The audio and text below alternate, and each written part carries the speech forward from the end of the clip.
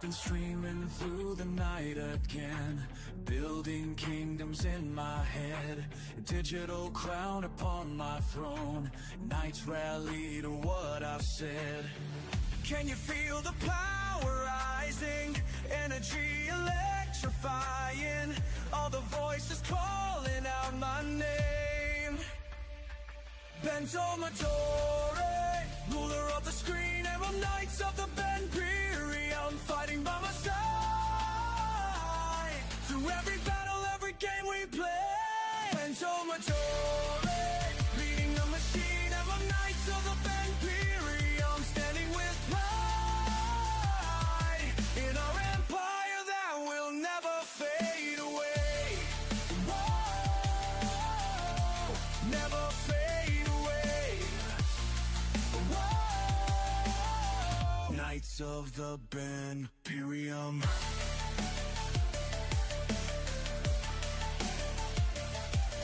Every click and every view's a sword, forged in fire, sharp and true. Armor made of loyalty, my army's growing, me and you. Can you feel the power rising? Energy electrifying. All the voices calling out my name.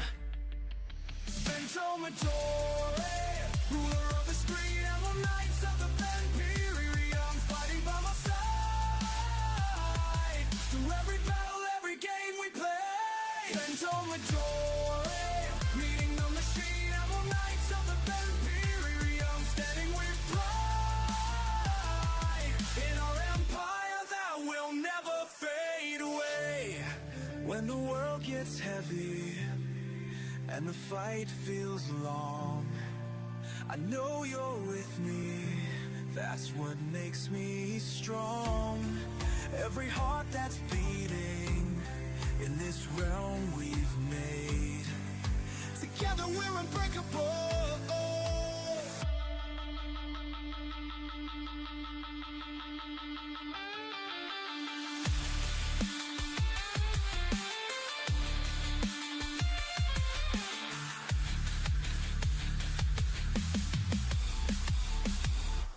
Bento, Midori, ruler of the screen, emerald knights of the Imperium, fighting by my side through every battle, every game we play. Bento, Midori, leading the machine, emerald knights of the Imperium, standing with pride in our empire that will never fade away.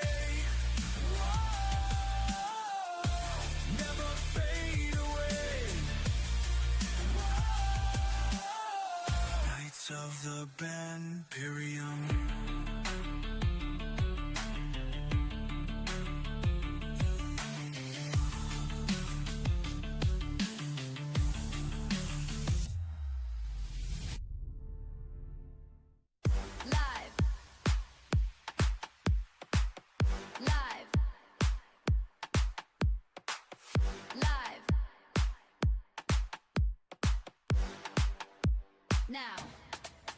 Now, signal hits,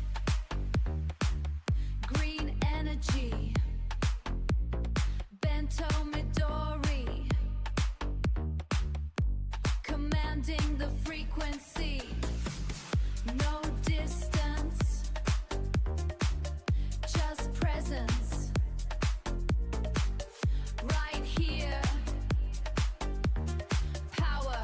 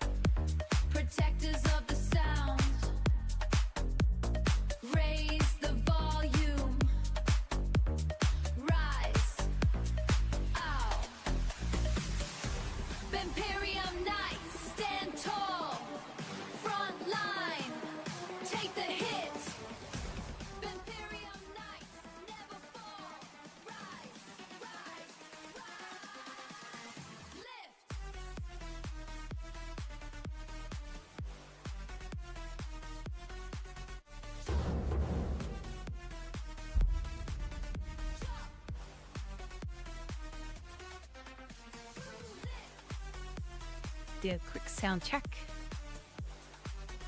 Sound check. Testing 1 2 3.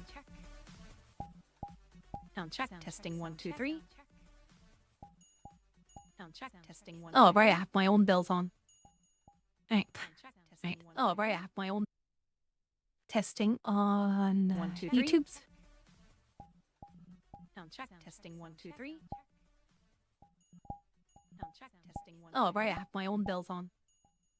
Right. Oh, right. I have my own testing on 1 2 3. YouTube. YouTube is good. Nice. Welcome. Hi, everyone. Welcome to Saturday night. April 25th, 2026. Hope you guys are doing well today. Welcome. It's been a while since I've been VRChat on Twitch. Hope you guys have a good weekend so far. Hope you have a good Saturday night, Sunday morning. Hopefully my audio is clear, visual clear. You guys can hear everything, see everything just fine. Hopefully I don't sound scuffed.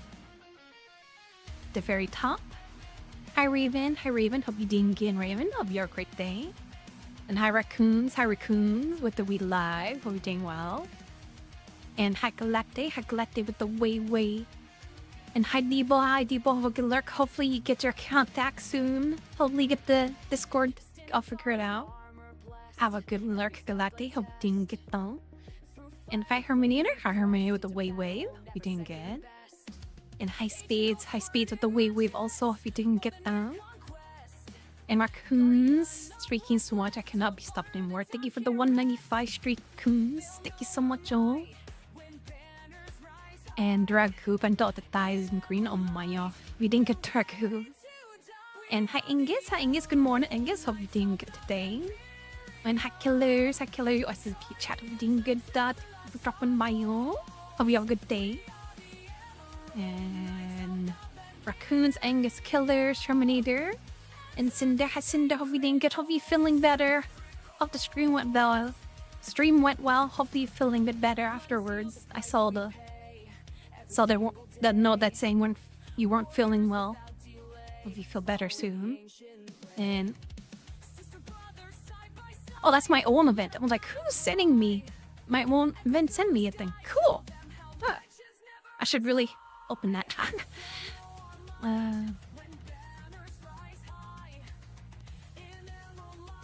And hi Flex, we didn't get wave. We didn't get. And Cinder Herminator at Nukem Storytime. I'm a little bit nervous. I hope the Storytime goes well. I'm hoping it's okay. I'm worried. I'm a little nervous that it's gonna be all scuffed up and it's gonna be so bad. Storytime waiting, and Chris will be doing well. And High Pine Dodge, we and Kana with the wave. Kitty Spot and Never Raccoons. And hi Stratos, it's Sunday for you. Yeah, long time no see Raccoons, like an hour ago or two. Snips 511 just subscribed for 19 months. Not dead yet. Thank you so much, Snips. 19 months, over a year and a half. And a tier 3 also. Thank you so much, Snips. Thank you so much for the year and a half. And also a tier 3. Thank you so much. Hope you're doing well.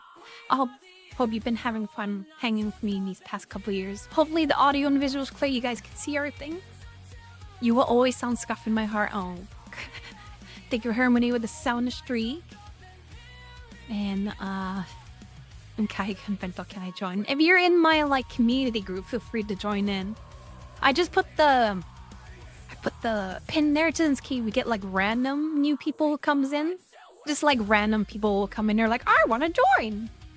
But it's mostly there just for random new people who I'm not familiar. But if you're someone I've trust or in my community group Discord, then feel free to not Discord. Your chat King group. _ Big Chris Cheer Dex 100. Our cutie big cat gonna read us a bedtime story. Sorry, Yes, small cat, actually. Papa. Oh my.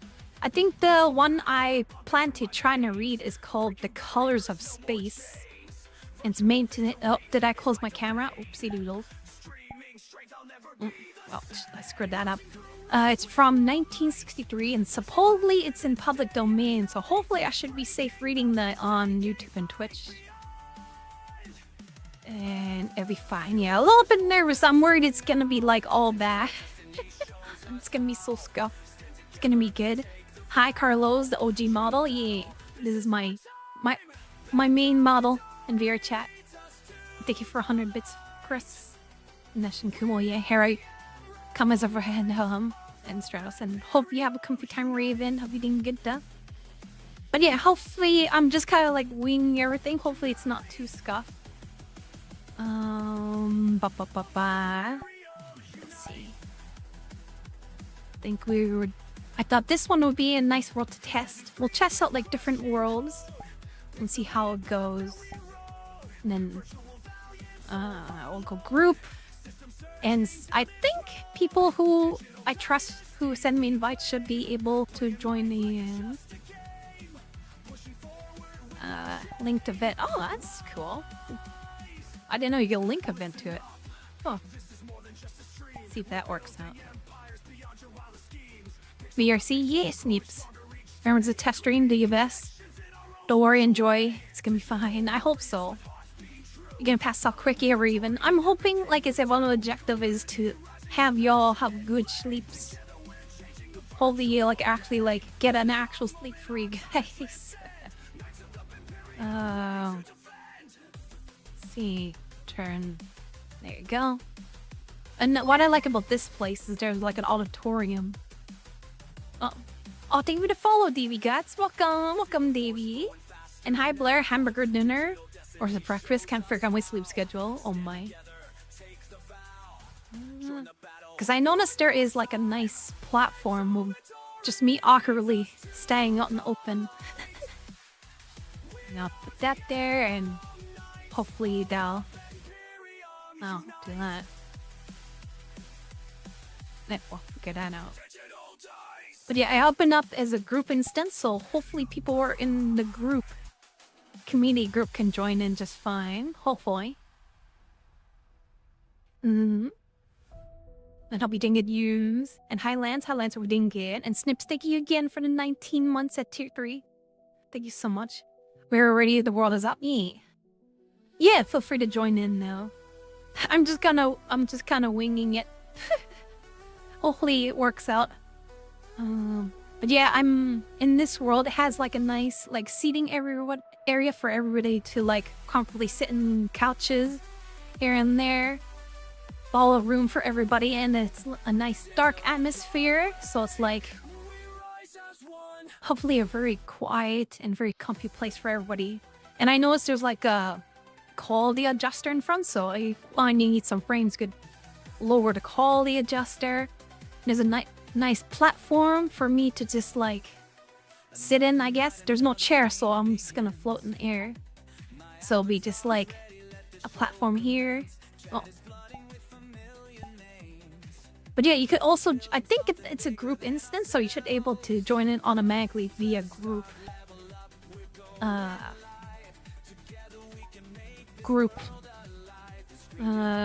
group, I think. Yeah. Just in case up but it says it's private. Uh-oh. Huh?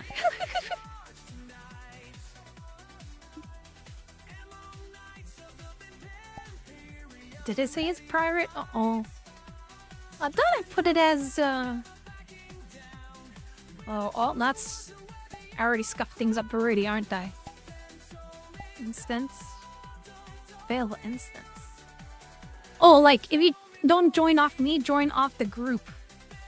Join off the group, under the group, community instance. And I think you should be able to just join in that way, right?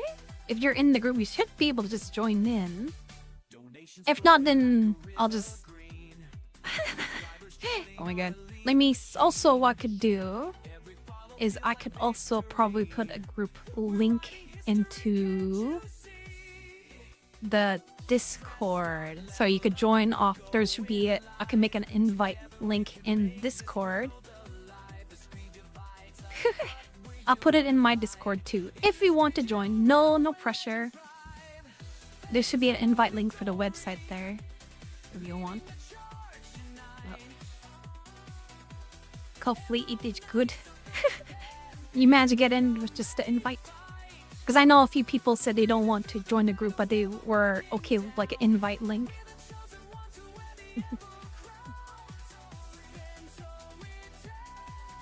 You're muted, by the way.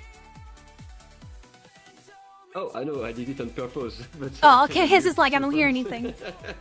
I was like, I don't hear anything from raccoons. Yeah. Ah, my god. Ah, I hear my voice in the stream. Ah. Sorry about the that's double fine. echo. Ah. Yeah. Okay. I hope All good, all good. I hope it's okay. This type of setting. It seems pretty comfy enough. There's like a lot of chairs that people could like hang around there. Since I'm the master, I'm the only one who could control the video playing. I'm playing Dodge and Kaze. Make sure we get a good view of Kaze's belly right there. Yeah, make sure we get a good view right there. Yeah, we get a good view right there. Yeah. Oh my. I was lost for 2 minutes, I guess. Wish could join all, but the raccoon voice stream is now muted. And I knew it's Ski, I knew Ski didn't care. What do you mean? What do you mean, Chris? Wait, why do you... I see you, Bento. Why are you filming my belly? Oh my. Moderating, no. I was lost for minutes, Nimski, Chris, oh my. And is that Bento Gaming? Looks so small and realistic. What do you mean? I'm not small. There you go.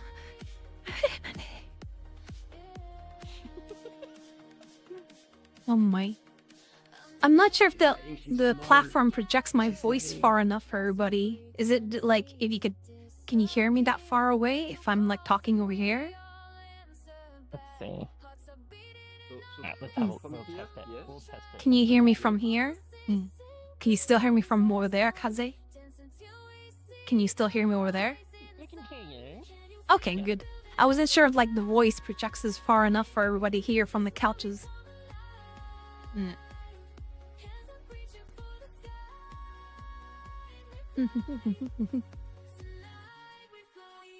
If we could have joined, yeah. So far, I'm just kind of having a test run with people I trust and known in the community for a while, and also part of like the community group, because I do have a community group on VRChat. So I thought, it's kind of easy that way because everybody's already in it already, so they could just join off the group instance. And I dismo. Oh, we didn't get that. Let's set up the camera. Will be a good camera. Except. Yeah, I'm a little bit nervous. I'm worried it's gonna be just a complete gong show here. I hope it'll be okay.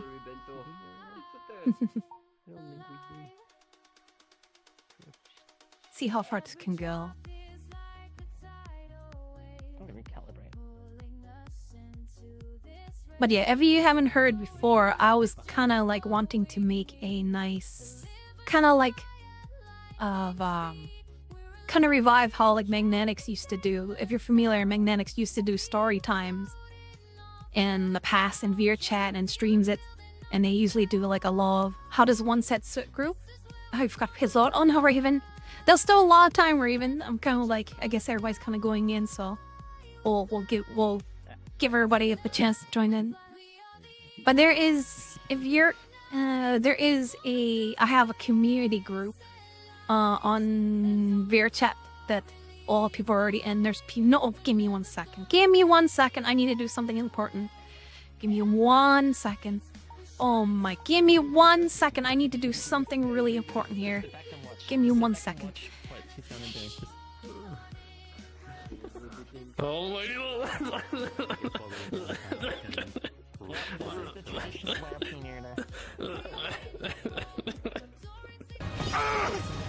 It should have been me, not him! Oh my! It's not fair! Another window. I am done. Oh my! Oh my! Oh my! Oh my! Peanut Eater, thank you for joining. Oh my! Who did that? Raccoons? Really, raccoons? Aren't you in? Oh, are you? Oh my. Holy. 30%. Oh my. Still lots of time. Give me a chance to like set up. Boy, huh? I'll be your mommy. Chinky hard drop, you did good. I'll try and keep an eye on like the invites too. Cause I kind of set the community group to invite applications. Did I click on the picture button? Uh-oh.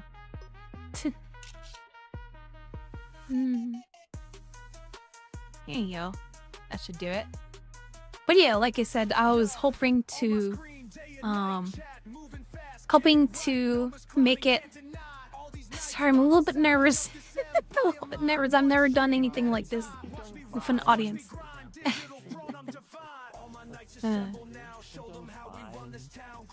Cause yeah, it's kind of like with trying to compare to like Magnetics, who's done it so well in the past. So I'm just like a little nervous.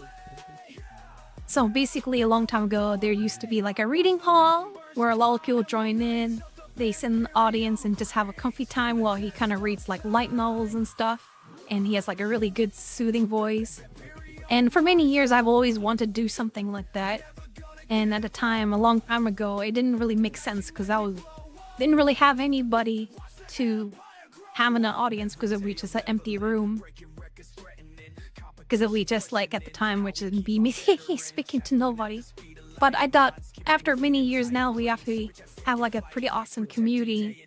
We could like kind of be a test run for my for the story time. I don't know what they call it. Story time, real loud. Not too sure what to call it. We'll figure it out.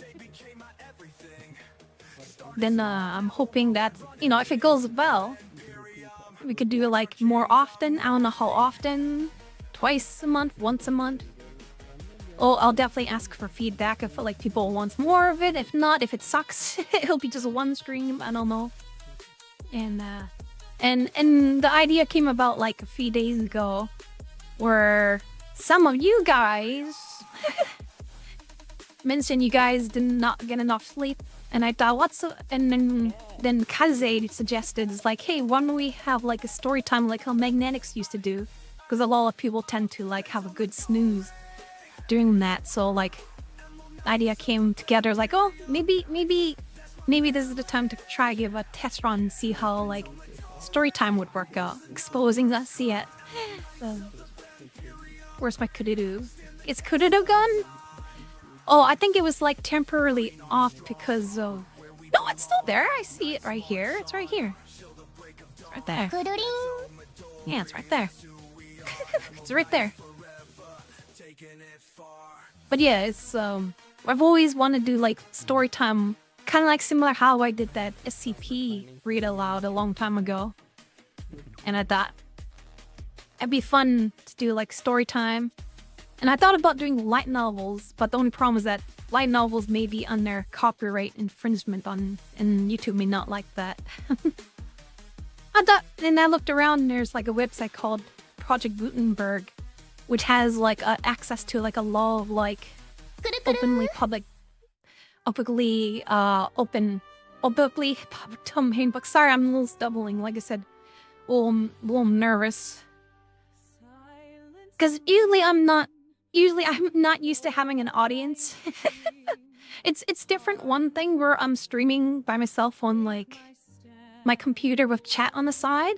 Now it feels really different because now with VRChat, it's kind of feels a bit more nerve-wracking when you actually could see people like right in front of you right there. So it's like, oh, it's a little bit more nerve-wracking than I thought.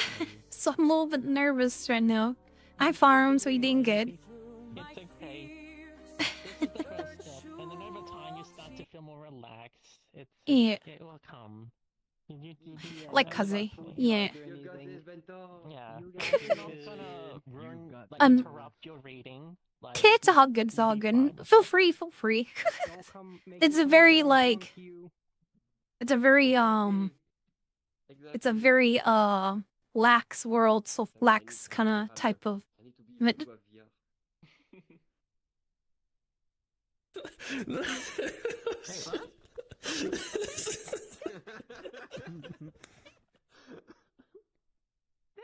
It's a very type of lax type of like event, so we don't really have any like, I assume everybody just like,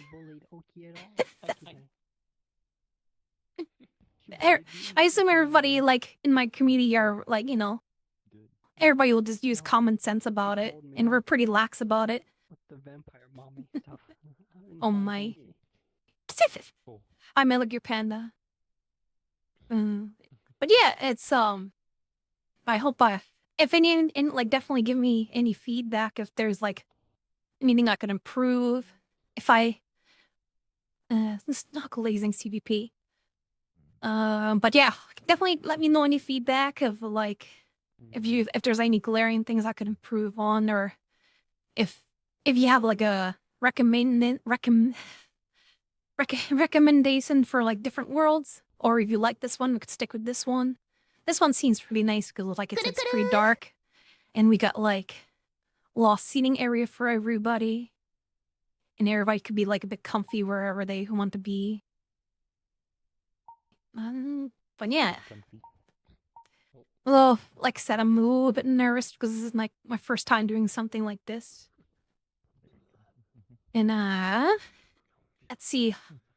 Visual should be clear, hopefully. It feels like that Max thing.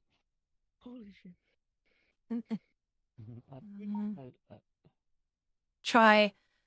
I'll try to set up the camera so everybody could like be part of it too. If you're okay with being on stream, if you guys are okay being an audience, and read a book. Let's go F to sleep.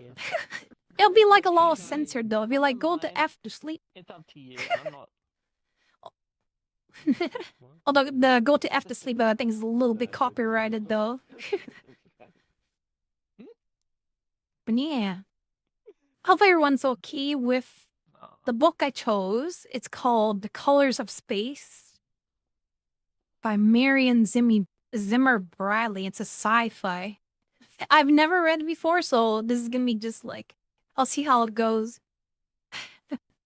Oh man, I'm a little, and I think I'm a little bit nervous because, like it says, it's one thing that I stream with like everybody in chat. It's another thing when you got like people in the audience. So I'm all nervousy, and I hope people like I hope my reading would be okay for people to like have a nap or comfy times to sleep too.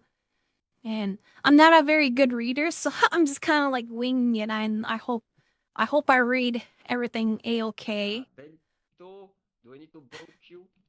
No, I'm not bunking. Do I need to bonk you, You actually Bento? can bunk me in VRChat. Oh my. Oh man. And Barracuda, can I ask to be barred from joining? Still waiting for Steam Frame. Also, Control. Yeah, they leaked a $99 USD for a Steam controller. We'll see how that goes. I'm still waiting for the Steam Frame myself.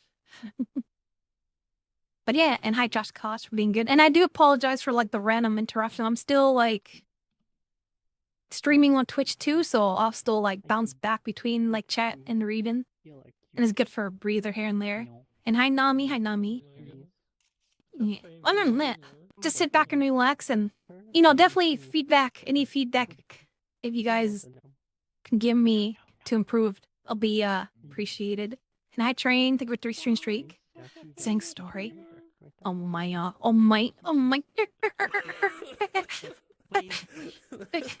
I'm already sat down.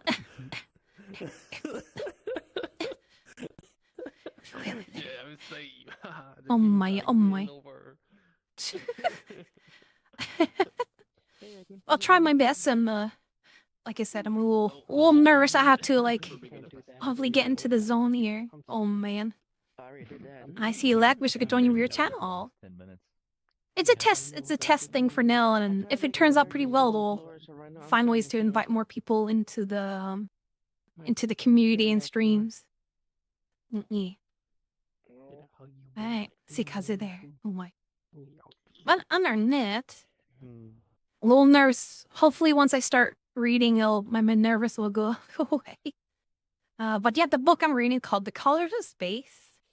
It's by Marion Zimmer Bradley.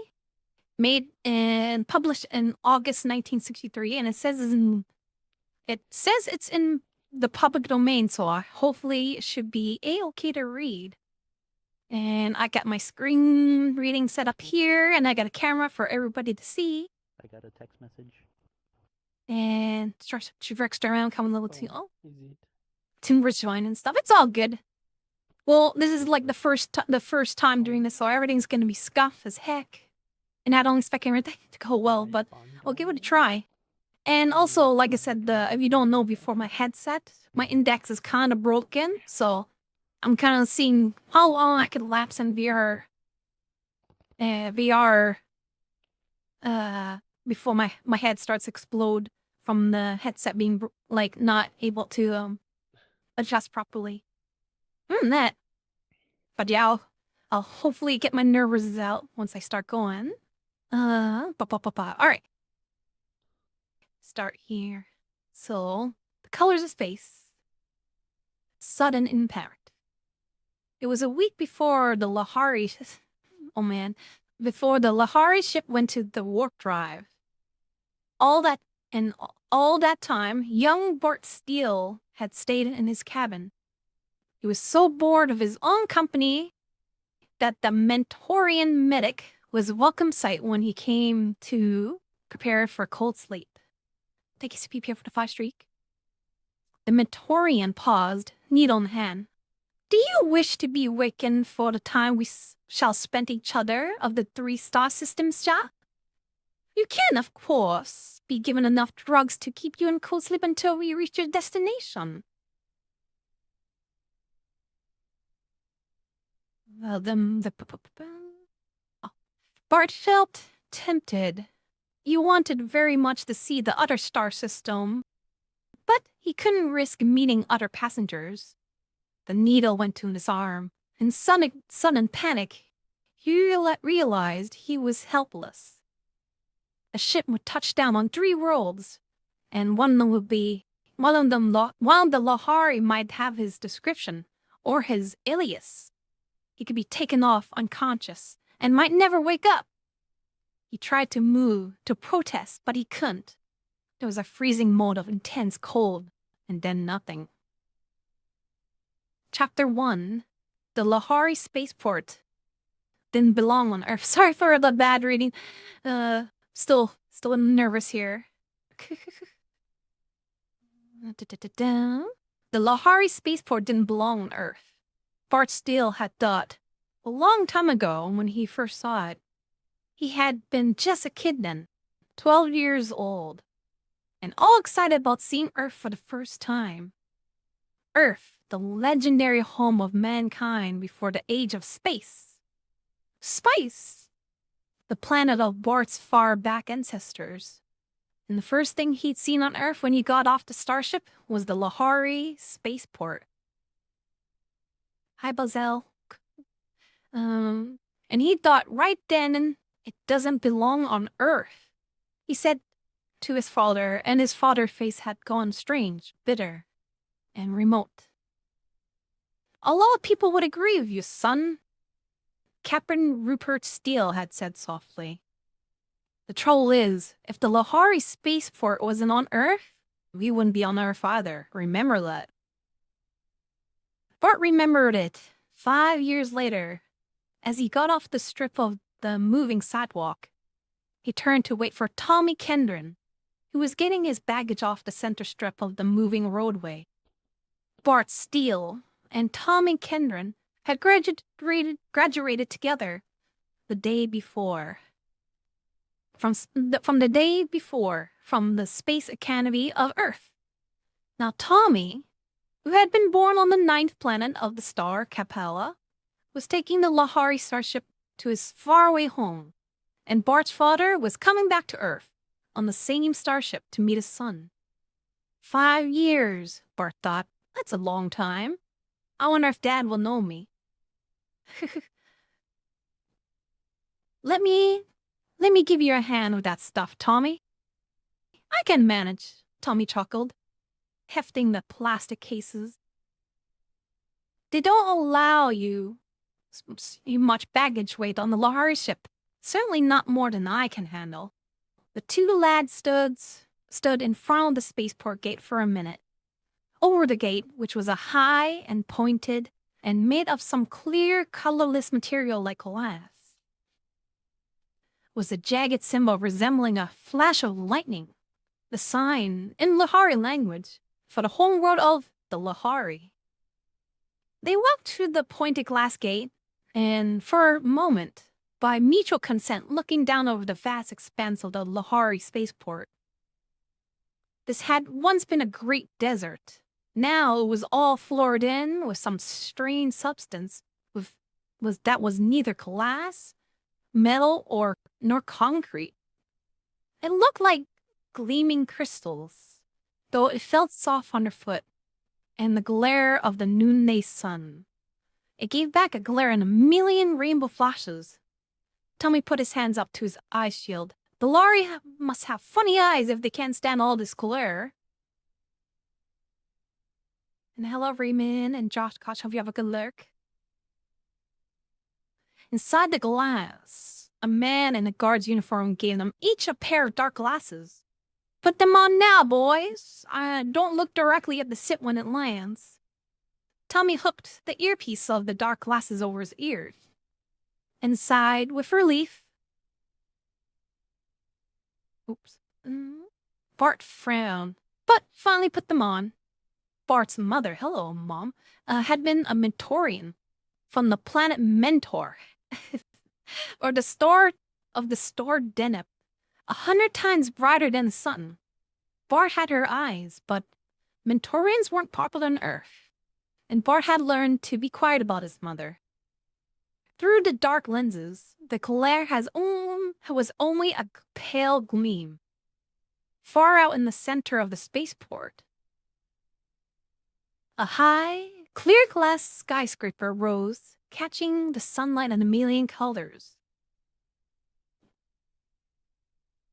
Around the building, small copters and robot cabs veered, discharging passengers, and moving sidewalks were crowded with people coming and going, here and there in the crowd. Standing out because of their height and the silvery metallic cloaks they wore, were the strange tall figures of Lahari. Also, thank you for the 120 special edition toes. Bento got her own plan. And no, raccoons. Wait, I could point at you over there. Bentarian species. Well, how about going down? Tommy glanced impatiently at his timepiece. Less than a half an hour before the starship touches down. All right. We can get a sidewalk over here. Reluctantly, Bart tore his eyes from the fascinating spectacle and followed Tommy. Stepping onto one of the sidewalks, it bore them down a long, sloping ramp towards the floor of the spaceport, then sped towards the glass skyscraper, came to rest at the wide pointing doors, depositing them in the midst of the crowd.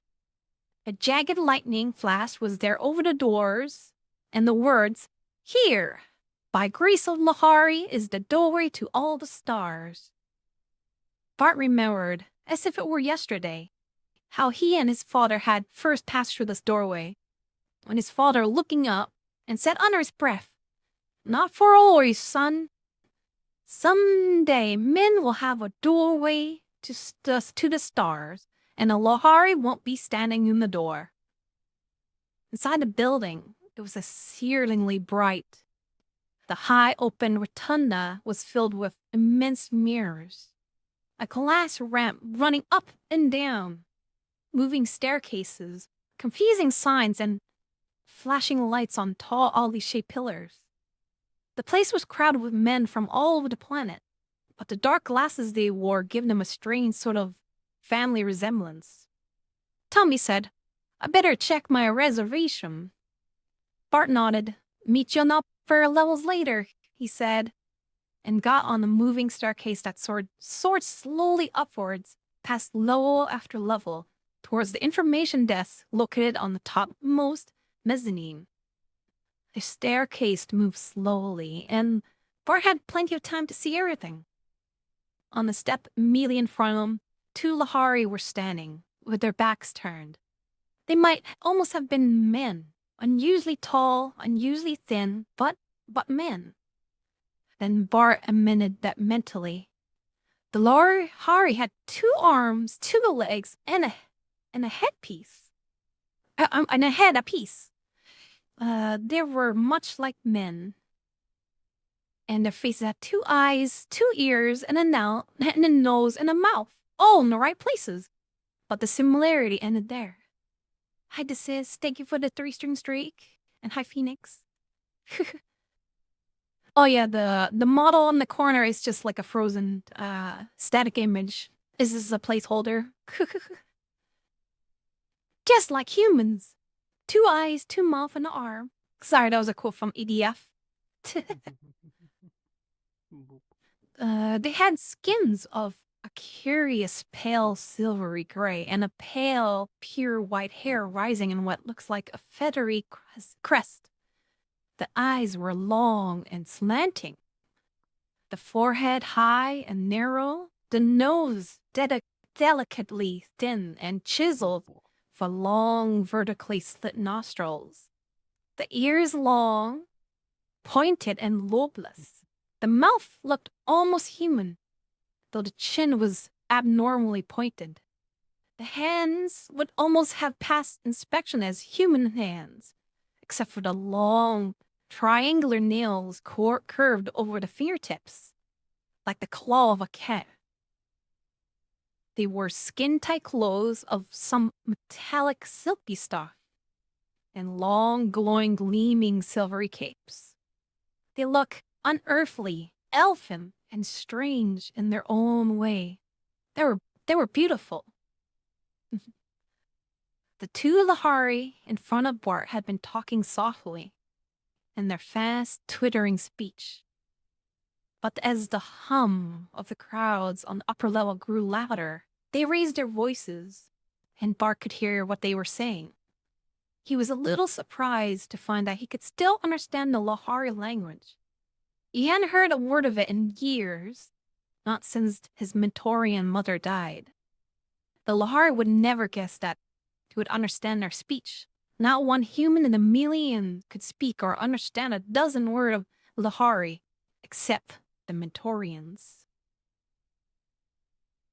Do you really think that humans, the first Lahari spoke the word as if it were a filthy insult, will have a temerity to come in by the ship? No reasonable being can tell what humans would do, said the second Lahari. But then, no reasonable being can tell what our own port authorities will do either. If the message had only reached us sooner, it would have been easier. Now, I suppose it would have to clear through a dozen officials and a dozen different kind of formalities.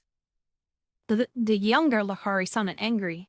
And we have only a description, no name, nothing. How do they expect us to do anything under these conditions? What I can't understand is how it ever happened, or how the man managed to get away. What worries me is that the possibility that he may have communicated with the others we don't know about it. Those bungling fools who let this first man get away can't even be sure. Do not speak of it here, said the Lord Lahari sharply. There are Mentorians in the crowd who might understand us. He turned and looked straight at Bart, and Bart felt as if a slanted strange eyes were looking right through his bones. The Lahari said in his universal, "Who are you, boy? What is your business here?" Bart replied in the same language, politely. My father's coming in on the ship. I'm looking for the information desk." "Up there," said the old Lahari, pointing with his clawed hand. Lost interest in Bart. He said to his companion in his own language, I always regret these episodes. I have no malice against these humans. I suppose even this vegan that we are speaking has young and a mate who will regret his loss." "Then he should not have pried into Lahari matters," said the young Lahari fiercely. "If they killed him right away, The soaring staircase swooped up to the top level. The two Lahari stepped off and mingled swiftly with the crowd, being lost to the sight. Bart whistled in dismay as he got off and turned towards the information desk. A vegan! Some poor guy from his own planet was in trouble with the Lahari. He felt a cold, crawling chill down his insides. The Lahari had spoken regretfully, but the way they speak of a fly they couldn't manage to swat fast enough. Sooner or later, you had to get down to it. They weren't just humans. They weren't human. I'll tiki-taki me for the 160. And Josh got have a good night's sleep. The Nara Bento pick your rest. And Hayashinikum. Here on Earth, nothing much could happen. Of course, they wouldn't let the Lahari hurt anyone. Then Bart remembered his course in universal law. The Lahari spaceport in every system, by treaty, was a Lahari territory. Once you walk beneath the lightning flash sign, the authority of the planet ceased to function. You might as well be on that unbelievably remote world in another galaxy that was on the Lahari home planet. That world no human had ever seen. On the Lahari spaceport or the Lahari ship, you were under the jurisdiction of Lahari law. Tommy stepped off a moving stair and joined them. The ship's on time. It's reported past Luna City a few minutes ago. I'm thirsty. How about a drink? There was a refreshment stand on this level. They debated briefly between orange juice and a drink with a Lahari name that meant simply cold sweet, and finally decided to try it. The name proved descriptive. It was very cold, very sweet, and describably delicious. Take for the 180 Phoenix no pumpkin ties. Oh my, and high silver. Bento being tired again. Yeah, that's kind of like the purpose of the sleep along is to kind of put everyone in like a sleepy moment. Hopefully it's helping if people really need sleep. Does this come from the Lahari world, I wonder? I imagine it's synthetic, Bart said. I suppose it won't hurt us? And Bart laughed. They wouldn't serve it to us if it would. Nah, men and Lahari are alike in a lot of ways. They breathe the same air, eat the same food. Their bodies are adjusted about the same gravity. They had the same body chemistry. In fact, you can tell Lahari blood from human, even under a microscope. And in the terrible Orion spaceport wreck 60 years ago, doctors had found that blood plasma from humans could be used for wounded Lahari and vice versa. Though it wasn't safe to transfuse the whole blood, but even among humans, there were five blood types. And yet, for all their likeness, they were different. Bart sipped the cold Lahari drink, seeing himself in the mirror behind a refreshment stand, a tall teenager looking older than his 17 years.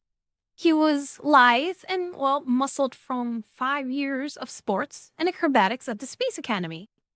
He had curling red hair and gray eyes, and he was almost as tall as a Lahari.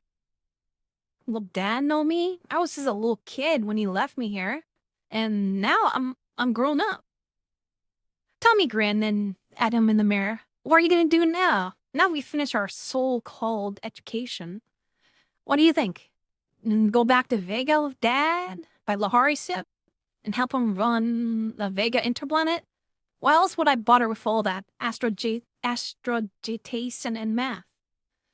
Well, you're the lucky one, with your father owning a dozen ships. He must be almost as rich as the Lahari. Bart shook his head. It's not that easy. Space travel inside the system these days is small stuff. All the real travel is shipping goes to Lahari ships. It was a sore point with everyone. Thousands of years ago, men had spread out from Earth, first to the planets, then to the near stars, crawling on ships that could travel no faster than the speed of light. They had even believed that was an absolute limit, that nothing in the universe could exceed the speed of light. It took years to go from Earth to the nearest star. Oh, hi, Am. I'm reading, what's it called? The color or something. Sorry, give me the title again. I'll be doing it, Am. The Color of Space by Marion Zimmer Bradley. Oh, pop back in space. All right. It took years to go from Earth to the nearest star. But they've done it from the nearest stars. They had sent out colonizing ships all through the galaxy. Some vanished and were never heard from again. But some made it. And in a few centuries, man has spread all over hundreds of star systems. And then, man meant the people of the Lahari. It was a big universe with measureless millions of stars and plenty of room for more than 2 intelligent civilizations. It wasn't surprising that the Lahari, who had been traveling space for a couple thousand years themselves, had never come across humans before. They had been delighted to meet another intelligent race, and it was extremely profitable. Sounds like the Ferengi from Star Trek. Because men were still mostly to the planets of their own star system. Ships traveling between the stars by light drive were rare and ruinously expensive. But the Lahari had the warp drive, and almost overnight, the whole picture changed. By warp drive, hundreds of times faster than light at peak. A years-long trip between Vega and Earth, for instance, reduced to about 3 months at a price that anyone could pay. Mankind could trade and travel all over their galaxy, but they did it on Lahari ships. The Lahari had an absolute unbreakable monopoly on star travel. That's what hurts, Tommy said. It wouldn't do any good to have a star drive. Humans can't stand faster than light travel, except in cold sleep. By default, we didn't good. Sorry for the slow reply in chat. I'm super focused on reading. Bart nodded. The Lahari ships travel at normal speeds, like regular planetary ships, inside each star system. Then at the border of the vast gulf of emptiness between stars, they went into warp drive. But first, every human on board was given a cold sleep treatment that was placed in suspended animation, allowing their bodies to endure warp drive. He finished his drink. The increased bustle in the crowd below them told him that time must be getting short. A tall, impressive-looking Lahari strode to the crowd, followed at a respectful distance by 2 Mentorians. Tall, red-headed humans wearing metallic cloaks like those of Lahari. Tommy nudged Bart, his face bitter. Look at those lousy Mentorians. How can they do it? Fawning upon that Lahari that way? Yet they're as humans as we are, slaves of the Lahari. Bart felt the involuntary surge of anger, instantly controlled. It's not that way at all. My mother was a Mentorian, remember? She made 5 cruises on the Lahari ship before she married my father. Tommy sighed. I guess I'm just jealous to think the Mentorians can just sign on the Lahari ship as a crew, while you and I will never pilot us between the stars. What did she do? She was a mathematician before the Lahari met up with the men. They used a system of mathematics as clumsy as the old Roman numerals. You have to admire them. When you realize they learned stellar navigation from the old system, though most ships use humans' math now, and of course, their eyes aren't like ours. Among other things, they're colorblind. They see everything in shades of black, white, or gray. Oh God, shade of gray. So they found out that humans aboard their ship were useful. You remember how humans in the early days in space used certain birds who were more sensitive to impure air than they were? When the birds keeled over, they could tell it was time for humans to start looking over the air system. The Lahari uses Mentorians to identify colors for them. And since Mentor was the first planet of humans, the Lahari had the first planet of humans that the Lahari had contact with, they've always been closer to them. Tommy looked after the two Mentorians enviously. The fact is, I'd ship out with Lahari myself if I could, wouldn't you? Bart's mouth twisted in the wry smile. Nah, he said. I could. I'm half Mentorians. I can't even speak Lahari. Why don't you? I would. Oh, no, you wouldn't, Bart said softly. Not even very many Mentorians will. You see, the Lahari don't trust humans too much. In the early days, men were always planting spies on Lahari ships to try and steal the secret of the warp drive. They never managed it. But nowadays, the Lahari gives all the Mentorians what amounts to brainwashing, deep hypnosis. Before and after every voyage, so that it can neither look for anything that might be threaten the Lahari monopoly of space, nor reveal it. Even a truth grog, if they find out. Why am I reading chat? Wait a minute, what's this say? If I pass out, play Pregnant Sonic, that will wake me up. Pregnant Sonic.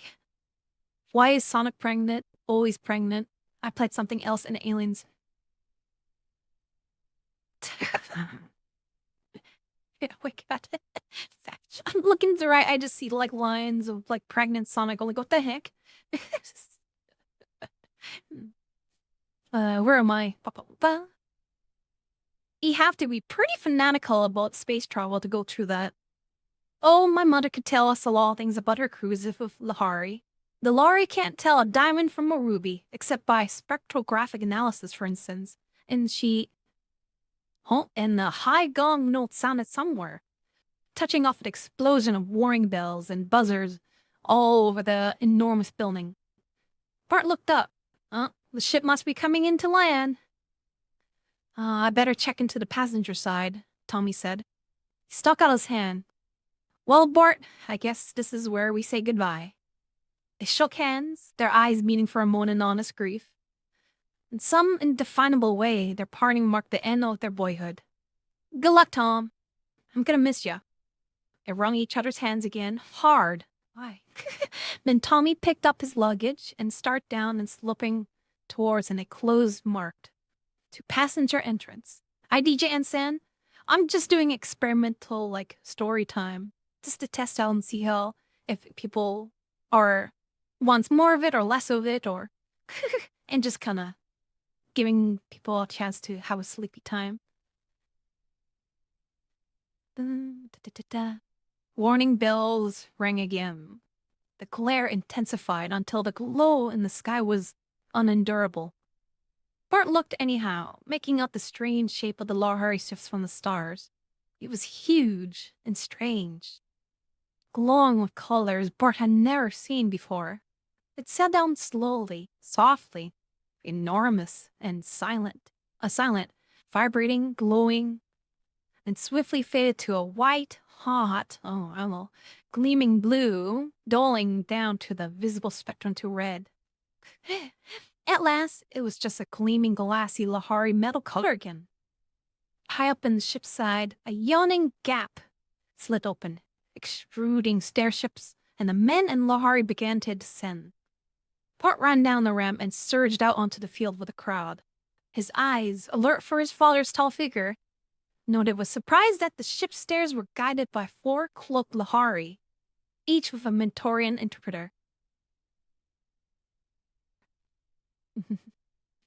Super cabin, lovely comfort time. Yeah, hope everyone's having comfort time. And high need of engine. The color for space. Is this actual DJ or DJ? I think the Twitch DJ is real DJ. It's just the Discord DJ's hat. Yeah. Let's see. And hopefully everybody's having a comfy time reading with the story time. Let me know if I could improve in any way.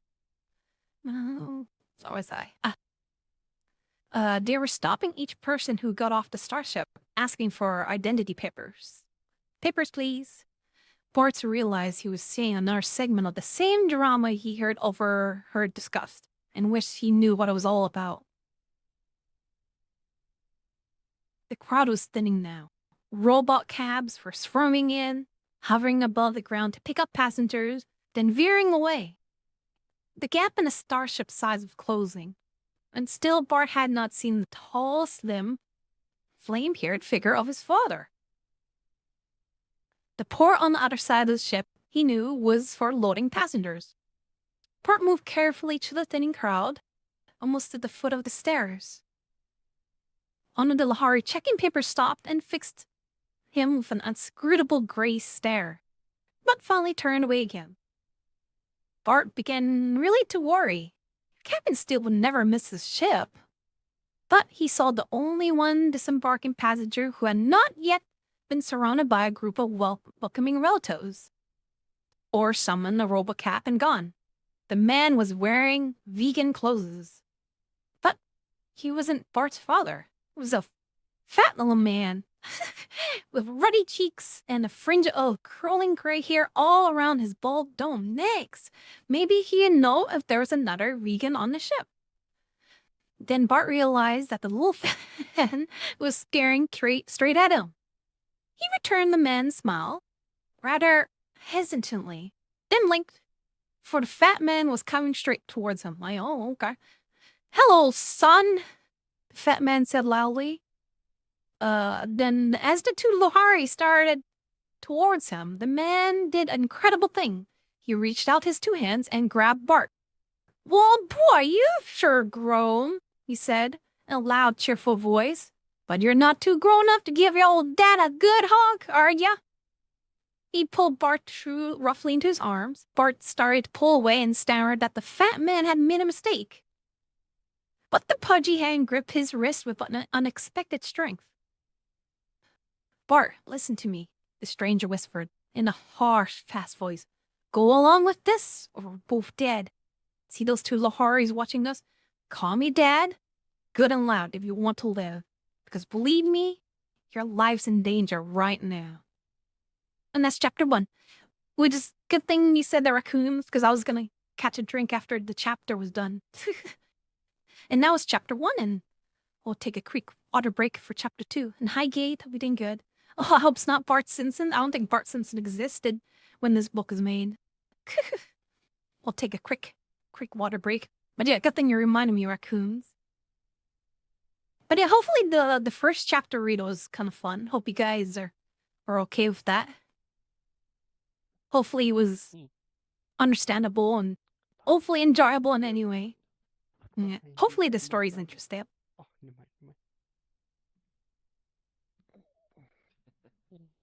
And again, sorry on Twitch and YouTube for the slow reply. I get so focused on the reading, I sometimes forget to read chat. And hi Goku Bunny Club on YouTube's. Everyone of touches Fluffy. But yeah, in there, and hopefully everyone's okay. I've got to continue on chapter 2. Hopefully everyone's okay with like this type of story. Although the sci-fi was like, can be very weird for sci-fi because there's like a lot of made-up words in there. And for those who are kind of like dozing off, going to sleep, feel free to shut your eyes. Rest your eyes, Definitely one of my objectives was like the story time is for everybody to feel very comfortable enough. And hopefully like it's soothing enough that people can just like rest their eyes and have a good nap. Feel free to snuggle each other if you want. And Already on it. Already on it on mine. And yeah, definitely give me honest feedback about it if you guys feel like there's things to improve. If you make one suggestion, maybe film yourself more so you look like you're reading chapter 2. Let's see. Are you reading Lewd Adventures of Dory? Jesus Christ. Owen for Hot Healing Cat Girls, me too. Oh my god. Once just maybe film yourself more so you look like you're reading chapter 2. Oh. When you say that, are you saying just like have like a close-up view of me like this? Just like looking at the camera reading to chat, you think? Yeah, maybe something like that. Because I wasn't sure. It's like, it's nice to have like an overview with like everybody in the audience, or just like one is just like me just looking at chat. How do you reset the boundaries in Meta Quest 3? That would be an idea. I don't know if you want to do that. But yeah, maybe. That will include chat more, I think. Eh. Yes, Say it I said again? that would include chat more. Include chat more. Chat more. He gives the impression you read to chat. Include. Oh. My accent. My accent is betraying me again. When you say include, mean like to the camera, or like just read chat more? Okay. like you have right now. Something you have like, Okay. you have right now. Yeah. Yeah. Any feedback is appreciated. It's good to like always try and see. Basically the main camera like that. Okay. Yeah, I wasn't sure if people like the overhead view or just like me just looking at chat while I'm reading the chat. All right. Ooh, now we're getting into our interesting part. We're getting to meet Negs. Sorry, Negs. Luckily I don't think Negs is awake at this time, so. But yeah, thank you, raccoons. Well, we'll give it chapter 2. We'll give like the camera view. It'd be funny. I'd be like, "No, you're on my lap." No, I'm kidding. All right, let's adjust my camera. Bet you can't turn around, touch your toes. Morning, Fred. Morning. It's a test stream. We could decide later. Yeah, we'll do like a bunch of different stuff, and Sorry.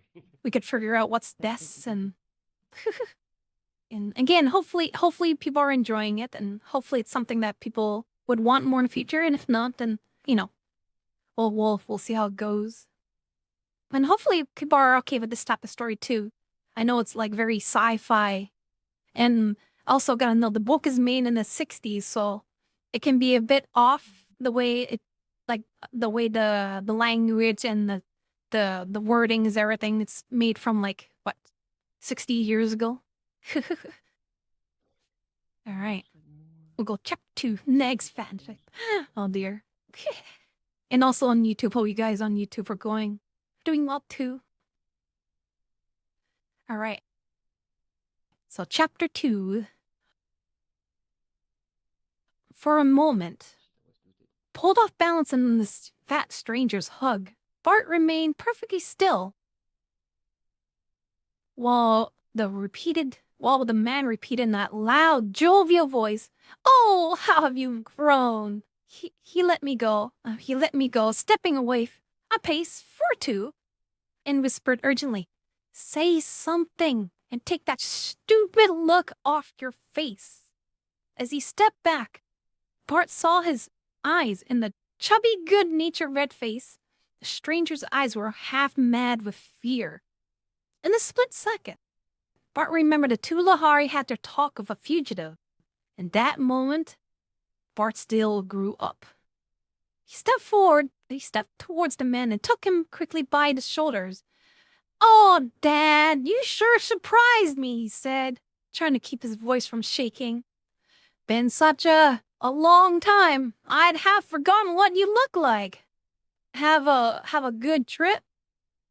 "Oh, about like always." The fat man was breathing hard, but his voice sounded firm and cheerful. "Can't compare with tripled on the old Asterion, though."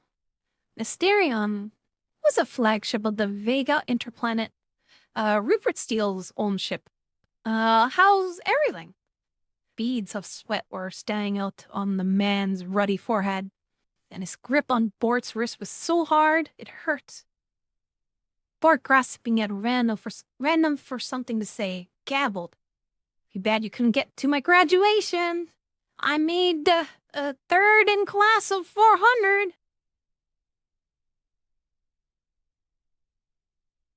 Well, hi, Teebs. Hope you're doing good. Hope you're doing well. It's not Lovecraftian. Yeah, that's a different novel. Rod is mirror of the Lovecraft. Give his cat. What? Oh, no.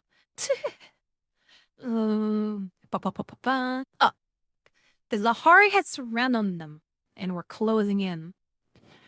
The fat man took a deep breath or two and said, "Just a minute, son," and turned around. You want something? The tall Lahari, the old one, whom Bart had seen on the escalator, looked long and hard at him. And when he spoke universal, their voices were sibilant, but not nearly so inhuman. "Could we trouble you to show us your papers?" "Oh, certainly." Nonchalantly, the fat man dug them out and handed them over. Bert saw his father's name printed across the top. The Lahari gestured to the Mentorian interpreter. "What colors is this man's hair?" Mentorian said in the Lahari language, "His hair is gray." He used the universal word there, were. Of course, no words for colors in Lahari speech. "The man we seek has hair of red," said the Lahari, "and he is tall, not fat." "The boy is tall and with red hair," the Mentorian volunteered. And the Lahari made a gesture of disdain. "This boy is 20 years younger than the man whose description came to us. Why did they not give us a picture or at least a name?" He turned to the other Lahari and said in his own shrilled speech, "I suspected this man because he was alone. I had seen this boy on the upper mezzanine and spoken with him. We watched him, knowing sooner or later that the father would seek him. Ask him." He gestured, and the Mentorian said, "Who is this man, you?" Bart gulped. For the first time, he noted the energon ray shockers at the belt of the 4 Lahari. He heard about those. They could stun or they could kill you. Quite horribly. He said, "This is my father. You want my card too?"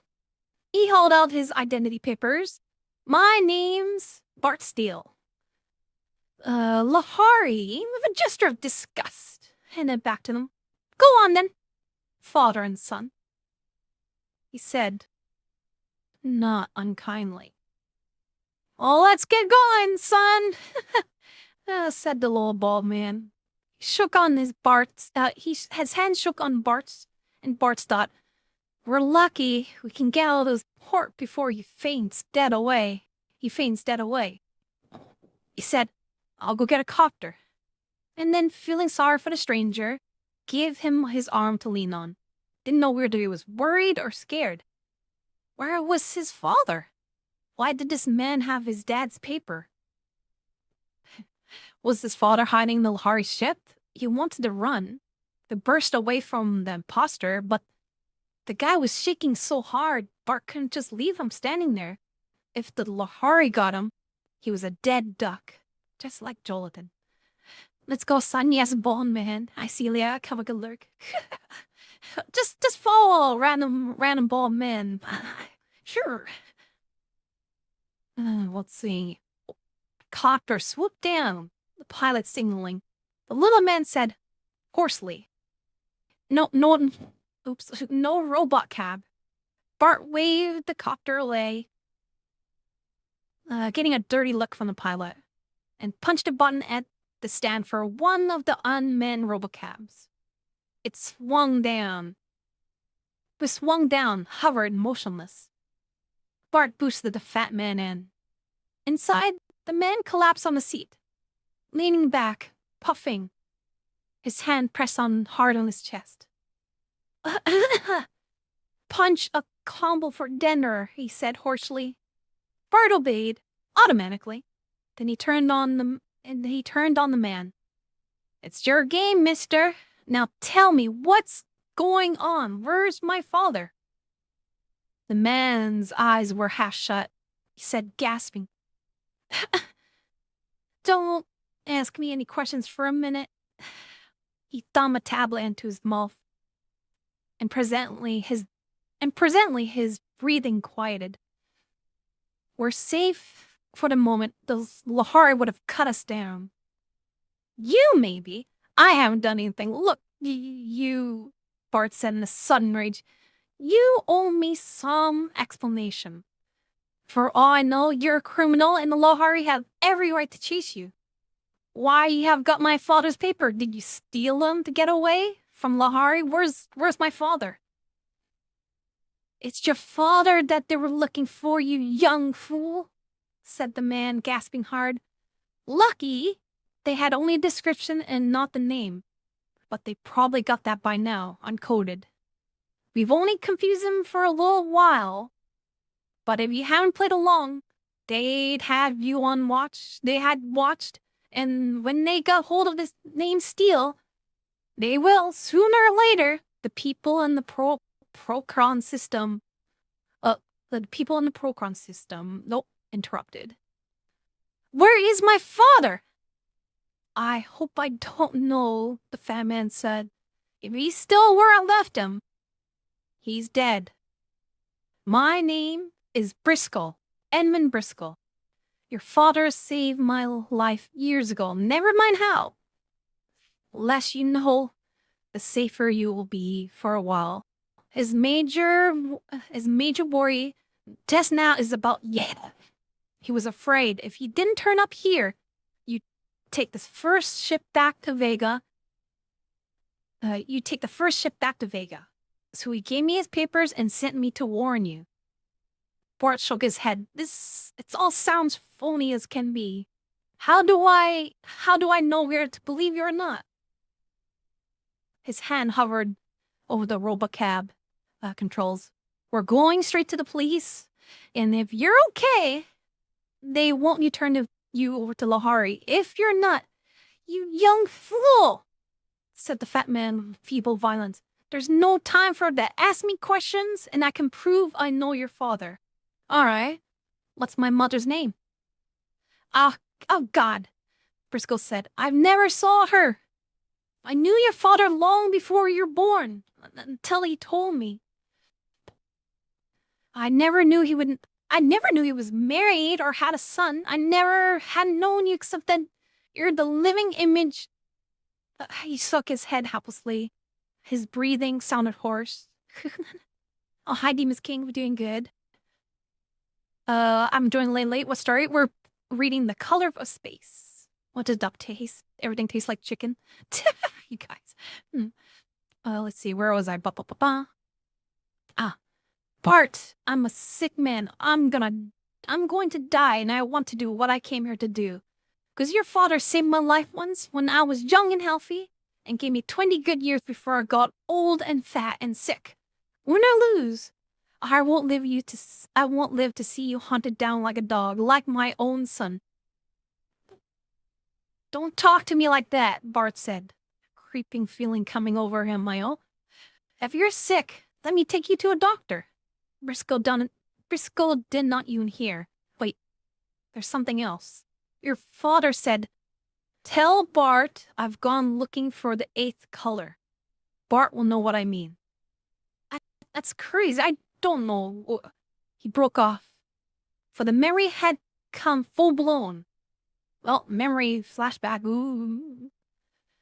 He was very young. 5, 6, 7. His mother, tall and slender and very fair, was bending over a blueprint, pointing with a delicate finger at something, straightening, saying in her light musical voice,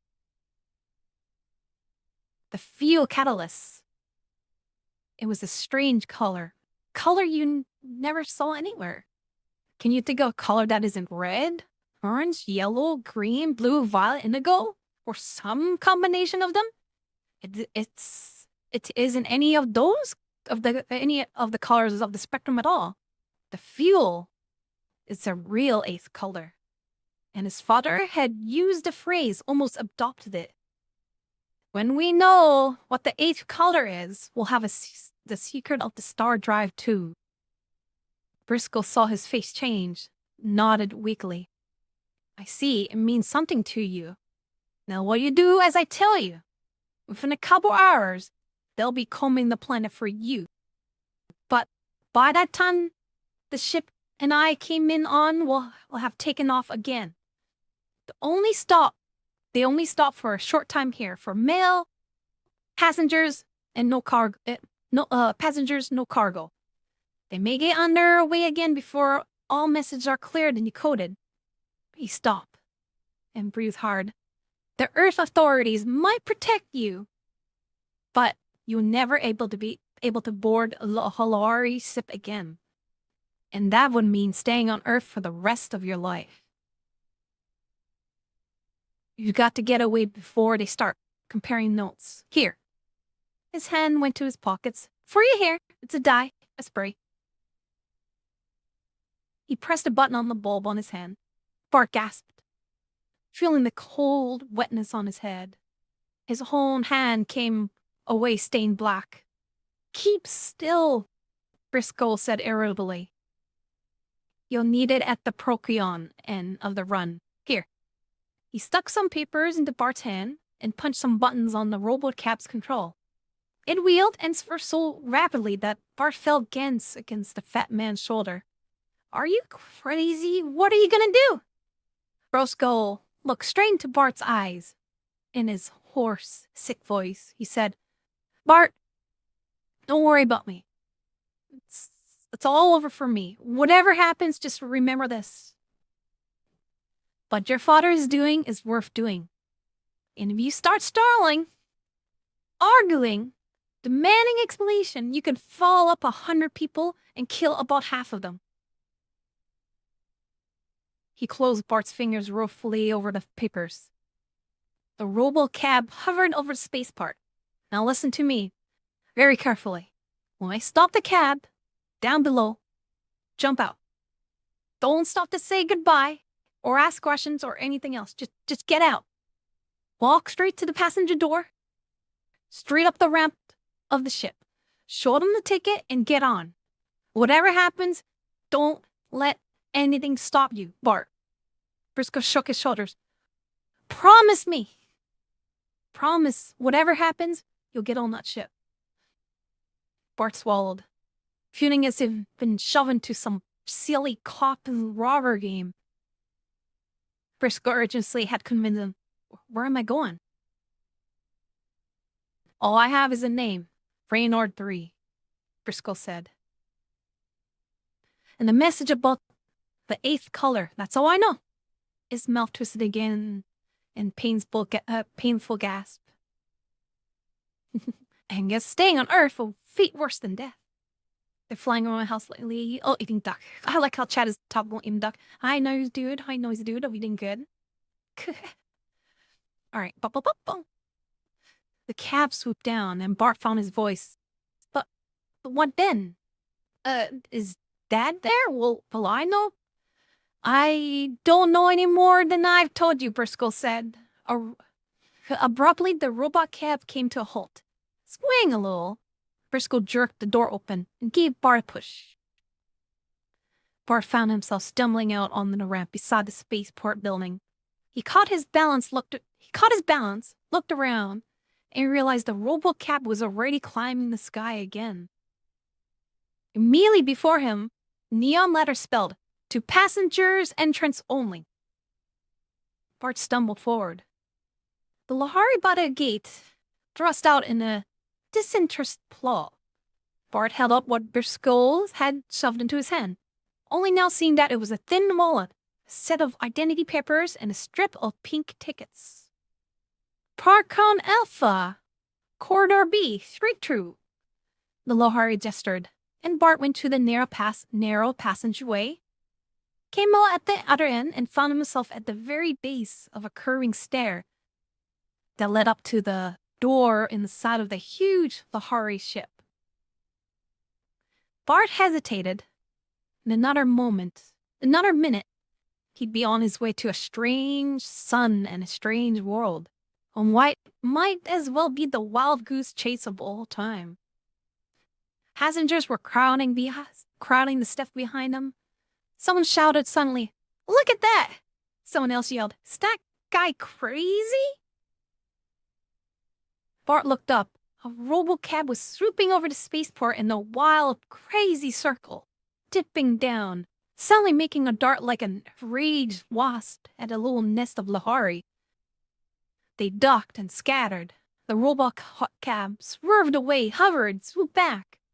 This time it struck one of the Lahari grazingly with a landing gear and knocked him sprawling. Bart stood with his mouth open, as if paralyzed. Briscoe, what was he doing? The fallen Lahari lay without moving. The robot cab moved in again, as if for the kill, buzzing viciously overhead. Then a beam of light arced from one of the drawn energon ray tubes. The robot cab glowed briefly red, then seemed to sink together, then puddled. A slag of molten metal on the glassy floor of the port. A little moan of horror came from the crowd, and Bart felt a sudden, wrenching sickness. It had been like a silly game of cops and robbers. And suddenly it was serious as melted death lying there on the spaceport. Briscoe! Someone shoved him and said, "Come on, quit gawking, kid. They won't hold the ship all day just because some nut find a new way to commit Minecraft." Bart, his leg numb, walked up the ramp. Bart had died to give him this chance. Now it was up to him to make it worth having. End of chapter 2. Get another drink here.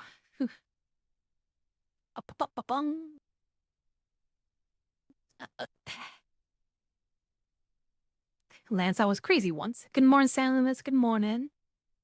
No morning.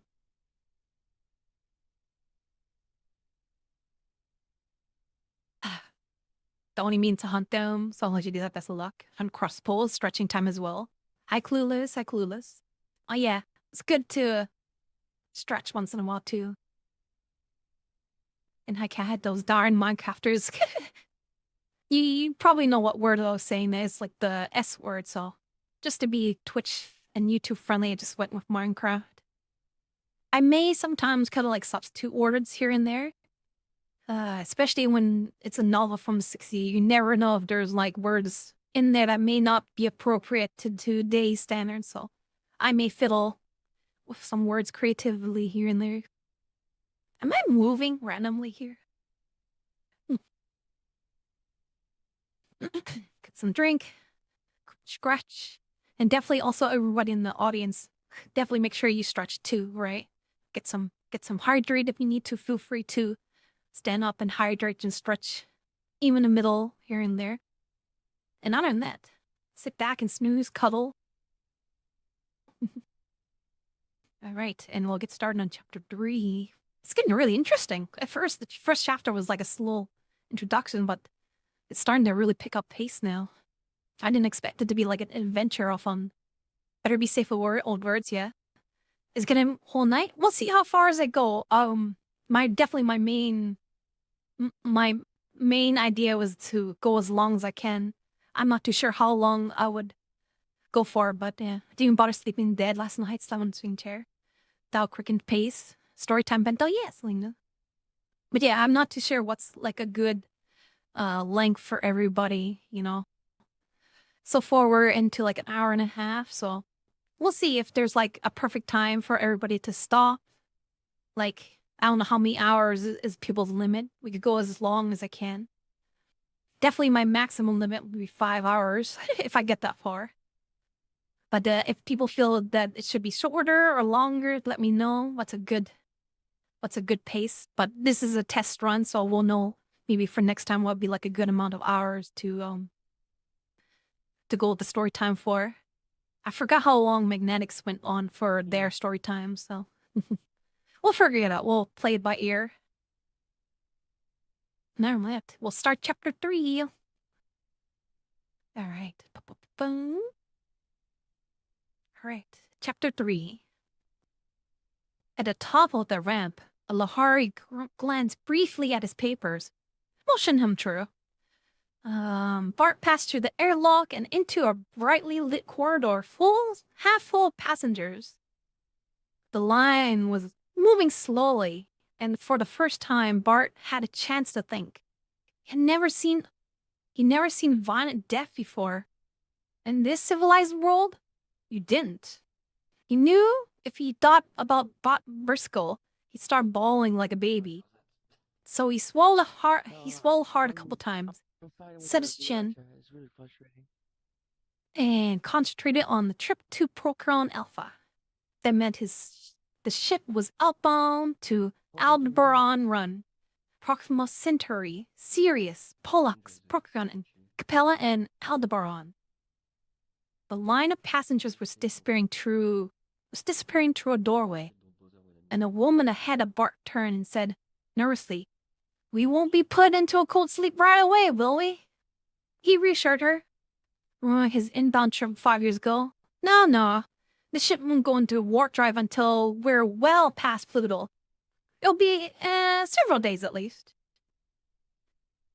Beyond the doorway, the lights dwindled, and the Mentorian interpreter took his dark glasses, saying, "Kindly remove your belt, shoes, and other accessories of leather or metal before stepping into the decontamination chamber. They will be separately decontaminated and be returned to you. Papers, please." Oh, wow. With a small twinge of fright, Bart surrendered them. But the Mentorian asked why he was carrying 2 wallets. Inside the other one, he still had his Academy ID card, which identified him as Bart Steele. And if the Mentorian looked through them to check, and found out he was carrying 2 sets of identity papers. But the Mentorian merely dumped all his pocket paraphernalia without looking at it into a sack. "Just step through here." Holding up his trousers with both hands, Bart stepped inside the indicated cubicle. It was filled with a faint bluish light. Bart felt a strong tingle and a faint electrical smell, and along his forearms was a slight prickling where the small hairs were standing on end. He knew that the invisible R-rays were killing all the microorganisms in his body so that no disease, germs, or stray fungus would be carried from planet to planet. The bluish light died. Outside, the Mentorian gave him his bag, his shoes, and belt, and handed him the paper sack of his belongings, and a paper cup full of greenish fluids. "Oh. Drink this." What is it?" The medic said, patiently. "Remember, the REs kill all the microorganisms in your body, including the good ones. The antibodies that protect you against disease, and the small yeast and the bacteria that live in your intestines and help with the digestion of your food.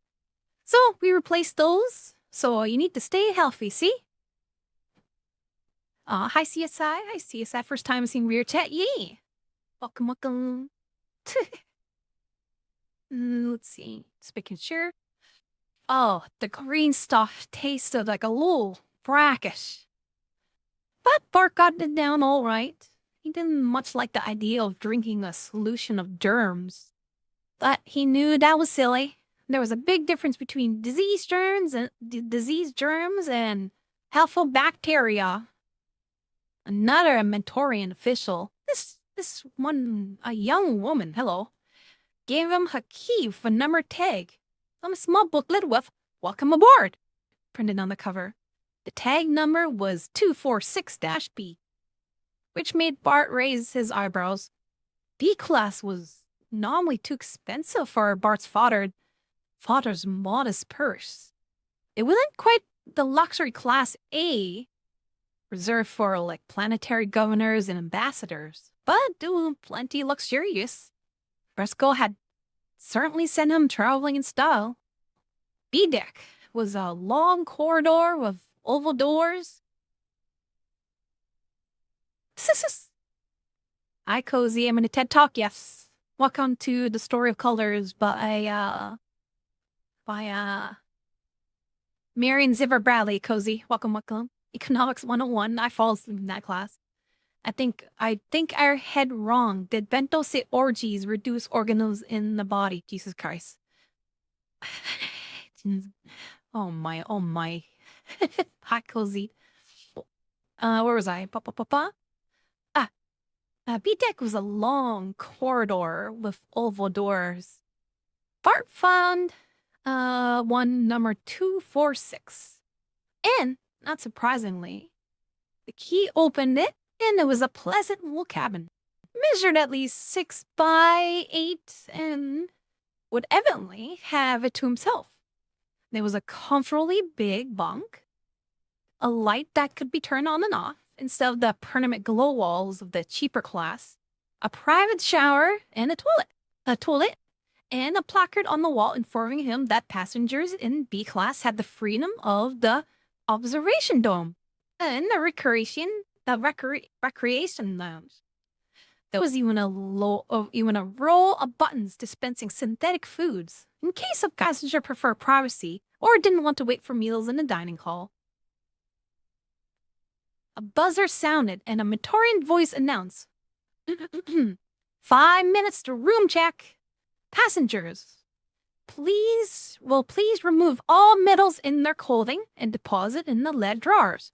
Passengers will please recline in their bunks and fasten the retaining straps before the steward arrives. Repeat, passengers will please... ... Bart took off his belt, stuck it and his cufflinks in the drawer, and laid down. Then, a sudden panic, he got up again. His papers, as Bart still was still in the sack. He got them out, and a feeling as if he were crossing a bridge and burning it after him, tore up every scrap of paper that identified him as Bart Steele of Vega 4, graduate of Space Academy of Earth. Now, for better or worse, he was... Who was he? He ain't even look at the new papers Driscoll had given him. He had glanced through them quickly. They were made out to David Warren Briscoe of Alberon 4. According to them, David Briscoe was 20 years old, hair black, eyes hazel, height 6 foot 1 inch, taller than Niggs. Bart wondered painfully if Briscoe had a son and if David Briscoe knew where his father's was. Bart wondered painfully if Briscoe had a son and if David knew where his father's was.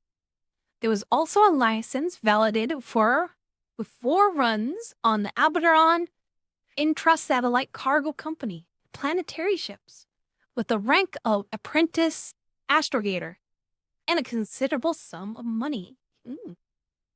And Negs catching strays. I'm sorry, they said 6 foot 1. That's taller than Negs. I'm Morrissey Bay. Overton Kid. It's true. Bart put the papers in his pants pocket and tore off scraps of his old one into a trash bin before he realized that they look exactly like they were torn up legal identity papers and broken plastic cards. Nobody destroyed identity papers for a good reason. What could he do? Then he remembered something from the academy. Starships were closed system cycles. No waste was discarded. But everything was collected in a big chemical tank, broken down to separate elements, purified and built up again into new elements. He threw the paper into the toilet, worked the plastic card back and forth until it wrenched into inch-wide bits, then threw them after them. Cabin door opens, and a Midorian said irritably, "Please lie down and fasten your straps. I have not all day." Hastily, Bart flushed the toilet and went to the bunk. Now, everything that could identify him as Bart Steele was on its way to the breakdown tanks. Before long, the complex hydrocarbons and cellulose will all be innocent little molecules of carbon, oxygen, and hydrogen. They might turn up in a new combination of sugar on the table. The Mentorian grumbled, "You young people with the rules means everybody but you," and strapped him far too tightly into the bunk. Bart felt resentful. Ottilie_Devious thank you, just Ottilie. subscribed for 26 months. Bento Storytime. Thank you so much, Arlie, for the 26 months, 2 years and 2 months. Thank you for resubbing at tier 3. I hope everyone's enjoying the story time. And hi, Akira. And thank you so much, Arlie. Hope you've been having fun hanging with me in these past couple years. And thank you again, Tier 3. Holy crap. Thank you so much for the Tier 3, Arlie. Hope you're enjoying your time, and same with everybody else. And definitely, I do apologize if I'm not completely focused on chat. I'm just really immersed in the story. I do apologize. It's actually getting pretty interesting. Yeah, it's really comfy. Yeah. And I hope it's really a really nice story time that I could do some more in the future. You know, definitely let me know if you guys want more of it or whatever. And for those who actually fall asleep, Bart, I hope you have a good night's sleep. Honestly. What was I? Bart felt resentful. Just because Mentorians could work on Lahar ships, did they have to act as if they owned everybody? When the man had gone, Bart drew a deep breath. Was he really doing the right thing? If he refused to get out of the robocab, if he'd driven Briscoe straight to the police, then maybe Briscoe would be still alive? And now it was too late. A warning siren went off in his ship, rising to hysterical intensity. Bart thought incredulously, this is really happening. Felt like a nightmare. His father, a fugitive from Lahari, Briscoe dead, he himself traveling forged papers to a star he's never seen. He braced himself, knowing the siren was the last warning before takeoff. First it would be a hum of great turbines deep in the ship, then the crushing surge of acceleration. He had made a dozen trips inside the solar system, but no matter how often he did it, it was a strange excitement, the little pinpoint of fear, like an exotic taste. That was almost pleasant. The door opened, and Bart grabbed a fistful of bed ticking as two Lahari came into the room. One of them said in their strange, shrilled voice, "This boy's the right age." Bart froze. "You're seeing spies in every corner, Renzel," said the other. Then in universal, "Could we, trouble for your papers, sir?" Bart strapped down and helpless, moved his head towards the drawer. Hoping his face did not betray his fear, he watched the two Lahari rifle to his papers with their odd pointed claws. "What is your planet?" Bart bit his lip hard. He almost said Vega 4. Aldebaran 4. Lahari said his own language. Ha. We should have Margle in here. He actually saw them. The other replied, "But I saw the machine that disintegrated. I still say there's enough protoplasm residue for 2 bodies." Bart fought to keep his face perfectly straight. "Did anyone come into your cabin?" the Lahari asked in universal. Only the steward." "Why? Is there something wrong?" "There is some thought that a stowaway might be on board. Of course, we would not allow that. Anyone not properly protected would die in the first shift into warp drive." "Just the steward," Bart said. A Mentorian." The Lahari said, eyeing him keenly, "You are ill? Or discomfited?" Discomfited. Bart grasped at the random for an excuse. That stuff that the medic made me drink made me feel sick. You may send for a medical officer after the acceleration," said the Lahari expressionlessly. "The summoning bell is at your left." They turned and went down and Bart gulped. Lahari in person checking the passengers. Lahari in person checking the passengers' decks. IO decks. Normally, you never saw one on board, just the Mentorians. Lahari treated humans as if they were too dumb to bother about. Well, at least for once, someone was acting as if humans were worthy antagonists. They'll show them someday. But he felt very alone and scared. A low hum rose somewhere in the ship, and Bart grabbed grab ticking as he felt the slow surge. Then a violent sense of pressure popped in his eardrum. Weight crowded down on him like an elephant sitting on his chest. And there was a horrible squash sensation, dragging his limbs out of shape. It grew and grew. Bart lay still and sweated, trying to ease his uncomfortable position, unable to move much as a finger. The Lahari ships had 12 gravities. In the first surge of acceleration, Bart felt as if he were spreading out under the weight into a puddle of flesh. Melted flesh like bristles. Bart writhed,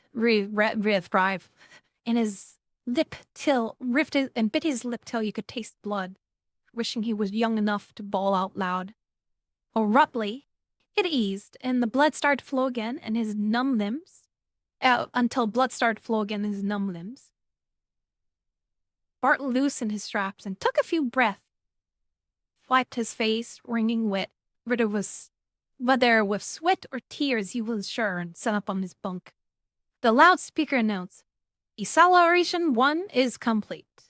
Passengers on A and B decks are invited to witness the passing of the satellites from the observation lounge in half an hour." Bart got up, washed his face, remembered that he had no luggage with him, not so much as a toothbrush. At the back of his mind, packed up in a corner, was continuing worrying about his father. The horror at Briscoe's ghastly death. The fear of the Lahari. But he slammed the lid firmly on them all. For the moment, he is safe. They might be looking for Bart Steele by now, but they weren't looking for David Briscoe of Alberon. He might as well just relax and enjoy the trip. He went down to the observation lounge. It had been darkened, and one whole wall of the room was made of clear quartzite. Bart drew a deep breath as the vast panorama of space opened up before him. They were receding from the sun at 1,000 miles a minute. It'll be good. What was that? Swirling past the ship, gleaming in the reflected sunlight like iron filling moving to the motion of a magnet. With the waves upon waves of cosmic dust. Tiny free electrons, ions, particles of gas. Real, heavier atmosphere. Themselves invisible, they form in their billions the bright clouds around the ship. Pale, swirling veils of mist, and through their dim shine, the brilliant flares of fixed stars burn clear and steady, so far away that even the hurling motions of the ship could not change their positions. One by one, he picked out the constellations. Alberon swung on the pennant of a chain of a torus like a giant ruby. Orion strolled across the sky, a swirling nebula at his belt. Vega burned cobalt blue in the heart of the lyre. Colors, sighed the atmosphere of the Earth's night. Stars had been paled with white sparks against black. Here, against the misty pale of swirls of cosmic dust, they burned with color heaped on color. The bloody crimson of Antares, the gold of metallic gold of Capella, the sullen pulsing of Delta Goose. They burn, each with its own inward flames and might, like handfuls of burning jewels flung by some giant hand upon the swirling darkness.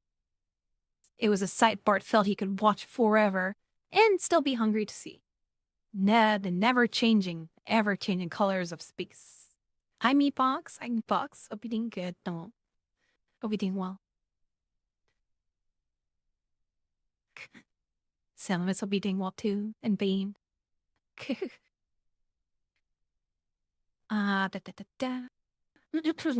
Behind him in the darkness, after a long time, someone said softly, Imagine being a Lahari and not being able to see anything out there but bright or brighter light. Because Laharis are colorblind. A bell rang melodiously in the ship, and the passenger in the lounge began to stir and move towards the door.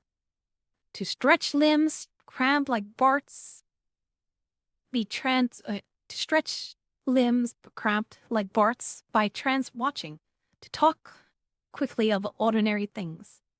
Well, I suppose that bell means dinner, said a vaguely familiar voice at Bart's elbow. Synthetics, I suppose, but at least we can get all acquainted. Light from the darkened hall fell on their faces as they moved toward the door. Bart, why? Can't be. In utter dismay, Bart looked down the face of Tommy Kendron. In the rush of danger, he had absolutely forgotten that Tommy Kendron was on the ship. Quirk! To make his alias useless, Tommy was looking at him in surprise and delight. Why didn't you tell me? Or did you and your father decide at the last minute? Hey, it's great that we can go part ways together, at least. Bart knew he must cut this short very quickly. He stepped out into the full corridor light so that Tommy could see his black hair. Oh, I'm sorry. You're confusing me with someone else. Bart, come off of it. Tommy's voice died up. Oh, sorry. I've sworn you were a friend of mine. Bart wondered suddenly. Had he done the wrong thing? He had a feeling he might need a friend badly. Well, it's too late now. He stared Tommy in the eye and said, Oh, I've never seen you before in my life. Tommy looked deflated. He stepped back slightly, shaking his head. There's all such a resemblance. Are you a vegan? No, Bart lied flatly. Abron. Name's David Briscoe. Oh, glad to know you, Dave. With undiscourageable friendliness. Tommy stuck out his hand. Say, that bell means dinner. Why don't we go down together? I don't know a soul on the ship, and looks like luck running into a fellow who could be my best friend, twin brother. Bart felt warmed and drawn, but sensibly he knew he could not keep up this pretense. Sooner or later, he's going to give himself away, use some habitual phrase or gesture Tommy would recognize. Should he take the chance, reveal himself to Tommy, and ask him to keep quiet? No. This wasn't a game. One man was already dead, and he didn't want Tommy to be next. Oh, hi, Rudolph, everything good? At least not about Jane Doe. I could talk with homie, all some of us. There was only one way out, he said coldly. Thank you, but I have other things to attend to. I tend to be very busy all through the voyage. He spun his heel and walked away before he could see Tommy's eager, friendly smile turn to hurt and defensive. Back in his cabin, he gloomily dialed some synthetic jellies. Thinking of annoyance of anticipated good food of the dining room, he knew he couldn't risk meeting Tommy again, and really resigned himself to staying in his cabin. It looked like an awfully boring trip ahead. It was. It was a week before the Lahari ship went to warp drive, and all that time Bart stayed in his cabin, not daring to go to the observation lounge or the dining hall. Got tired of eating synthetics. Oh, they were nourishing enough, but altogether uninteresting. And tired of listening to the tastes the room steward got him from the ship's library. By the time they had been in space a week, so bored with his own company that even the Mentorian medic was a welcome sight when he came in to prepare him for cold sleep. Bart had the best education on Earth, but he didn't know precisely how Lahari warp drive worked. He'd been told that only a few Lahari understood it, just as the man who flew the copter didn't understand the Newton's 3 laws of motion in order to get himself back and forth to work. But he knew this much. When the ship generated the frequencies, which accelerated it beyond the speed of light, in effect, the ship went into sort of a 4th dimension and came out of it in a good many light years away. As far as Bart knew, no human being had ever survived a warp drive, except in a suspended animation which they called cold sleep. While the medic was professionally reassuring him and strapping him in his bunk, Bart wondered what humans would do if the Lahari Star Drive, if they had it, well, he supposed they could use the automations and they could use the automation in their ships. The Mentorian paused, needle in hand. Do you wish to be wakened for the week we shall spend in each of the Proxima, Sirius, Pollux system, sir? You can, of course, be given a long enough drug to keep you in cold sleep until we reach the Procreon system. Hi, Shadow Otaku. How are you? I'm doing good. And Snips have a good lyric. Sounds like I got nothing to hide. Bart wondered if the room steward had mentioned the passenger so bored with the trip that he didn't even visit the observation lounge. He felt tempted. He was awfully getting tired of staring at the walls. On the other hand, he wanted very much to see the other star systems. When he passed through them on the trip to Earth, he had been too young to pay much attention. Firmly, he put the temptation aside. Better not risk meeting the other passengers, Tommy especially. If he decided he couldn't take the Bornum. The needle went to his arm. He felt himself sinking into sleep. In the sudden panic, he realized that he was helpless. The ship would touch down on 3 worlds, and on any of them, the Lahari might have his description, or his alias. He could be taken off, drugged, and unconscious, and might never wake up. He tried to move to protest, to tell them he was changing his mind, but he was already unable to speak. There was a freezing moment of intense, painful cold, and it was floating in what felt like waves of cosmic dust, swirling many colors before his eyes. And therein, there was nothing. No color, nothing at all except the nowhere night of sleep. And that's the end of chapter 3. And you get some good sip. Hope everyone's comfy. Take a quick butter break. We're all Norries and we share those stuff we understand. How long have I been streaming for? Oh, 2 hours already? What the heck? Bart is something yet. Hope everyone's enjoying the story quite a bit. Hope everyone's having a comfy time. Take a quick sip of water here.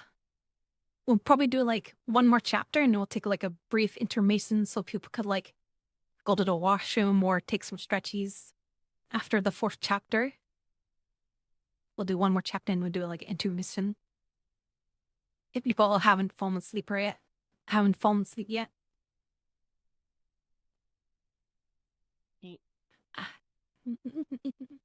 Feel awake. But yeah, feel free to fall asleep if you need the rest for sure. Yeah. I had coffee already. I'm still awake. Now Steppy's leg cramps.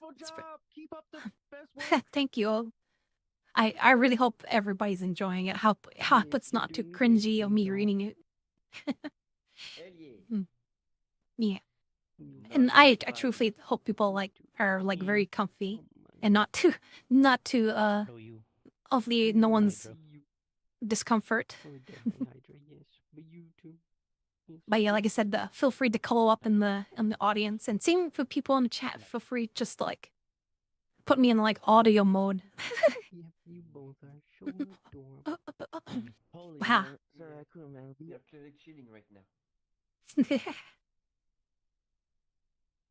I believe Raven is long gone though. Oh, Raven is so gone. Conked Yeah, out. Raven- Yeah, he knew to passed out and disconnected. I was wondering if P-Neuter logged out there. What if someone touched her shot collar? Will it wake her up? My hand. Probably. But we should let Raven get some snooze. Raccoon, don't do it. Yeah. I'm not gonna do I was it. fine with the Don't. VR Please, thing. so gone. Angus not to do it. No, And I hope don't everyone in know. chat is doing well too. Hope you guys enjoying the story. I had to It's a bit plug of in change of my- pace of your my usual controllers 'cause they were like getting video low. gaming. And and My headset plugged in for the same reason. hope you guys enjoying the story. I got some batteries ready too, just in case.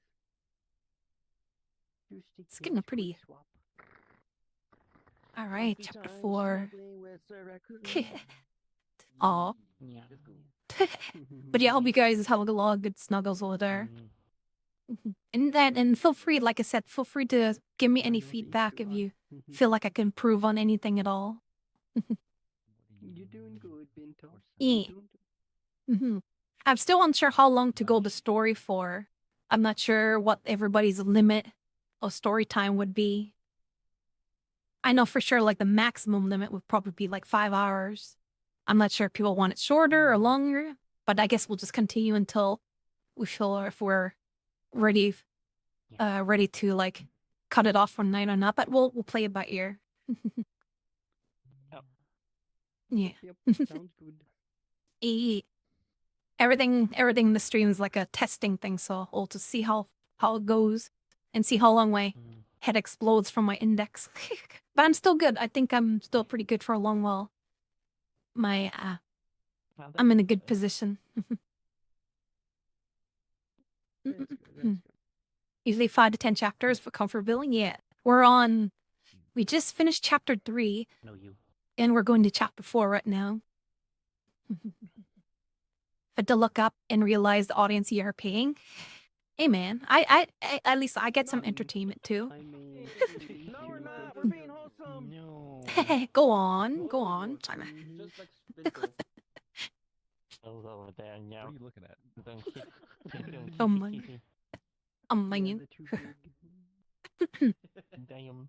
I've done nothing. I speak Chapter for myself. 4. Uh-huh. Ayo.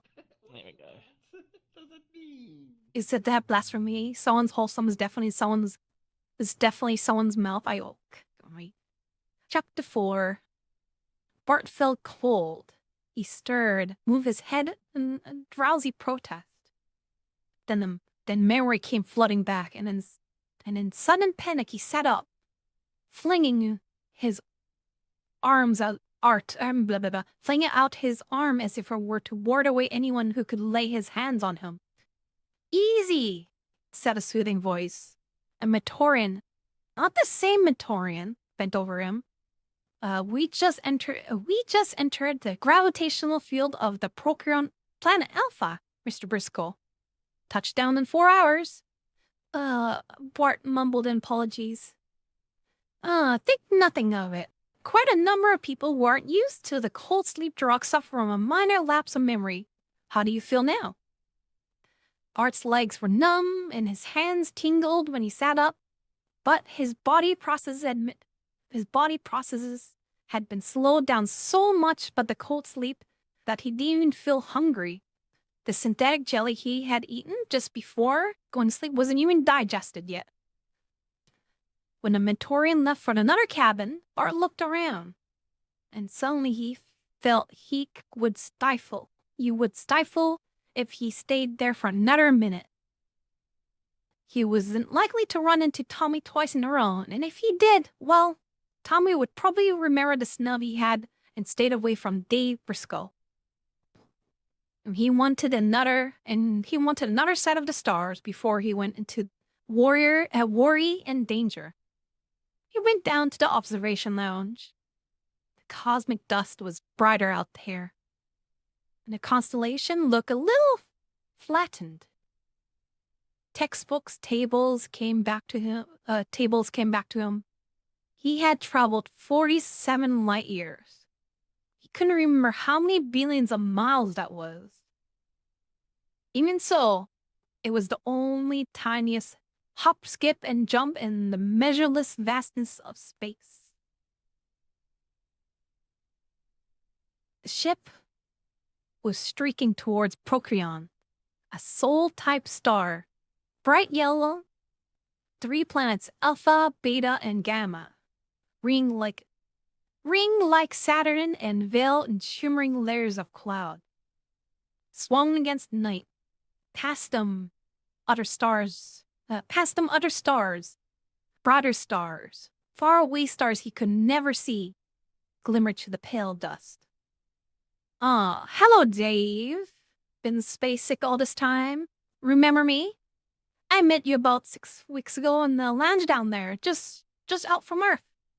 Oh no, Bart turned with a mental groan. To face Tommy. Well, I've been in cold sleep, he said. He couldn't be rude again. What a dull way to face a long trip, Tommy said cheerily. I've enjoyed every minute of it myself.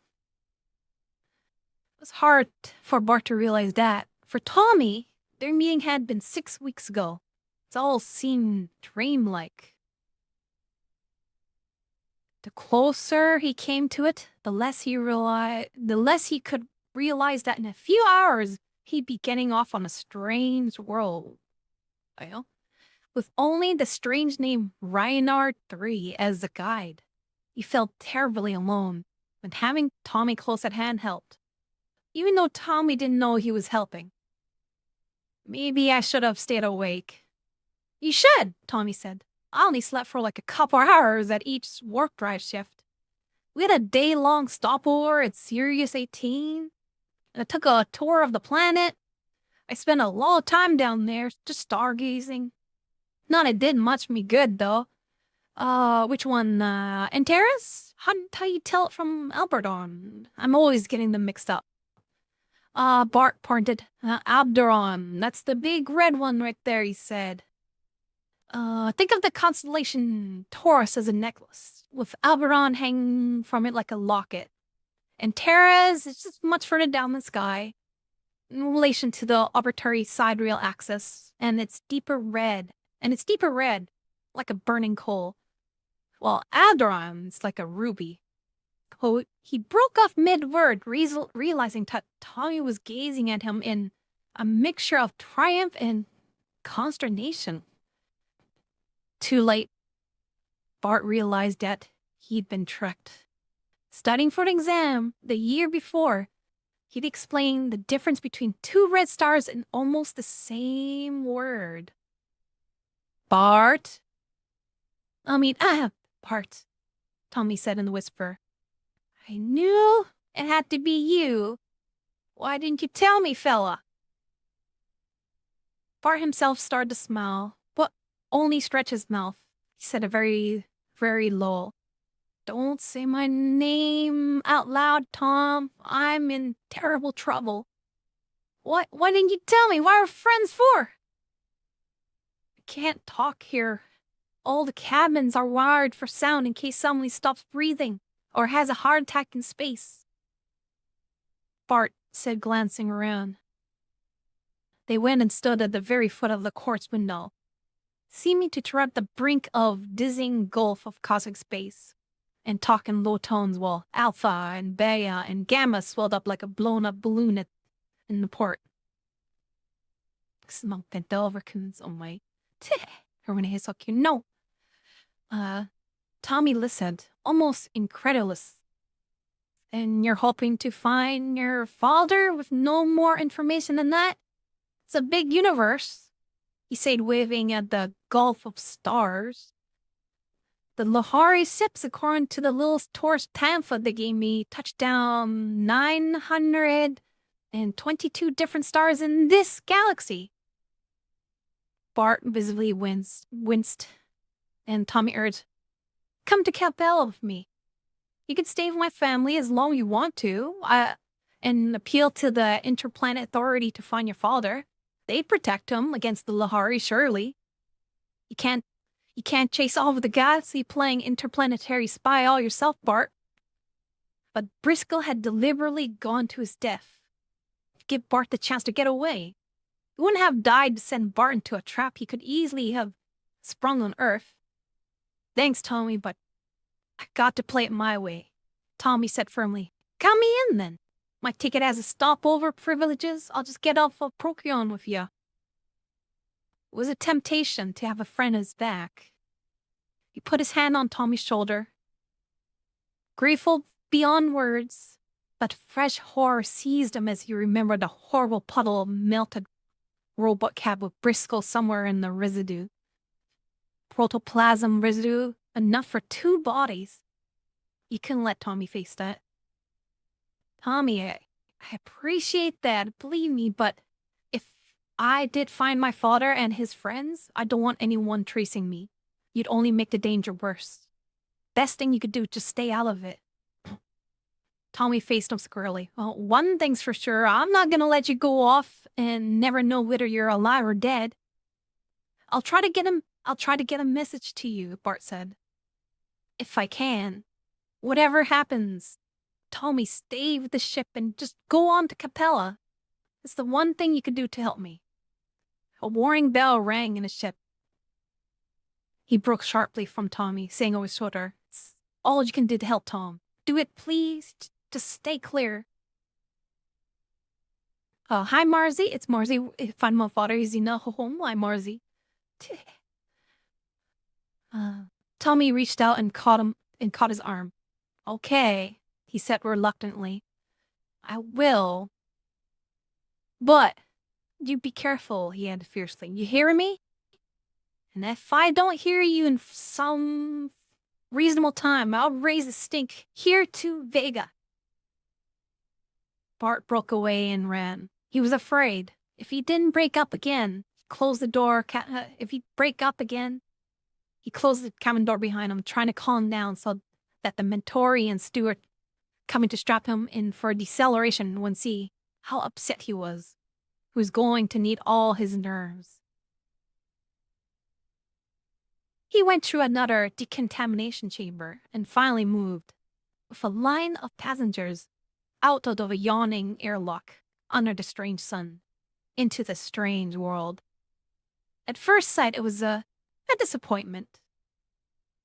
It was a Lahari spaceport that lay before him, to all appearances identical with the one on Earth.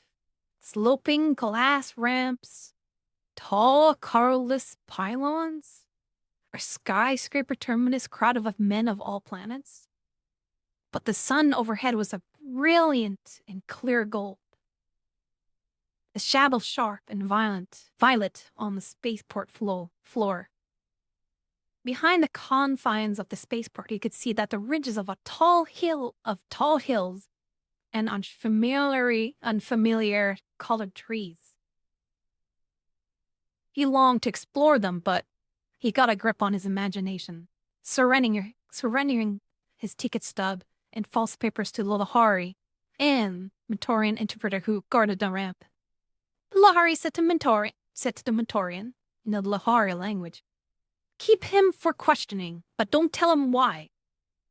Bart felt a cold chill icing his spine. This was it. The Mentorian said briefly, "We wish to check on proper antibody component for Abadarian natives. There'll be a delay about 30 minutes. Will you kindly wait in this room here?" The room was comfortable, furnished with chairs and a vision screen with some colorful story moving on it. Small bright figures in capes, curious beasts racing across an unusual veldt. But Bart paced the floor restlessly. There were 2 doors in the room. Through one of them, he had been admitted. He could see, through the glass door, the silhouette of the Mentorian outside. The door was opaque and marked in large letters. "Dangers. Humans must not pass without special lenses type X. Ordinary space lenses will not suffice danger. Lahari opening. Adjust X lenses before opening." Bart read the sign again. Well, that was no way out for sure. He had that the Lahari sun was almost 500 times as bright as Earth. The Mentorians alone, among humans, can endure Lahari lights. He supposed the warning was for ordinary spaceport workers. A sudden, rather desperate plan occurred to Bart. He didn't know how much light he could tolerate. He'd never been a mentor. He'd never been on mentor. But he had inherited some of his mother's tolerance for light. And a blandness would be better than being burned down with an energon gun. He went hesitantly towards the door and pushed it open. His eyes exploded into pain. Automatically, his hands went up to shield them. Light, light. He had never known such cruelly glowing light. Even through the lids, there was pain and red after images. But after a moment, opening a slit, he found that he could see and made out the other doors. Glass ramps, pale Lahari figures coming and going. But for a moment, he was alone in the long corridor beyond which he could see the glass ramps. Nearby, a door opened to a small office with glass walls. On a peg, one of the silky metallic cloaks worn by Matorians doing space work was hanging. On an impulse, Bart caught it up and flung it around his shoulders. It felt cool and soft, and the hood shielded his eyes a little. The ramp leading down to what he hoped was street level was terribly steep, and there was no steps. Bart eased himself over the top of the ramp and let go. He whooshed down the slick surface on the flat of his back, feeling the metal of the cold heat with the friction, and came back breathless, jarring stop at the bottom. Whew! What a slide. 3 stories at least. There was a door, and outside the door, maybe, safety? A voice hailed him in Lahari. You there! Oh, Bart could see it well now. He made out the form of a Lahari, only a colorless blob in intense light. You people know better than to come back here without glasses. Do you want to be blinded, my friend? He actually sounded kind and concerned. Bart tense, his heart pounding. Now that he was caught, could he bluff his way out? He hadn't actually spoken the Lahari language in years, though his mother had taught him when he was young enough to learn it without a trace of an accent. And hi combo, thank you for the 30 streak. And hi Jev. How we doing? Well, he must try. The Margel sent me to check. He improvised quickly. They were holding someone for questioning, and he seems to have gotten away somehow. So I want to make sure he didn't come through here. What is the matter that one man could give us all this slip this way? Lahari said curiously. Well, one thing's is for sure. He's a vegan or Solarian or Capellian. One of the dim star people. If he comes through here, we'll catch him easily enough while he stumble around half blind. That shouldn't stay. That you shouldn't stay long. He gestured. Out this way, and don't come back without special lenses. Bart nodded, jerking the cloak around his shoulders, forcing himself not to break into a run. As he stepped through the door the Lahari indicated, it closed behind him. Bart blinked, feeling as if he had stepped into pitch darkness. Only slowly did his eyes adapt. He became aware that he was standing in street level, in the full glow of Procreon sunlight, apparently outside the Lahori spaceport entirely. You better get to cover. He took off his mentoring cloak, thrust it on his arm. He raised his eyes, which were adjusting to ordinary light again, and stopped dead. Just across the street was a long, low, rainbow-colored building. And the letters, Bart blinked, thinking his eyes deceived him, spelled out. 8 colors, trans-shipping corporations, cargoes, passengers, messages, express, Avery and R1 manager. End of chapter 4. Whew. And we'll do a brief intermission. That was a good 2.5 hours. We'll do a brief intermission if one people wants to take a quick break, walk around, and get some drinks. And if we want to, we could do a group photo too if we want. I thought it would be fun to get a group photo during the intermission. But yeah, I'll go take a quick quick water break and quick intermission if that's okay. Give everybody a chance to stretch if you aren't. Let's make a picture behind Raven sleeping. Alright. Let's do Take a it. good walk around. Did Raymond passed out over there? Oh, Raven is gone. Raymond gone. We could take a group picture around Raven's Big sleep. sleepy body. Hey, same brain, Bento, same brain. Yeah. You'll see a little lost. Do you some point corner me should have a so- circle floating over it. Yeah. We could do that now. We could take a group photo of like Raven's dead body. Oh my god. Try not to touch his buzzer thing. Okay, group photo. Yeah, we'll take a group photo Group photo. around Raven's dead body. Damn. Body like Raven. And I thought it was a good time to do it now because I imagine over time people would want to like slowly like do stuff in real life and log off or go to like bed and stuff. To Sopu, just like Yeah. surround Sopu. No, you don't make me put down my controller and do that too. Where am I here? Oh, there. For Where Raven. am I? Well, we'll get a higher view here. There you go. Let's Hello, we'll chat. go. Well, over there. All right, taking photo. Okay, there we go.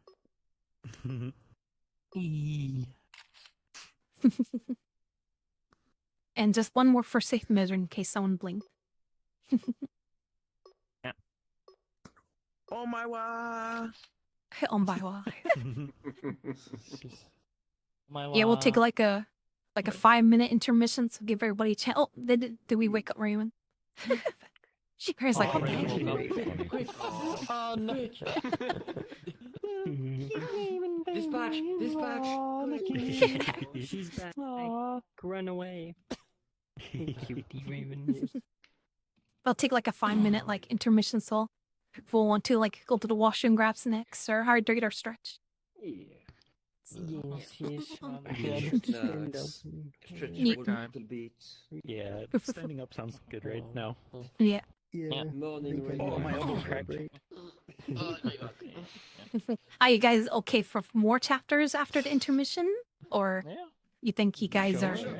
I'm fine. Sure. Yeah, sure. Yeah, I'm fine. everybody still good? Still nice.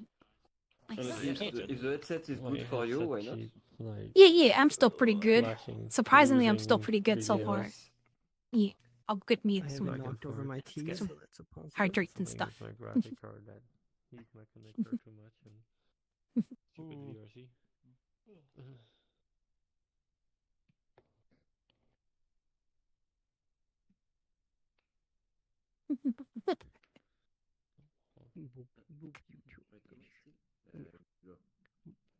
He hug. Boop. Wow, so cute. Wow. Right? So cute. Adorable. So sexy, yeah. I won't bite this time, I promise. Also, welcome back, T-Rex. So cute. Yeah. I didn't do anything. I've been just in and out. No, I no, no. was trying to touch you yeah, properly. And I got will food. half asleep. Wonder how long it'll take her to notice. It's very nice and comfy, so So sleepy. can't complain. I was trying, but then I don't know, my headset keeps My losing. phone. Yeah, There's me shit on my phone. There we go. Where's my tea at? Oh my Kaze. Kaze? Ayo? Do you like the story that much? Go. There we go. I know what you're talking about. Kaze was So I look like so I Angus. meant theirs. Wow. Yeah, you got this, Angus. Like my big dragon tail. Yeah. Mhm. The big Oh my tail, God. yes. That was the arrow, but The fluffy tail. that was I know. Of course you were, Angus. Of course you were. That's what I did. otherwise does that. Just like Raccoon and Angus getting tail boners. What do you Yep. mean? Yep, getting Yeah. tail. Yeah. No? Well, I'm hungry. I- I could use Yeah, a you should snack. definitely get some get a snack. Yeah. I was near for you to get it. Yeah, it's a shame. Otherwise, I would have put my feet there. Hey. Finding who I am, here I stand. I think it's because I am Bento Midori, rising high, rising free, with my knights beside me. We believe, emerald knights of the Imperium. We rise up, together we're victorious. Standing strong, standing proud. Mouse quick There sword, was no lewd. heart aloft. Chat rolls by, spirits high. Every day, finding way through the screen. Has it been? It's been about More than about 2 just hours. pretend. About 2 hours and 20 streams. Building So something yeah. true. You both were so cute, but then Peter crashed. And Reagan was all alone sleeping. Breaking barriers. 45 minutes. Keep flashing, losing. Crazy. Getting stronger. Finding Yeah. clarity. We're It's like 3-4 united hours. in this best story. Jesus I Christ. am Bento Midori. Unless I like fall asleep and With my knights beside me. We believe. Emerald knights of love and peace. Together we're victorious. Standing strong, Raven was awake for a while. Yeah, a little bit. Definitely, yeah. Probably about, yeah, of course, about somewhere around there. we Probably, an hour and 40 minutes, give or take. Because you have to be in here and snuggle, and then, yeah, I'll say about an hour and something. Otherwise, you wouldn't be here, on the 2-hour mark, though. We would have to, like, drag you in here with the collar leash or something, like, drag Raven in here, yeah.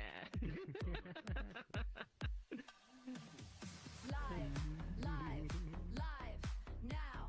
The camera clicks and the screen comes alive. Bento Midori makes the spirit survive. The bandwidth is surging, a verdant flood. We've got the rhythm pumping through our blood. The chat is a fire, a rapid fire flame. Everyone's hearing the shout in the name. The frequency's locked, the connection is tight. We're taking the stage for a glorious night. No lag in the movement, we're setting the pace. The digital empress is ruling Imperium Nights. Stand tall, front line.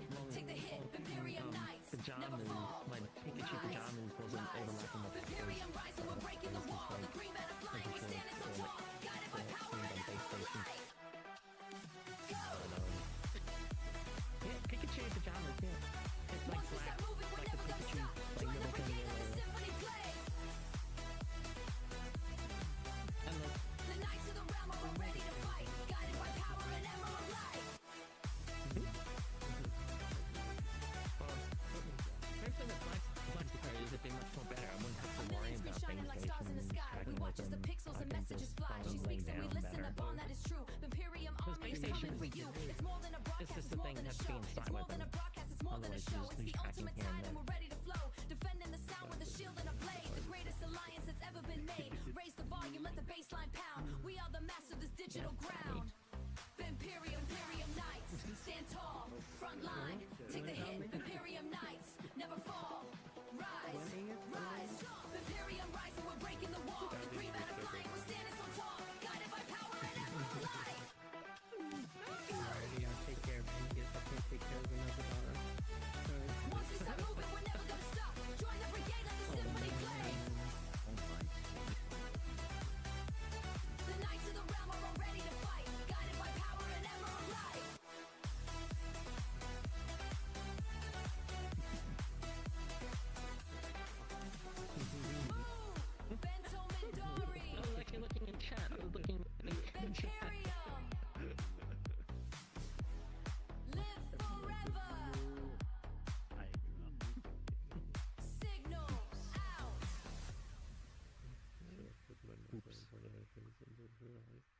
Give it back.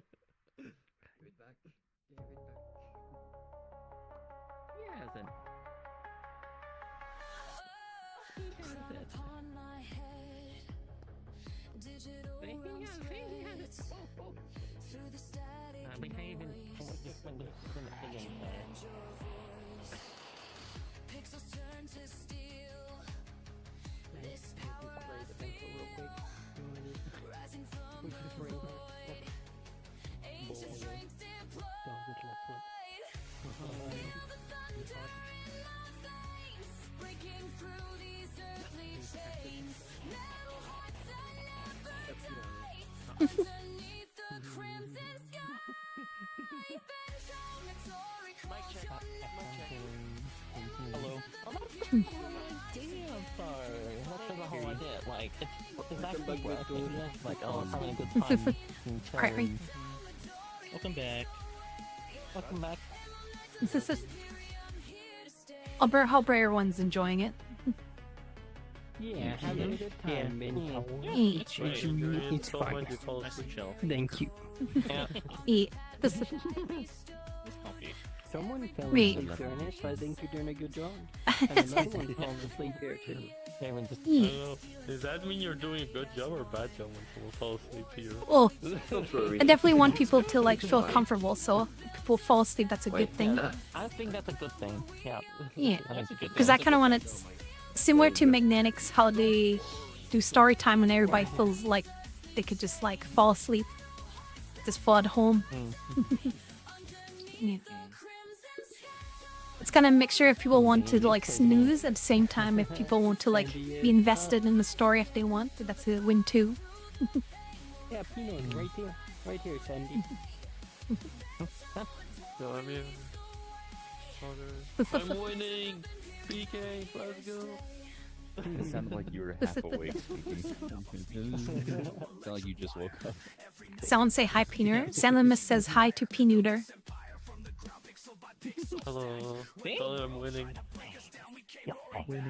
Oops. Oh my god, I won't fight you. There you go. You got a nice picture of Peenuter right there. Now it's a Peenuter stream. Celiac says hi to Kaze. Celiac says hi to Kaze. Oh my mental, yes. Let's go, SSD. He's a super leader. Oh, I want to make sure I don't kick the chair here. The chair is like right in front of me.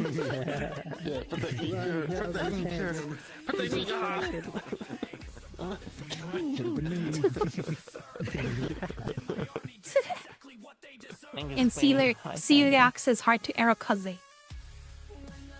And Angus says hi to Angus. Angus says hi to Angus. Angus, say hi to Angus.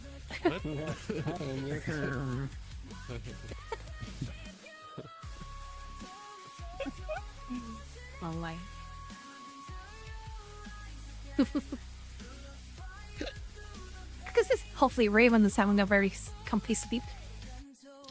Yeah. I tell everybody to say if I'm awake. Our Raven was certainly sleeping well.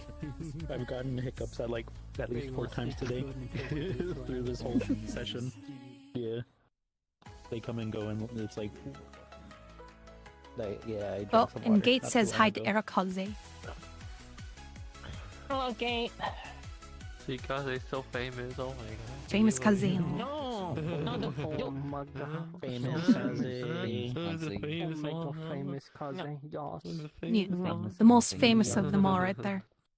Most famous right there. No. And the famous You're belly both button. really famous. Not me, no. Mhm. Not me, no. Both of you Never. really Not me, not me, not me. Also, another famous one. Another No, famous not me, one. no, not me, no. No, no. No, not me, Super no, not me. super Not me, not me, not this one, no. Supreme leader, let's go. Oh my, oh my, oh my Oh god. I almost touch your boob there.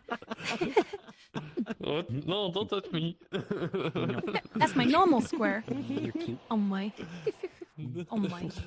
Don't touch me, turd. No spraying me white stuff. Oh my. Yes, spray here, big Yeah, big. that's fine. You know, You make you clean up more snow. Oh my. No. Booba looking.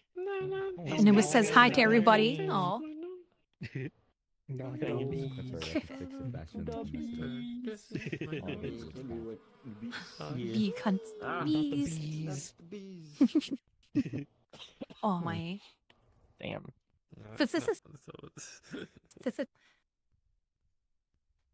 my battery's still good. Nice. I'm still 60%, 66% on battery, so I'm pretty good for at least a couple hours for sure. Responded and So it says he's gonna clearly do a little lens for us, right? Ah, yeah, thank you, SSV. And I could count on you. So it's really small right now. Eh. Hell yeah. But yeah. Remember when SSV was dancing? A real champion. Sweet nectar. This is totally like Kramer and Bot, yo. This is Oh my god. Oh my. Peanut is like Bot now.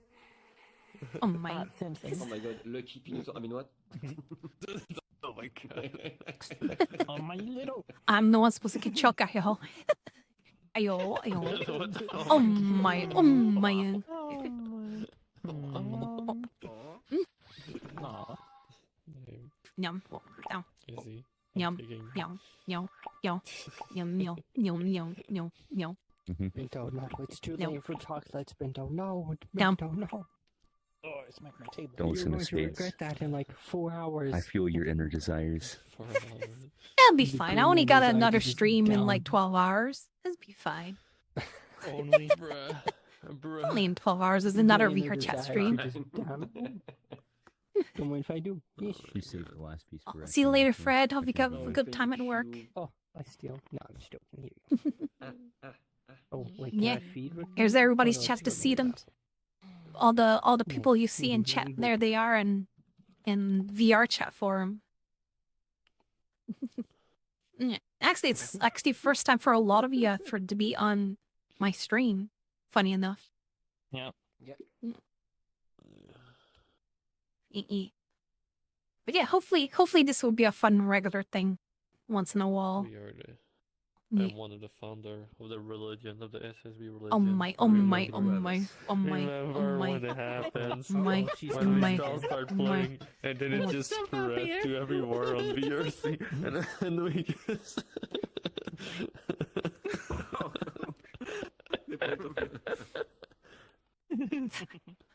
My. Kicks of doom. It is me, Doom. What do you mean, Doom? Oh my.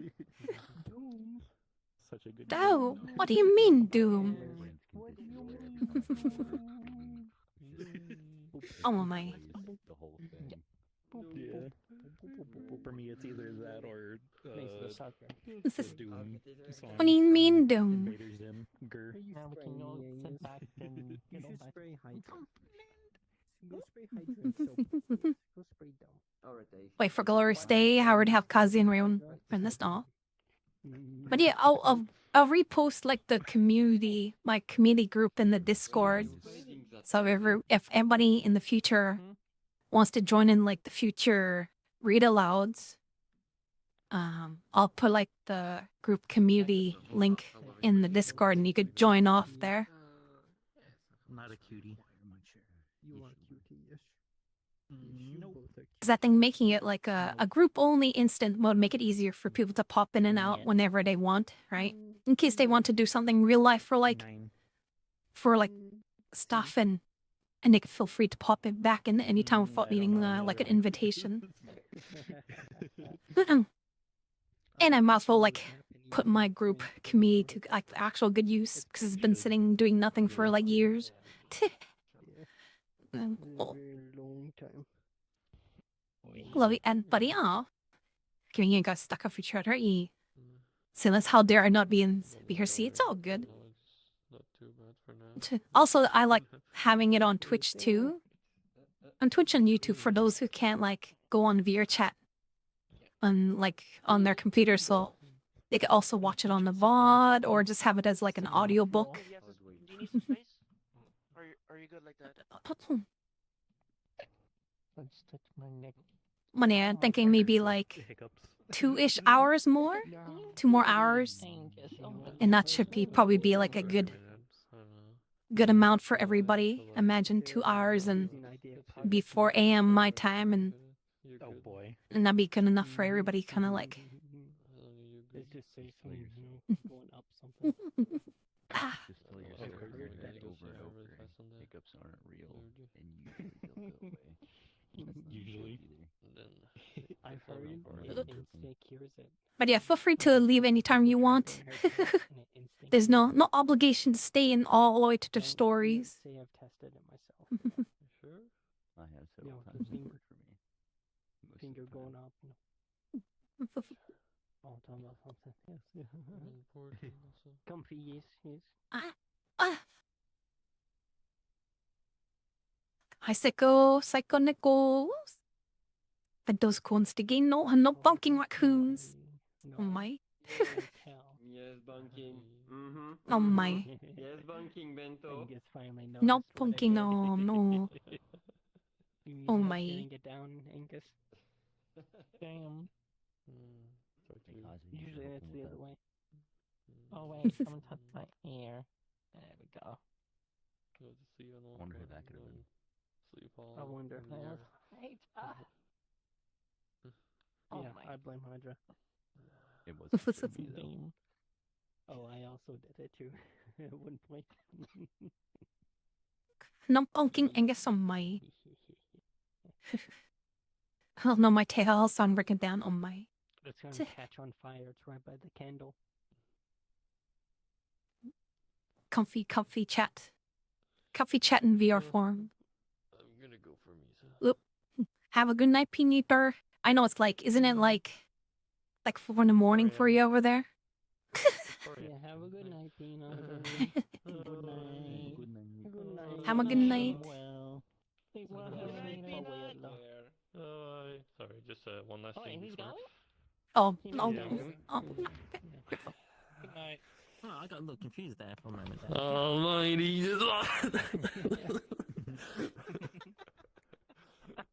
Oh, he's afraid should have been to one last time. Job's well done. I had to make sure I'm not kicking my own chair. Wait, I can't see how much. Oh my goodness. Oh, there's Oh yes, I'm the sign. Oh, so I was lost electricity. Oh no. No punking Hermanita. Oh my. And see for everyone, if it's getting like late for you, feel free to like hop out anytime you want. I'm probably thinking maybe like 2 more hours ish. Then we'll cut it off from 2 hours from there if that's hopefully good enough for everybody. She folds. Everybody's okay with like 2 more hours, That sounds hopefully. Like a good idea. Yeah. Yep. Is what time is Sounds it? pretty good. 2 a.m. Yeah. That sounds Yeah. good. And feel free to take a nap. All right. All right, time to take my jacket off again. Again. I put it back on. Someone outside my room. Yeah, I can't wait until I get like a wireless headset. I'm covered in wires. That's what I. No more got. watching stream. And I've been wired the whole time, so I don't Yeah. die over here. We'll see you in the VOD, Salamis, if your electricity goes out. Yes, Andy. Good morning. Yeah. Sander. Sandmar. Right. We're at chapter 5. Chapter 5. Fellow Jane Doe worshipper. Gee, the worshiper. Maybe one of these days I should do just like a Jane Doe read aloud. Oh, I don't know. Famous is down. It's being bad Jane for Doe. Oh, that'd be Yeah. cool. Oh, everyone in Jane Doe around Senless. Yeah. That sounds like a good time. Jane Doe themed. Oh my god. Oh my. Alright, chapter 5. Chapter 5. I guess I heard Jane Doe. For a moment, the world swirled before Bart's still watering eyes. He wiped them, trying to steady himself. Had he soon so reached the end of his dangerous quest? Somehow he had expected to lie in the deep, dark concealment. Raynar 1. The existence of Raynar 1 presupposed a Raynar 2, or probably a Raynar 3. For all I knew, Raynars 4, 5, 6, and 66 didn't look solid and real. It had evidently been there for a long time. With his hands on the door, he hesitated. Was it, after all, the right 8 colors? But it was a family saying, hardly sort of a thing you'd be apt to hear outside. He pushed the door and went in. The room was filled with brighter lights than the Procron sun outdoors. The edges of furniture rimmed with neon and the Mentorian fashion. A prim-looking girl sat behind a desk. Hello, how you doing? That's me, by the way. Or what should have been a desk. Except it looked more like a mirror with little sparkles of light. Different colors in a regular row along one edge. The mirror top itself was a blue-violet and gave her skin of violet eyes a bluish tinge. She was smooth and lacquered and glittering, and she raised her eyebrows at Bart as if he were a strange form of life she hadn't seen very often. I'd like to see Rainer 1, he said, her dainty pointed fingernail varnished blue stab at points of light. On what business? She asked, not caring. It's a personal matter. Then I suggest you see him at his home. It can't wait that long. The girl studied the surface and punched in some more little lights. Name, please? David Briscoe. He thought her perfect painted face could not show any emotion except disdain, But it did. She looked at him in the open, blank consternation. She said into the vision screen, "Oh, he calls himself David Briscoe. Yes, I know. Yes, sir. Yes, yes." She raised her face, and it was controlled again, but not bored. Rainer 1 will see you. Through that door and down the end of the hall. At the end of the hallway was another door. She stepped through into a small cubicle, and the door slid shut like a closing trap. He whirled in panic, then subsided in foolish relief as the cubicle began to rise. It was just an automatic elevator. It rose higher and higher, stopping with an abrupt jerk, and slid open into a lighted room and office. A man sat behind the desk, watching Bart step from the elevator. The man was very tall and very thin, and the gray eyes and the intensity of the lights told Bart that he was a Montarian. Rainer 1? Under the steady, stirring gray stare, Bart felt the slow, clutching suck of fear again. Was this the man, a slave of the Lahari, who would turn him forward to them? Or someone he could trust? His own mother had been a Mentarian.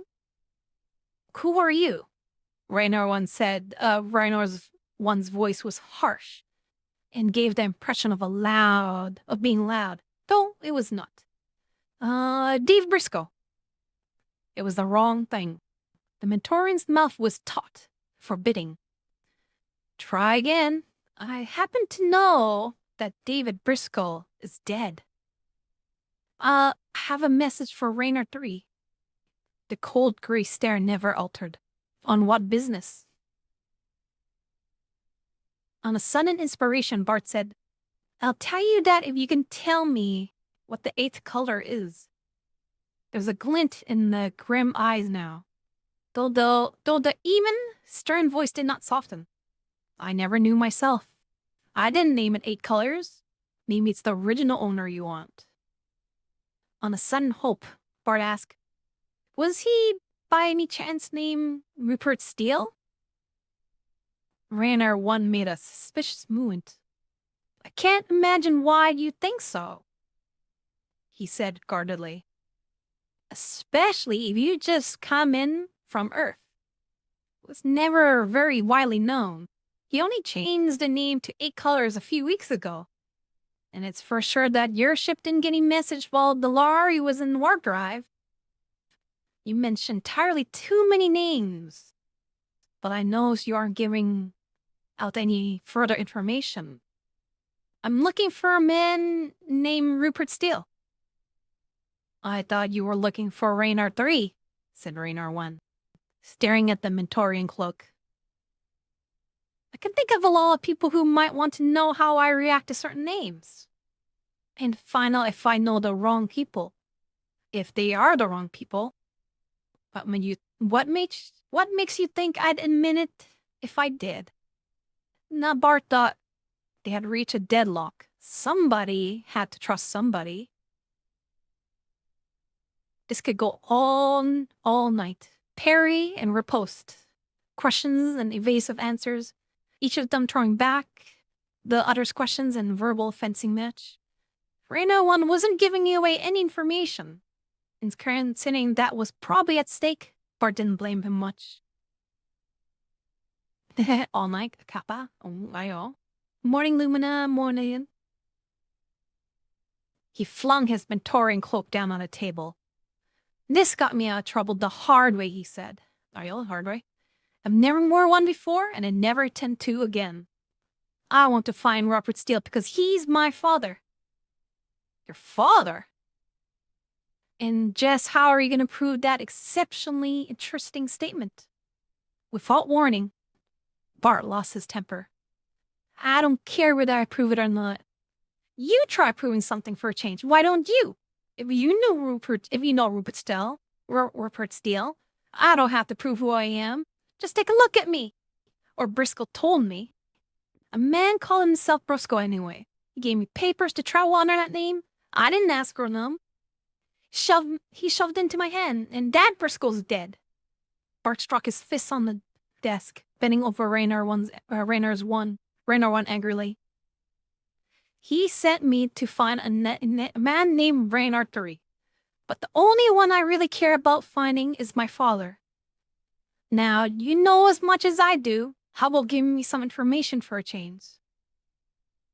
He ran out of breath and stood glaring down at Raynar 1, fists clenched. Raynar 1 got up and said, "Quick, savage, and quiet. Did anyone see you come here?" Only the girl downstairs." "How did you get to the Lahari in that?" He moved his head at the Mentorian cloak. Bart explained briefly, and Raynar 1 shook his head. "You were lucky," he said. "You could have been blinded. You must have inherited flash accommodation from the Mentorian side. Rupert still didn't have it, I'll tell you this much," he added, sitting down again. "The manner of speaking. You're my boss. 8 colors, it's used to be a alpha transshipping. Is that what they call a middleman outfit? The interplanet cargo lines transport from planet to planet within a system. That's free competition. And the Lahari ships transport from transport from star to stars. That's a monopoly all over the galaxy. Middleman outfits arrange for orderly and business-like liaison between the two. Rupert Steele bought into this company a long time ago, but he left it for me to manage until recently." Raynar punched a button, said to the image of a glossy girl at the desk, "Violet, get 3 for me. You may have to send the message to the multiphase." He swung around to Bart again. "You want a lot of explanations? Well, you have to get them from somebody else. I don't know what this is all about. I don't want to know. I had to do business with the Lahari. The less I know, the less I'm apt to say to the wrong people. But I promise 3 if you turned up, or if anyone came and asked for the 8th color, I'd send you to him. That's all." He motioned Bart ungraciously to the seat and shut his mouth firmly, as if he already said too much. Bart sat. After a while, he heard the elevator again. The panel slid open, and Raynar 3 came into the room. It had to be Raynar 3. there's no one else who could have been. It was like Rainer 1 as Tweedledum to Tweedledee. Tall, stern, aesthetic, and grim. He wore the full uniform of Mentorian Lahari's. The white smock of a medic. The metallic blue cloak. The low silvery sandals. He said, "Oh, what's doing, one? Violet." And then he caught the sight of Bart. Hotting it to follow Thor. Thor Pussy, Jesus Christ. Welcome. He said, "What's one doing, Violet?" And then he caught the sight of Bart. His eyes narrowed. And he drew a quick breath, his face twisting up into apprehension and shock. Must be Steele's boy, he said. And immediately Bart saw the difference between were they brothers? For Rainer's one's face, controlled and stern, had not altered during the interview, but Rainer's 3 smile was wry and kindly at once. Wry and kindly at once. His voice was slow and gentle. "He's the image of Rupert. Did he come in on his own name? How did he manage it?" "No, he had David Briscoe's paper." "Ah, so the old man gone true, huh?" said Randall 3 with a low whistle. "But that's not safe. Quick, give them to me, Bart. The Lahari have them." Rainer 1 walked to the window and said in a deadpan voice, "It's useless. But the kid got out here before they came looking for me. Look." He pointed them below. Street were alive with uniformed Lahari and Mentarians. Bart felt sick. If they had the same efficiency with the red tape that we humans have, he never have made it this far. Rainer 3 actually smiled, but you could count on them for that much inefficiency, he said. His eyes twinkled for a moment at Bart.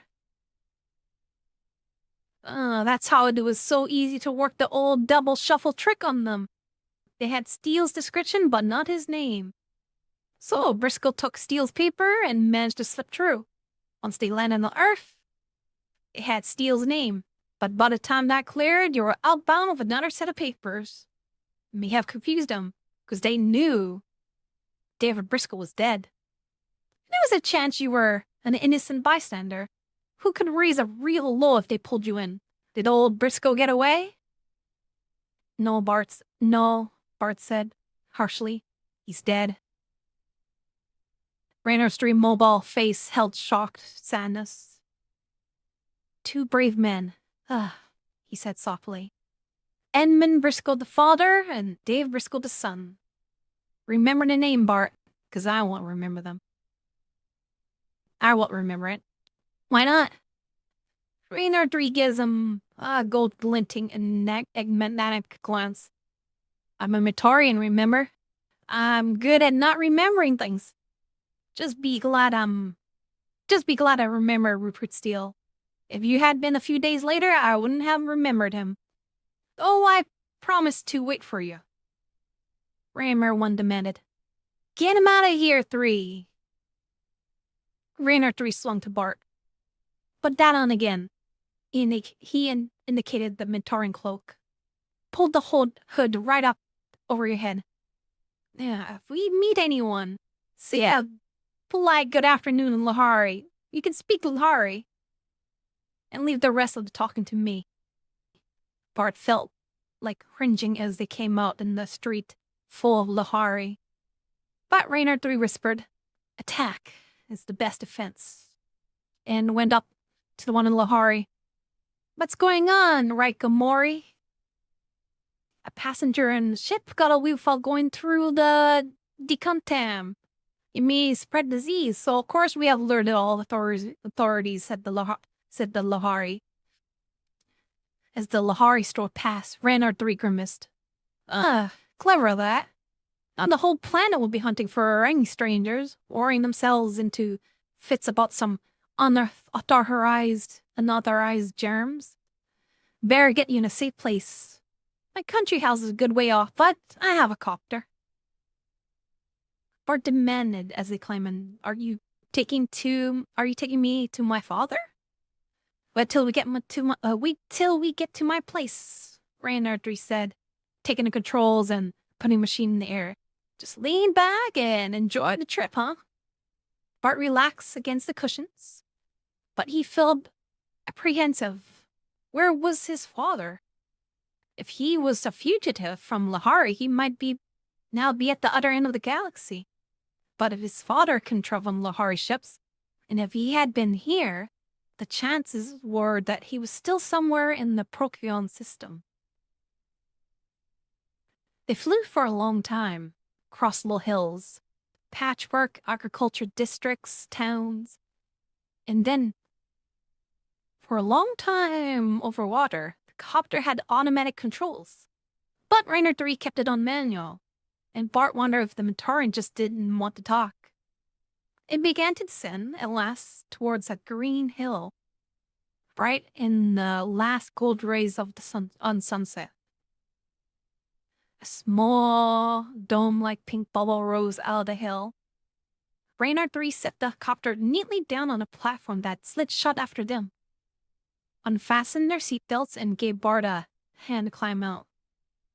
He ushered him into a living room of glass and chrome, softly lighted, but deserted and faintly dusty.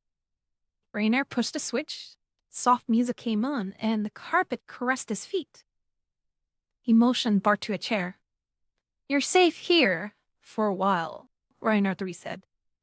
Though how long, nobody knows. But so far I've been above suspicion. Bart leaned back. The chair was very comfortable, but the comfort could not help him relax. Where's my father? He demanded.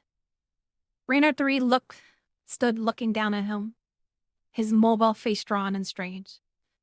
I guess I can't put it off any longer, he said softly. Then he covered his face with his hands. From behind him, hoarse words came, choke of emotions. Your father's dead, Bart. I killed him. End of chapter 5. Dun, dun, dun. Oh, Raccoon lost connection. Oof. We'll get some water break until Raccoon pops in. Oof, Raccoon missed the twist. Look, I am your father. Oh. He told me you were dead. He told me you killed him. No, I am father. Raccoon has been claimed by the abyss.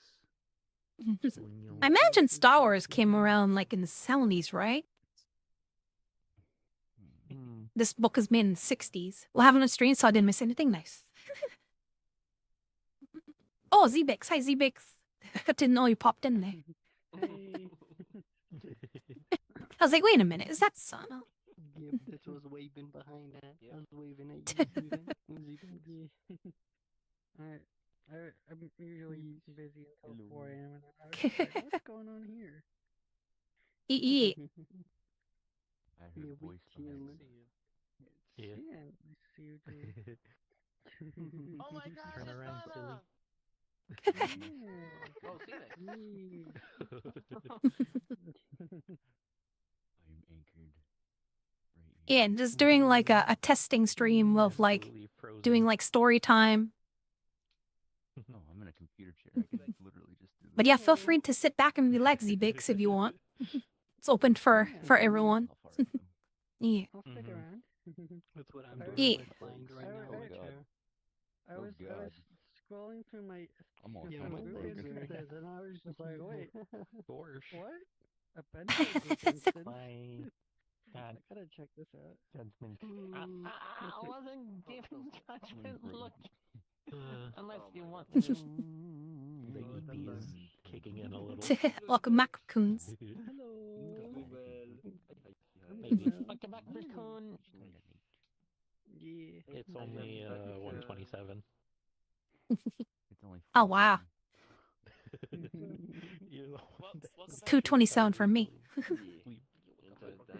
Well, actually, I was gonna say. Now we have to warm up your pillows and stuff and make sure you lay Hi, down. Stevens, we didn't get and Kadarn. Hope everyone in Twitch chat and YouTube are comfy too.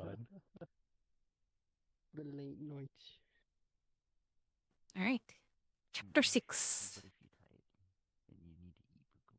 Chapter 6. For a moment, Bart stared, frozen, unable to move. His very ears refusing the words he heard. Had this all been another cruel trick? Then, a trap? A betrayal? He rose and looked wildly around the room as if glass walls were a cage closing in on him. Murder! He flung at Raynar. Murder! And took a step towards him. His clenched fist coming up. He had been shoved around too long. But here he had won them right in front of him. And for once, he'd hit back. He started taking Raynar 3 apart in small pieces. You rotten murderer. Raynar 3 made no moves to defend himself. Bart, he said compassionately, sit down and listen to me. No, I'm no murderer. I shouldn't have put it that way. Bart's hands dropped to his sides, but he heard his voice crack with pain and grief. I suppose you'll tell me he was a spy or traitor and you had to kill him. No, not even that. I tried to save your father. I did everything I could. I'm no murderer, Bart. I killed him, yes. God forgive me, because I'll never forgive myself. Bart's fist unclenched, and he stared down at Raynar 3, shaking his head in bewilderment and pain. I knew he was dead. I knew it all along. Just trying not to believe it, but I knew it. I liked your father. I admired him. He took a long chance and they killed him. I could have stopped them. I should have stopped him, but how could I? Where did I have the right to stop him? After what I did to... He stopped and almost in mid-word, as if a switch has been turned on.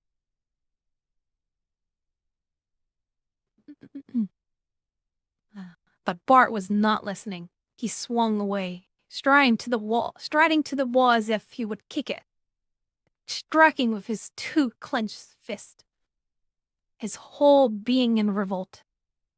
Dad, oh Dad, Cat kept on going. I thought at the end of it you'd be here, and it would be all over. But here I am at the end of it all, and you're not here, and you won't ever be again. Dimly, he knew when Raynar 3 rose and left him alone. He leaned his head on his clenched fist and cried. After a long time, he raised his head and blew his nose. His face setting itself on new, hard, unaccustomed lines, slowly coming to terms with the hard, painful reality. His father was dead. This dangerous, dead in earnest game of escape had no happy ending of reunion with his father. They couldn't sit together and laugh about it and how scared he was. His father was dead, and he, Bart, was alone and in danger. His face looked very grim indeed, and years older than he was. After a long time, Raynar 3 opened the door quietly. Come, I have something to eat, Bart. I'm not hungry. Well, I am, Raynar 3 said, and you ought to be. You'll need it. He pulled knobs and the appropriate tables and chairs extruded themselves from the walls. Raynar unsealed hot cartons and spread them on the table, saying lightly, Looks good.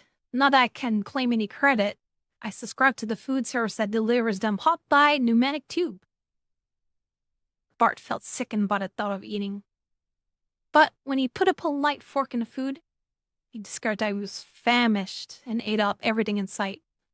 When he finished, Raynar dumped the cartons into a disposal chute, went to a small portable bar and put a glass into his hand. Here, drink this. Bart touched his lips to the glass, made a face, and put it away. Thanks, but I don't drink. Call it medicine. You'll need something, Reynard said, crossly. I've got a lot to tell you, and I don't want you to go all half-primed in the middle of a sentence. If you'd rather have a shot of tranquilizers, all right. Otherwise, I prescribe that you drink what I give you. He gave Bart a quick, wry grin. I really am a medic, you know. Feeling like a scolded child, Bart drank. It burned his mouth. But after it was down, he felt a sort of a warm burning in his insides that gradually spread, a sense of well-being all through him. It wasn't alcohol, but whatever it was, it had quite a kick. Thanks, he muttered. Why are you taking his trouble, Raynor? There must be danger. Don't you know? Raynor broke off. Obviously you don't. Your mother never said much about your Mentorian family tree, I suppose. She was a Raynor. He smiled at Bart, a little ruefully. I won't claim a kinsman privilege until you decide how much to trust me. Reynard settled back. It's a long story, and I only know a part of it, he began. Our family, the Raynars, have traded with the Lahari for more generations than I can count. When I was a young man, I qualified as a medic on the Lahari ship. I've been star-hopping ever since. People call us the slaves of the Lahari. Maybe we are, he added wryly. But I began it just because space is where I belong, and that's nowhere else that I've ever wanted to be. And I'll take that at any price. I never questioned what I was doing until a few years ago. It was your father who made me wonder if we Mentorians were blind and selfish. This privilege ought to belong to everyone, not just the Lahari. More and more, the Lahari monopoly seemed wrong to me. But I was just a medic. If I involve myself in any conspiracy against the Lahari, they find out in the routine psych checking. Audition boomer space, Angus. And then we worked out how it could be done. Before every chat with self-hypnosis and self-suggestions, I erased my own memories. A sort of artificial amnesia. So, Lahari can't find out any more than I want them to find out. Of course, a sub means that I have no memory. While I'm on the Lahari ship, of what I've agreed to, His face suddenly worked when his mouth moved without words, as if he had run into some powerful barrier against speech. It was a full minute, while Bart stared in dismay before he found his voice again, saying, So far it was just a sort of loose network, trying to put together stray bits of information that the Lahari didn't think it was important enough to censor. And then came a big breakthrough. It was a young apprentice astrogator named David Briscoe. He had taken some runs in special test ships and read some extremely obscure research data from the early days of contact between men and Lahari. And he had a wild idea. He did the bravest thing anyone has ever done. He stripped himself of all identifying data so that if he died, no one would be in trouble with the Lahari, and stowed away on the Lahari ship. But Bart's lips were dry. Didn't he die in the warp drive? Slowly, Reynard shook his head. No, he didn't. No drugs, no cold sleep, but he didn't die. Don't you see, Bart? He leaned forwardly, urgently. It's all fake. It's all fake. The Lorries has been saying that just to justify their refusal to give us the secret of the catalyst that generates the warp drive's frequency. Such a simple lie. And it worked for all these years. A Mentorian found him and didn't have the heart to turn him over to the Lahari. So he was smuggled cleared again. But when that Mentorian underwent the routine brain checks at the end of the voyage, the Lahari found out what happened. They didn't know Briscoe's name, but they wrung that Mentorian out like a wet dishcloth and got a description that was just as good as a fingerprint. They tracked down Jan Brosco and killed him. They killed the first man he talked to. They killed the second. The third was your father. Murdering devils. Reno sighed. Your father and Briscoe's father were old friends. Briscoe's father was dying with an incurable heart disease. His son was dead, and old Briscoe had only one thought to his mind, to make sure he didn't die for nothing. So he took your father's paper, knowing that they were good as a death warrant, slipped away and boarded a Lahari ship that led to a runabout stars where the message hadn't even reached yet. He led them a good chase. Did he die, or did they track him down and kill him? Bart bowed his head and told a story. Meanwhile, Reynard 3 continued, your father came to me knowing I was sympathetic, knowing I was a Lahari trained surgeon. He had just one thought into his mind, to do again what David Briscoe has done, make sure he got the news out this time. He cooked up a plan that was even braver and more desperate. Decided to sign on a Lahari ship as a member of the crew. As a Mentorian, Bart asked? But something cold like ice water turning down his neck told him this was not Raynor meant. The brainwashing. No, said Raynor. Not as a Mentorian, no. He couldn't have escaped the psych checking as a Lahari. Bart gasped. How? Men and Lahari are very much alike, Raynor 3 said. A few things, skin color, the shape of ears, the hands, the claws. Keeps humans from seeing that the Lahari are men. Don't say that, Bart almost yelled. Those filthy, murdering devils. They call those monsters men? I've lived among Lahari all my life. They're not devils, Bart. They have their reasons. Physiology, the Laharis are, well, humanoid. You like that better.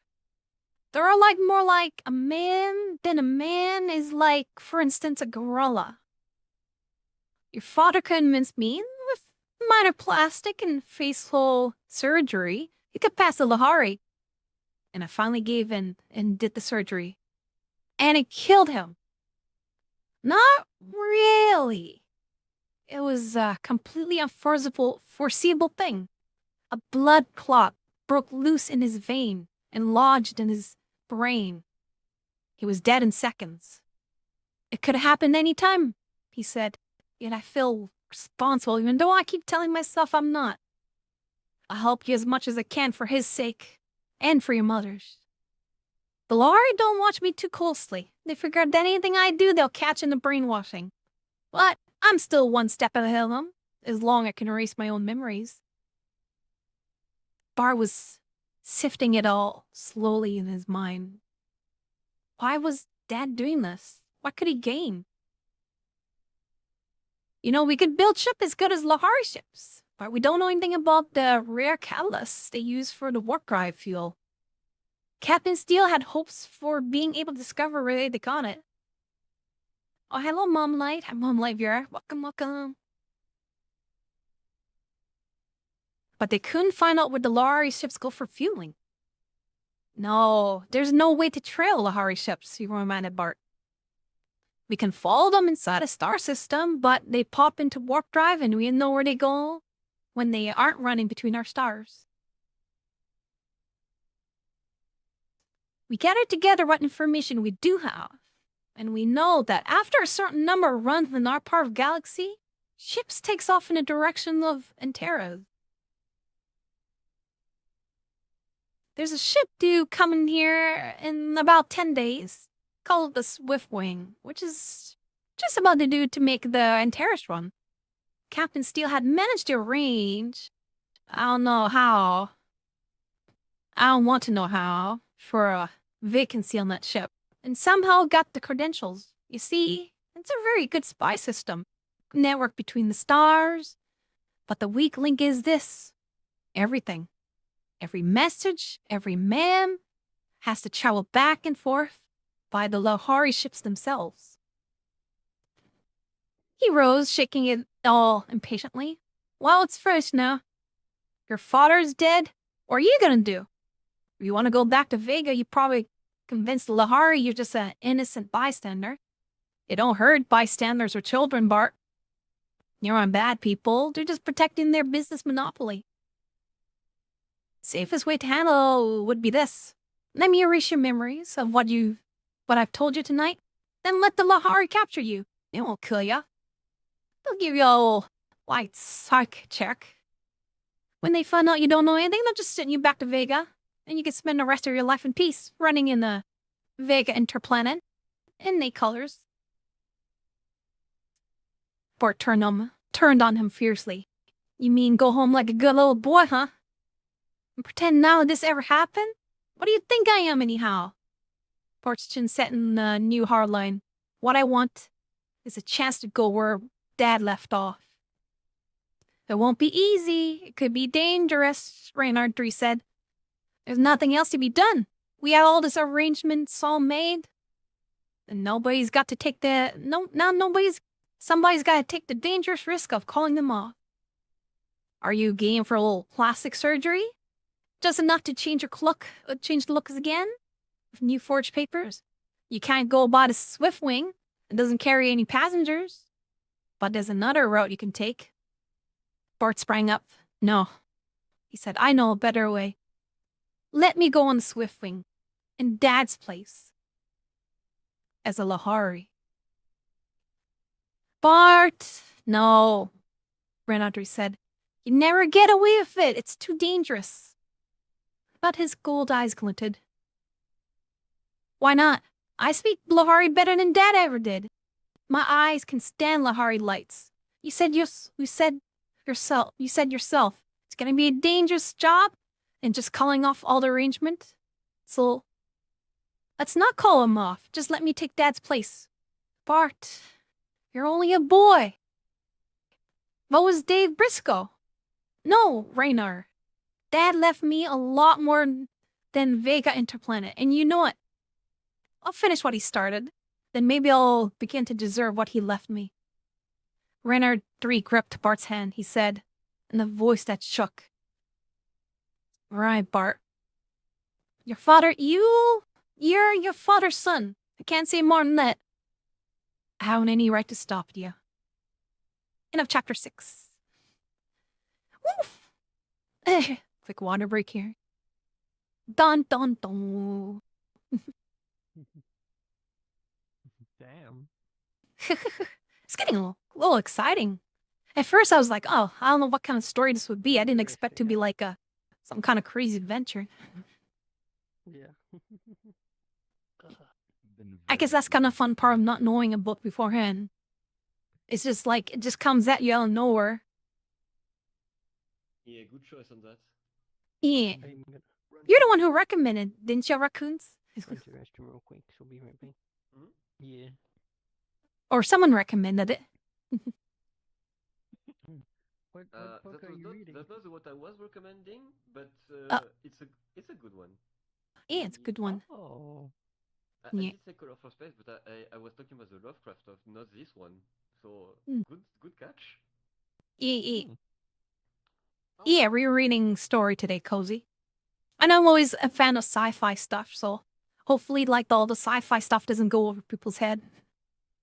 Oh, there's a movie about this book? Well, really? Huh. If there is, I definitely should check it out. That's kind of cool. Oh. Hmm. My eyes are watering at the moment. Hold up. Definitely take a rest if you need to. If your eyes are kind of watering you. Chapter 7. It feels like a spy-like novel now. All right, Bart. Today we'll let you look at yourself, Renardry said. Bart smiled on the muffling layers of bandages around his face. His hands were bandaged too. And had he not been permitted to look in the mirror, but the transition had been surprisingly painless. Or perhaps his sense of well-being had been due to Reynard III's slipping him some drugs. He'd been given injections of a chemical that would change the color of his skin. There had been a minor operation on his face, his hand, his feet.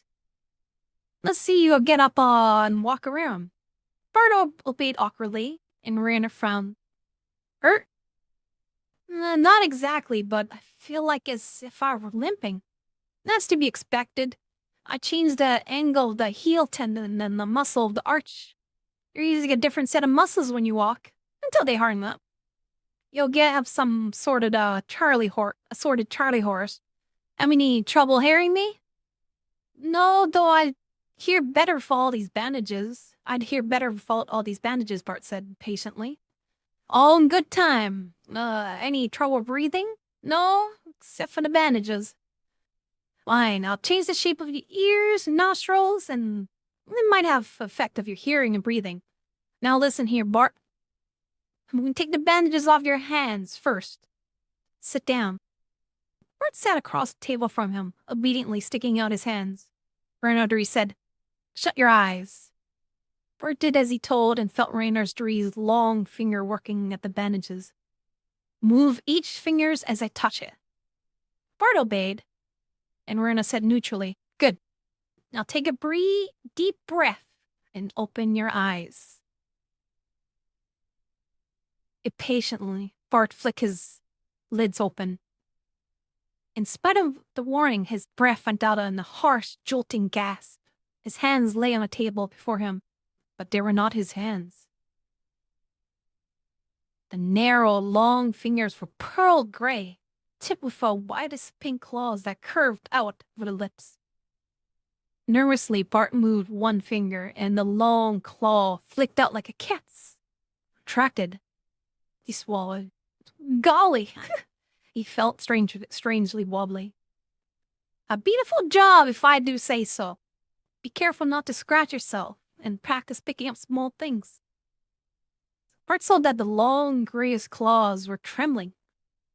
How did you make the claws? Quite simple, really, Reynard beamed. I injected protein compounds in the nail matrix, which speed up the nail growth terrifically. And then as they grew, shaped them. Joining on those tiny muscles for retracting mechanism was the tricky part, though. Bart was moving his hand experimentally. Once over the shock, they felt quite normal. The claws didn't get in his way half as much as he expected when he picked up the pen and lay beside him. And the blunt with the tip made a few of the strange-looking dots and wedges that were the Lahari alphabeted. Practice writing this, said Renardry, and laid a plastic case folder down beside him. It was a set of ship's papers printed in Lahari. Bart read it through, seeing that it was made out to a equivalent of an astrogator, first class, Bartle. That's your name now. The name your father would have used. Memorize it. Get used to the sound of it. Practice writing it. Don't worry too much about its rating. It's an elementary one. What we call apprentice rating, and I have a training tee for you anyhow. My brother got hold of it. Don't ask me how, don't ask him. Oh, when am I going to see my face? Well, when I think you're ready for the shock, Rainer said bluntly. It almost threw you when I showed you your hands. He made Bart walk around some more briefly, slowly. He unwound the bandages, then turned and picked up the mirror at the bottom of the medic's case, turning up the right side up. Here, but take it easy. But when Bart looked in the mirror, he felt no unexpected shock, only a unnerving revulsion.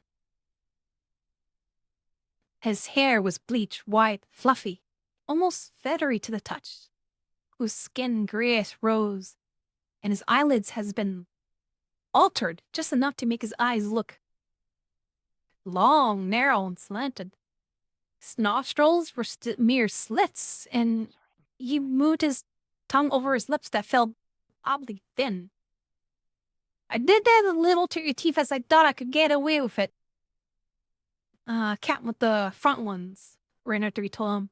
If you get a toothache, you're out of luck. You won't dare go to a Lahari dentist. Could have done more, but would have made you look too freakish when when we change you back to human again. If you live that long, he added grimly. I hadn't thought about that. If Rainer's gonna forget me, who will do it? The cold knot of fear, never wholly absent, moved in on him again. Watching his face, Rainer 3 said gently, Gonna be a big network, Bart. I'm not telling you much for your own safety, but when you get to Antares, they'll tell you all you need to know. He lifted Bart's oddly clawed hands. I warn you, remember, the change isn't completely reversible. Your hands will always look strange. The fingers have to be lengthened, for instance. I want to make you as safe as possible among the Lahari. I think you'll pass anything but an X-ray. Just be careful not to break any bones. Gave Bart a package. This is the Lahari training tape. Listen to it. This is the Lahari training tape. Listen to it as often as you can, then destroy it completely. Before you leave here. The Swift Wing is due to part in 3 days from now, and they stay here for a week. I don't know how we'll manage it, but I'll guarantee there'll be a vacancy for one astrogator, first class, on that ship. He rose, and now I'm going to go back to town and erase the memory. He stopped, looking intently at Bart.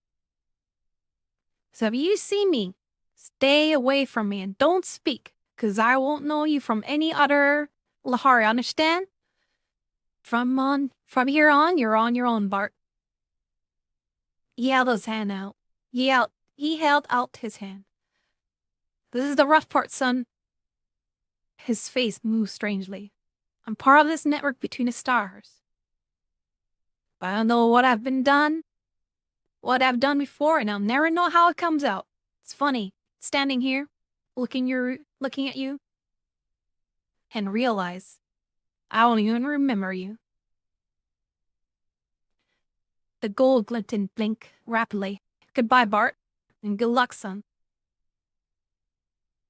Bart took his hand, deeply moved, with a strange sense that his was another death, worse than Briscoe's.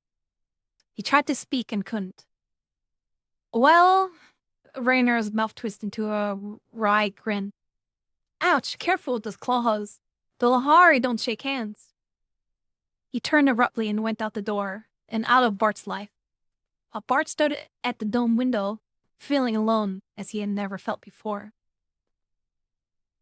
He had to wait 6 days. They felt like 6 eternities.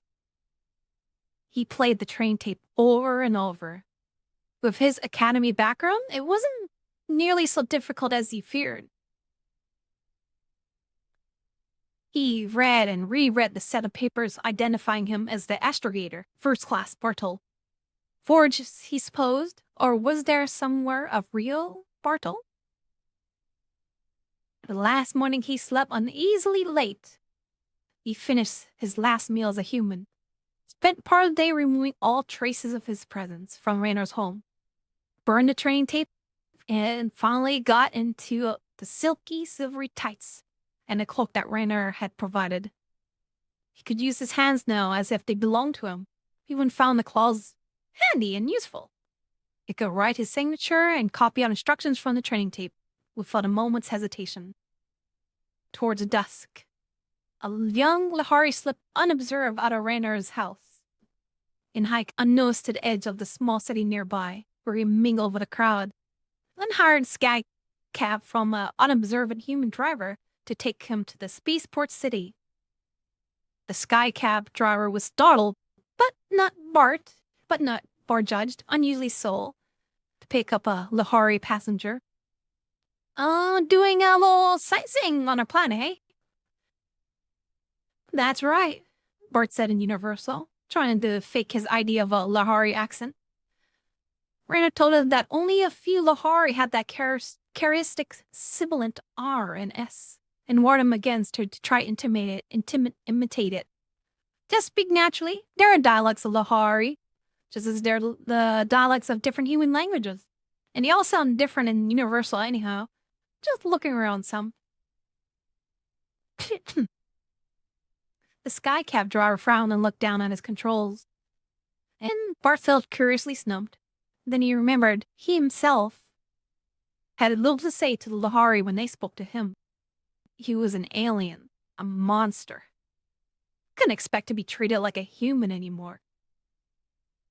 When the sky cab let him off before the spaceport, it felt strange to see crowds edge away from him as he made a way through them.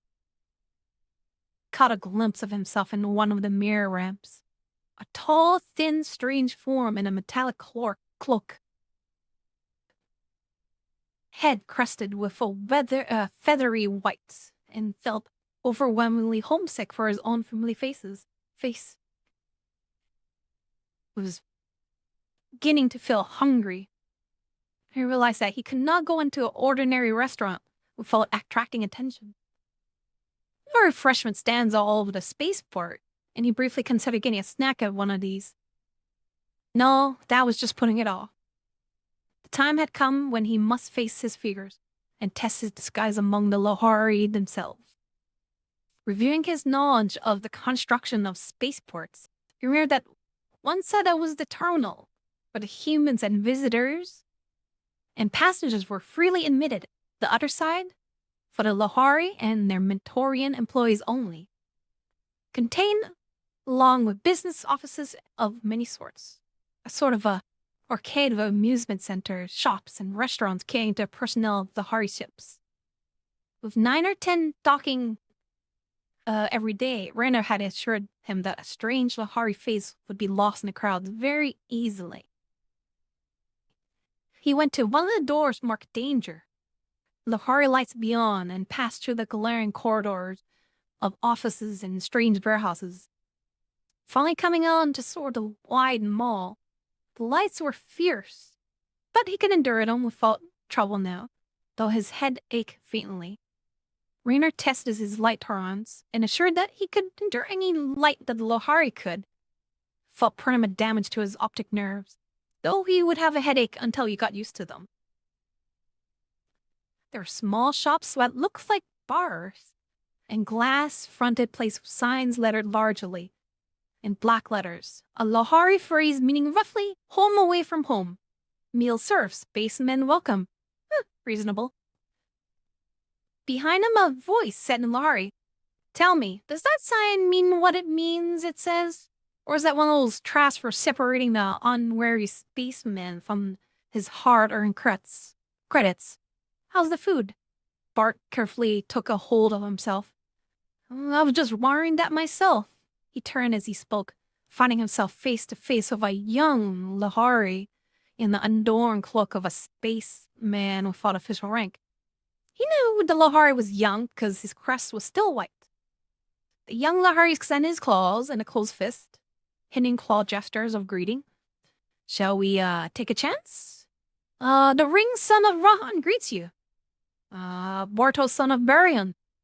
I don't remember seeing you in the port bottle. I mostly work in the Polaris run. Were you off there? Ring son of Rahan sounded startled and impressed. You really get around, don't ya? Shall we sit here?" They sat on a triangular chair at a 3-cornered table. Bard waited for a ring to order and ordered what he did. When it came, it was a sort of an egg and a fish casserole, which Bart found extremely tasty, and he dug into it with pleasure. Allowing for the claws, Lahari table manners were not so much different from humans. In Mera, their customs differ as much as ours do. If you do something differently, they'll just think you're just from another planet with a different culture. "Have you been here long?" "I dare so. I'm off the Swiftwing. Bart decided to hazard his luck. I was told there's a vacancy on the Swift Wing. Ring looked at him curiously. There is, he said. But I'd like to know how you found that out. Captain Vrongo said that anyone who talked about it, we sent to Cleto for 3 cycles. What happened to you, Mr. Ship? No, I'm just been laying off traveling, sightseeing, bumming around, Bart said. I'm just tired of it. I like to sign out again. Well, we could use another man. This is a long run we're making out to Antares and then home. If anybody has to work extra shifts, it's no fun. But if old Rongo knows that there's been talk in the port about Collateral jumping ship or whatever happened to him, we'll have to walk wide off his temper. Bart was beginning to relax a little. Ring apparently accepted him without scrutiny. This close range, Ring did not seem a monster, but just a young fellow like himself. Hearty, good-natured. In fact, unlike Tommy. Oh, hi, Twitch Kick on Twitch. Bart chased the thought away as soon as he sneaked to his brain. One of those things? Like Tommy? Then rather grimly, he reminded himself, I'm one of those things, he said irritably. So how do I account for asking your captains for the place? Ring cocked his fluffy crest to one side. I know, he said. I told you. I'll say you're an old friend of mine. You don't know what's Rongo's like when he gets mad, but what he doesn't know he won't shout about. He shoved back his triangular chair. Who did tell you anyway? This was the first real hurdle. And Bart's brain raced desperately, but Ring was not listening for an answer. I suppose somebody gossiped, or one of those fool Mentorians picked it up. Got your papers? What rating? Astrogator first class. Clanaro's second. But you can't have everything, I suppose. Ring led the way to the arcades, across the guarded sector. Passing half-dozens of the huge ship lying in their pits. Finally, Ring stopped and pointed. This is the old Hulk. Bart had traveled only in the Lahari passenger ships, which were new, fresh, and sleek. This ship was enormous, ovoid like an egg of some space monster. Side dented, discolored, thin films of chemical discoloration lying over a glassy, metallic hull. Bart followed Ring. This was real. It was happening. He was signing out for his first interstellar cruise on one of the Lahari ships. Not a Mentorian assistant, half trusted, half tolerated, but one of the crew themselves. If I'm lucky, he reminded himself grimly. There was a Lahari in the black banded office cloak at the doorway. He glanced at Ring's paper. Friend of mine, Ring said.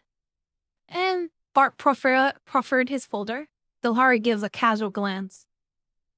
Handed it back. Old Baldy on board? Rings asked. Where else? The officer left. You don't think he'd relax with cargo not loaded, do you? He seemed casual and normal, and Bart's confidence was growing. They had accepted him as one of themselves. But the great ordeal still lays before him. An interview with the Lahari captain, and the idea that had Bart's wedding scared. The corridors and deck seems larger, wider, more spacious, but shabbier than on the clean, bright commercial passenger decks Bart has seen. Dark-lensed men were rolling bales of cargo along on the wheeled dollies. The corridor seemed endless. More to hear the sound of his own voice and reassure himself of his ability to speak and understood than he cared. He asked Ring, what's your rating? Well, according to logbooks, I'm expert class 2 metal fatigue, said Ring. Sounds very technical and interesting, but it means that I just go over the ship inch by inch. When I finish, I start over again at the other end. Most what I do is just boss around maintenance crews and snarl at them about spots of rust on the paint. They got into a small, round elevator. And Ring punched buttons, and it began to rise, slowly, quickly towards the top. This, for instance, Ring said. I've been yelling for a new cable for 6 months, he turned. Take it easy, Bartol. Don't let the Rongo scare ya. He likes to hear the sound of his own voice. We'd all walk out the lock without spaces for him. But we'd all walk out the lock without spaces for him. The elevator slid to stop. The sign in Lahari letter said, Level of Administration, Officer's Deck. Ring pushed the door and said, Oh, Captain Vrongo. I thought you were on leave, said in a Lahari voice, deeper and slower than most. What are you doing?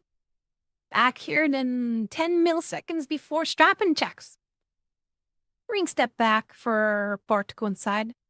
Small cabin with a elliptical bunk slung from a ceiling and triangular table was dwarfed by a tall, thin Lahari in a cloak with 4 of the black bands that seemed to denote rank among them.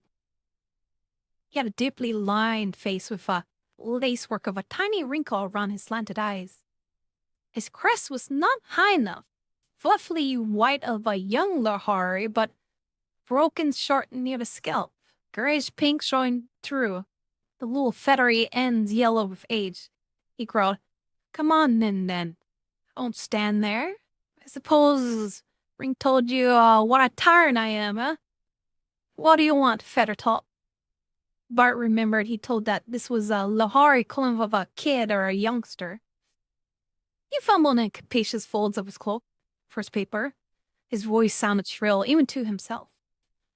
Bartol, son of Berhan, and a respectful greeting, Reiko Mori. Honorable old Bodwan, the equivalent of Sir.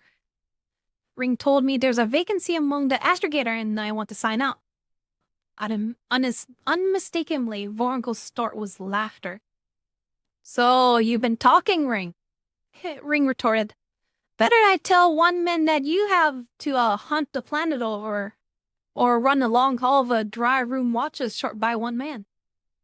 Well, you're right, Rongo growled.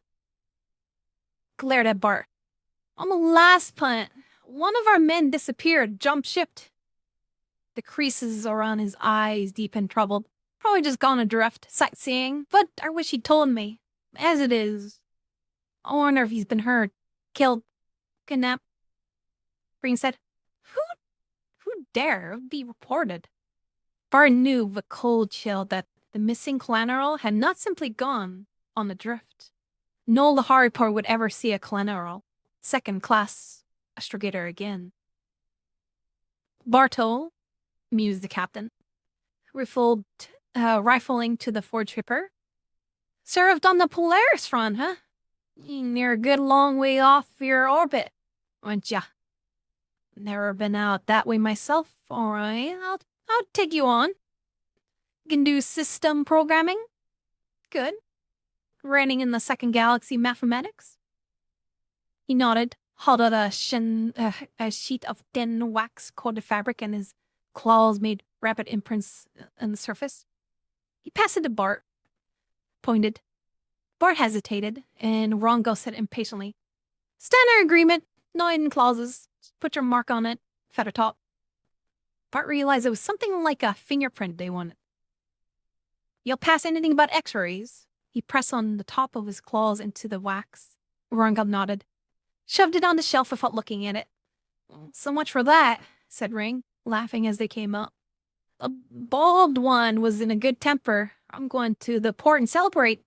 Not that this dim place was very festive. You? I think I'll stay aboard. Well, if you change your mind, I'll be down there somewhere, Ring said. See you later, shipmate. You raised his closed fist in farewell and went. Bart stood in the corridor, feeling astounded and strange. He belonged here. He had a right to be on board the ship. He wasn't sure quite what to do next. Lahari as short and as fat as a Lahari could be. Still be a Lahari. came or rather waddled out of the captain's office. He saw Bardo and called, "Are you the new first class? I'm Rugal, coordinator." Rugal had a huge cleft, darkest scar across his lips. And there were 2 bands on his cloak. He was completely bald, puffed when he walked. "Rango asked me to show you around. You'll share quarters with Ring. No sense of shifting another man. Come down, see me in the chart room, and, you want me to leave your kit in the cabins first?" "I don't have much," Bart said. Rugal's seamed lip widened. "Well, that's the way. Travel light when you're on drift," he confirmed. Rugal tucked him down to the drive rooms, and here for a moment, in wonder and awe, Bart almost forgot his disguise. The old Lahari led him to a huge computer which filled one walled room, and Bart was smitten with the universality of mathematic. Here he knew something he could handle. He could do his programming easily enough, but as he stood before the banks of complex, yet beautifully familiar levers, the sheer exquisite complexity of it overcame him. To compute the movements of thousands of stars, all moving at different speeds and different directions in a vast, swirling, directionless chaos of the universe, and yet to be sure that every separate movement would come out within a quarter of a mile, it was something that no finite brain or man or Lohari could ever accomplish. Yet their limited brain had built these computers that could do it. Rugal watched them, laughing softly. "Well, you'll have soon enough time down here. I like to have youngers who are still in the middle of a love affair with their work. Come along, I'll show you your cabin. Rugal left him in the cabins and midships, small and cramped, but tidy. 2 of the oval bunks long on opposite ends. Small table between them, a drawer filled with pamphlets and manuals and maps. Furtively, ashamed of himself, yet driven by necessity, Bart searched Ring's belongings, wanted to get some idea what possessions he ought to own. He looked around the shower and toilet facilities with extra care. This was something he couldn't slip up on and be considered even halfway normal. He was afraid Ring would come in and see him staring curiously at something as ordinary to Lohari as a cake of soap. Decided to go down to the port again and look around the shops. He was not afraid of being unable to handle his work, but he feared it was something subtler, that the small items of everyday living, something as simple as a nail file, would betray him. On his way, he looked into the recreation lounge filled with comfortable seats, vision screens, and what looked like a simple pinball machine and a mechanical game of skill. There were also stacks of taper reels and headsets for listening, not like those humans use. Bart felt fascinated and wanted to explore, but he decided he could do that later. Somehow he took the wrong turn coming out of the recreation lounge and ran to a door where the sudden dimming of lights told him he was in the Mentorian quarters. The sudden darkness made him stumble, thrust out his hands and keep him from falling. An unmistakable human voice says, "Ouch!" "I'm sorry," Bart said in a universal felt thinking. "I admit the lights are dim," said the voice tartly, and Bart found himself looking down as his eyes adjusted to a new level. At a girl. Hello. She was small and slight, in a metallic blue cloak that swept out. I like how Bento is so far away from being I'm super antisocial. And I repeat, Nakito. She was small and slight, in a metallic blue cloak that swept out like wings around her thin shoulders. The hood frame and a small kitten-like face. She was a Mentorian, and she was human. And Bart's eyes rested with comfort on her face. She, on the other hand, was looking out with anxiety, uneasy, distrust.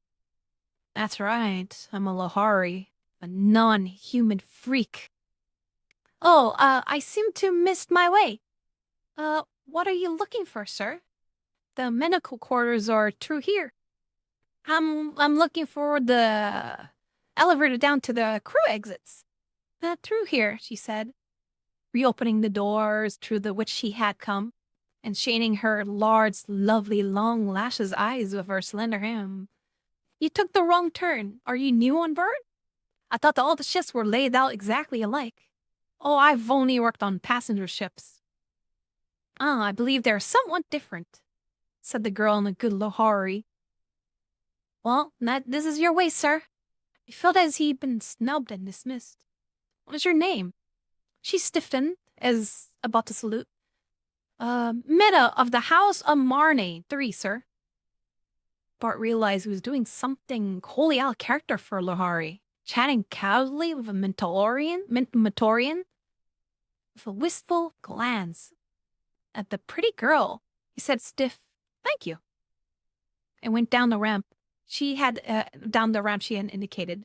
Felt horribly lonely. Being a freak wasn't gonna be much fun.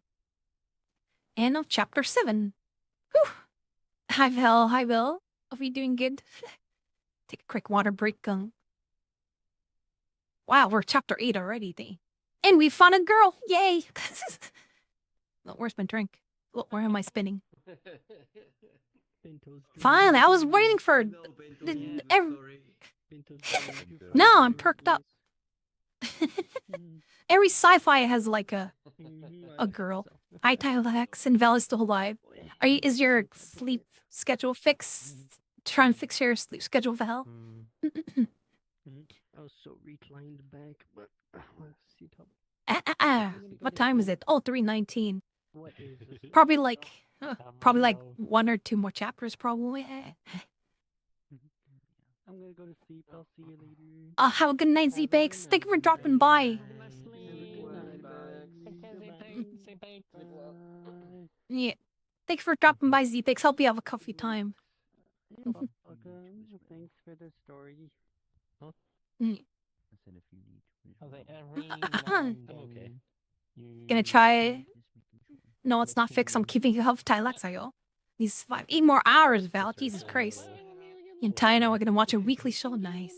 But I'm looking at me like a checking. Yeah, feelings going away. But, huh? That's good. Checking his hat. Oops. Oh, shoot. That's fine, chat. in some stream, making sure you're behaving, like. Wow, they just want to make sure I'm getting Thank you. Cool. Yeah, you're bad. Sis.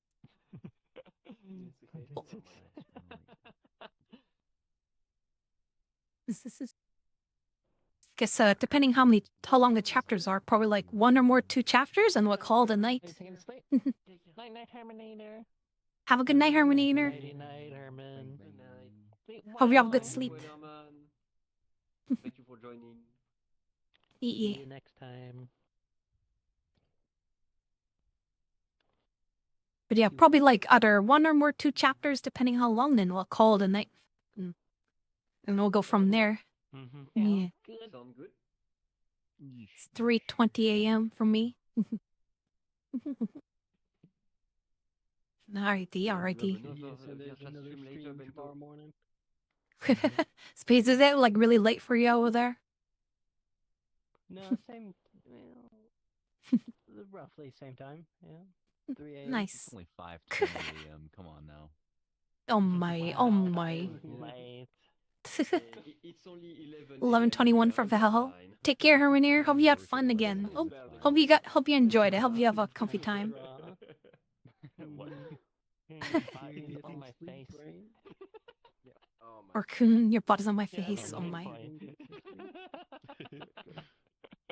He has done that to Okay. Herman as well. Oh my. I found the perfect seat. Perfect. Oi. Careful, if you sit there, your butt might start getting wet. Val, Tylex 521. Can we keep going? 24-hour day. I saw how Angus sprays. Wow. Oh, I knew. Okay. Eyes are burns. No, I'm offended. Wow. Wow. Oh my. Oh, chapter 8. Now we're getting the nice, good part now. There's every sci-fi always seems to have like a girl. I guess so. The girl. Chapter 8. He saw the girl again the next day. When he checked in for blast off, the girl, she was seated at the small desk, triangular like much of the Lahari furniture, checking a register as they came out of the decontam room. Make sure they down their greenest solution of microorganisms. Papers, please, she marked, and Bart noticed that she was using a red pencil. Mortal, she said aloud.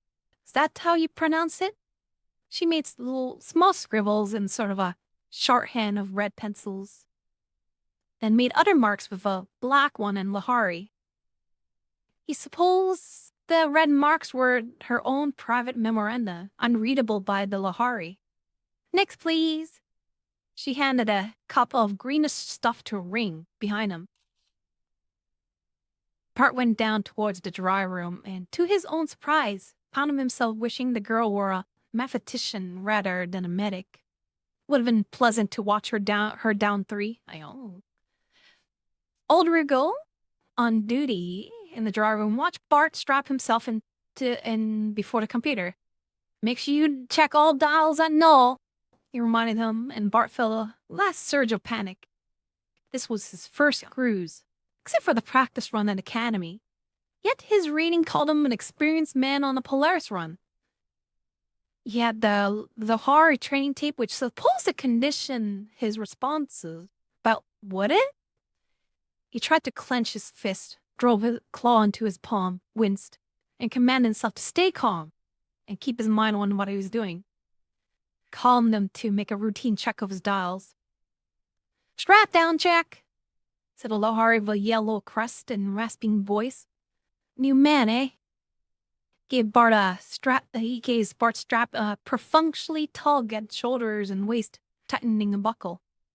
Carol's son of Goran. Bells rang in the ship, and Bart felt odd, tonic touch of fear. This was it. Rongo strolled through the door, his bandit cloak sweeping behind him, and took the control couch. Ready from fueling room, sir. Position. Rongo stamped. Bart heard himself reading off a string of figures in Lahari. His voice sounded perfectly calm. Communications. Clear channels from pylon dispatch, sir. It was old Rugal's voice. Wow, Rongo said. Slowly and almost reflectively. Let's take her up, then. He touched some controls. The humming grew. Then a swift, hard, crushing weight mashed Bart against his couch. Positions! Rongo's voice sounded harsh, and Bart fought to the crushing weight of it. Even his eyeballs ached as he struggled to turn the tiny eye muscles from dial to dial, and his voice was dim croak. 14.7, Sadriel 12.1149. Hi, Netter, good morning. Hold it to .1146, Rongo said calmly. Port 1146, Bart said, and his claw stabbed at his dials. Soundly, in spite of cold weight on his chest, the pain, the struggle, he felt as if he were floating. He managed a long, luxurious breath. He could handle it. He knew what he was doing. He was an astrogator. Later, when acceleration 1 had reached its apex, and the artificial gravity made the ship a place of comfort again, he went down to the dining hall with Ring and met the crew of the Swiftwing. Hi, Patriot. Meeting good. There were 12 officers and 12 crewmen of various ratings like himself and Ring. There seemed to be a little social division between them. There would have been on a human ship. Officers and crew joked and argued with formality of any kind. None of them gave him any second look. Later in the recreation lounge, Ring challenged him to the game with the one of the pinball machines. Seemed fairly simple to Bart. He tried it, and to his own surprise, won.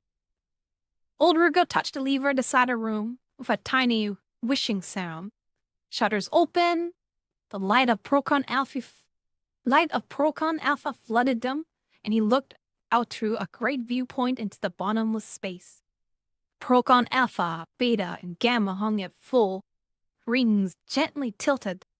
Beyond them, the stars burned, flaming through the shimmers of cosmic dust. The colors, the never-ending colors of space. And he stood there, in a full room full of monsters. He was one of the monsters. Which one on the planet was he stopped on? Virgo asked. I can't tell him apart from this distance. Bartle swallowed. He had almost said the blue one, he pointed. The big one there. With the rings almost edged on, I think they call it Alpha? It's their planet, said Rugo. I guess they can call it what they want to. How about another game? Resolutely, Bart turned his back on the bewitching colors and bent over the pinball machine. The first week in space was a nightmare strain. He welcomed the hours on watch in the dry room. There alone, he was sure of what he was doing. Everywhere else in the ship, he was perpetually scared, perpetually on the tiptoe, perpetually afraid of making some small and stupid mistake. Once he actually called Abron a red star, but Rugo did not hear the slip of, or thought he was repeating what was on one of the Mentorians. There were two bored beside the girl, had said. The absence of colors from speech and life was the hardest thing to get used to. Every star in the manual was listed by light frequency waves, to be checked against a photometer for a specific reading. And if it almost drove Bart mad to go through the ritual when Mentorians were off duty and he could not call off the colors and the equivalent frequency type for him. Yet he did not dare skip a single step.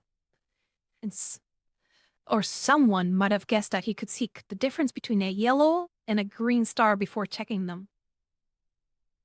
The Canvey ships had the traditional human signal system of flashing reds. Bart was stretched out all the time, listening for the small code-like buzzers and ticks that warned him of filled tanks, leaves him in needs of servicing, answers ready.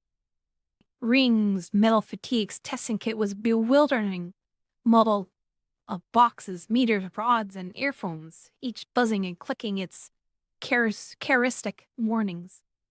At first he felt stretched to capacity every waking moment, his memory aching for a million details, and lay awake night thinking his mind would crack under the strain. Then Alpha faded to a dim blue shimmer. Beta was eclipsed and Gamma was gone. Procyon dimmed to a failing spark, and suddenly Bart's memory accustomed itself to the load. The new habits were firmly in place. He found himself eating, sleeping, and working in a settled routine. He belonged to the Swiftwing now. Procyon was almost lost in the viewpoints when a sort of upswept tempo began to run to the ship. In the undercurrent of increased activity, cargo was checked, inventoried, and strapped in. Ring was given four extra men to help him. Made an extra tour of the ship and came back buzzing like a frantic cricket. Bart's computer told him there were forwarding forwards to a sidereal location assigned for the first of the warp drive shifts, which would take them some 15 light years towards Alberon. On the final watch before the warp drive shift, the medical officer came around and relieved the Mentorians from duty. Bart watched them go with a curious, cold, crawling apprehension. Even the Mentorians, trusted by the Lahari, even these were put into cold sleep. Fear grabbed his insides. No humans had ever survived a shift into warp drive. The Lahari said, Briscoe, his father, Raynor, 3, they thought they had proved that the Lahari lied. If they were right, If it was a Lahari trick to reinforce their stranglehold on human worlds and keep the warp drive for themselves, then Bart had nothing to fear, but he was afraid. Why did the Mentorians endure this? Never quite trusted, isolated among aliens. Renault 3 had said, because I belong in space, because I'm never happy anywhere else. Bart looked out the viewport and swirled and burned off the colors there. Now he could never speak of the colors. He seemed he had never been so wholly and wistfully aware of them. They symbolized the thing he could never put into words. Oh, welcome back, Worrell. Have fun. Hope you had fun of the rave. So that everyone could have this, not just the Lahari. You go watch the Mentorians go, scowling. I wish Menet could find a way to keep them alive through warp, he said. My Mentorian system could watch that frequency shift as we got near the bottom of the arc. And I'll bet she could see it. They can see the changes in intensity faster than I could plot them on the photo mirror. Bart felt goosebumps break out on his skin. Rugal spoke as if the certain death of humans, Mentorians, was a fact. Did the Lahari themselves know it was a force, or was it? Rangel himself took the controls for the surge of the acceleration too, which could take them past the light barrier. Bart, watching his instrument to exact positions and time, saw the colors of each star shift strangely, moment by moment. The red star seems hard to see. Orange, yellow ones burned suddenly like flame. The green one seems golden, the blue one's almost green. Dimly he remembered the old story of a redshift and the lights of approaching stars. But here he saw it pure, a sight no human eyes had ever seen, a sight that no eyes had ever seen. Humans or otherwise, for the Lahari cannot see it. Time, he said briefly to Rangel. 15 seconds. Rugal looked across from his couch. Bart felt that the old scarred Lahari could read his fear. Rugal said to Ruiz, no matter how old you get, Bartle, you're still scared when you make a warp shift. But relax, computers don't make mistakes. Catalyst, Rangel snapped. Ready, shift. At first there was no change. Then Bart realized that the stars through the viewport had altered abruptly in size and shade and color. They were not sparks, but strange streaks, like comets crossing and recrossing long tails that grew longer and longer, moment by moment. The dark night of space was filled with criss-crossing blaze. They were moving faster than light. They saw the light left by a moving universe. Each star held its own invisible orbit, while they tore incredibly through it, faster than light itself. Bart felt curious, tingling discomfort, deep in his flesh, almost as an itching and stinging in his very bones. Lahari flesh is no different from ours. Space through the viewport was no longer space as he had come to know it, but a strange, eerie limbo. The stars track lengthening, shifting colors until they filled the whole viewport with shimmering gray, recrossing light. The unbelievable reaction of a warp drive thrust to them through space faster than light of surrounding stars, faster than imagination could follow. The lights in the dry chamber began to dim. Or was he blacking out? The stinging in his flesh was a clawed pain. Preschool lived through it, they say. The whirling star track fog coiled, turned caudaless worms of light, went into a single vast blur. Dimly Bart saw old Rugal slump forward, moaning softly.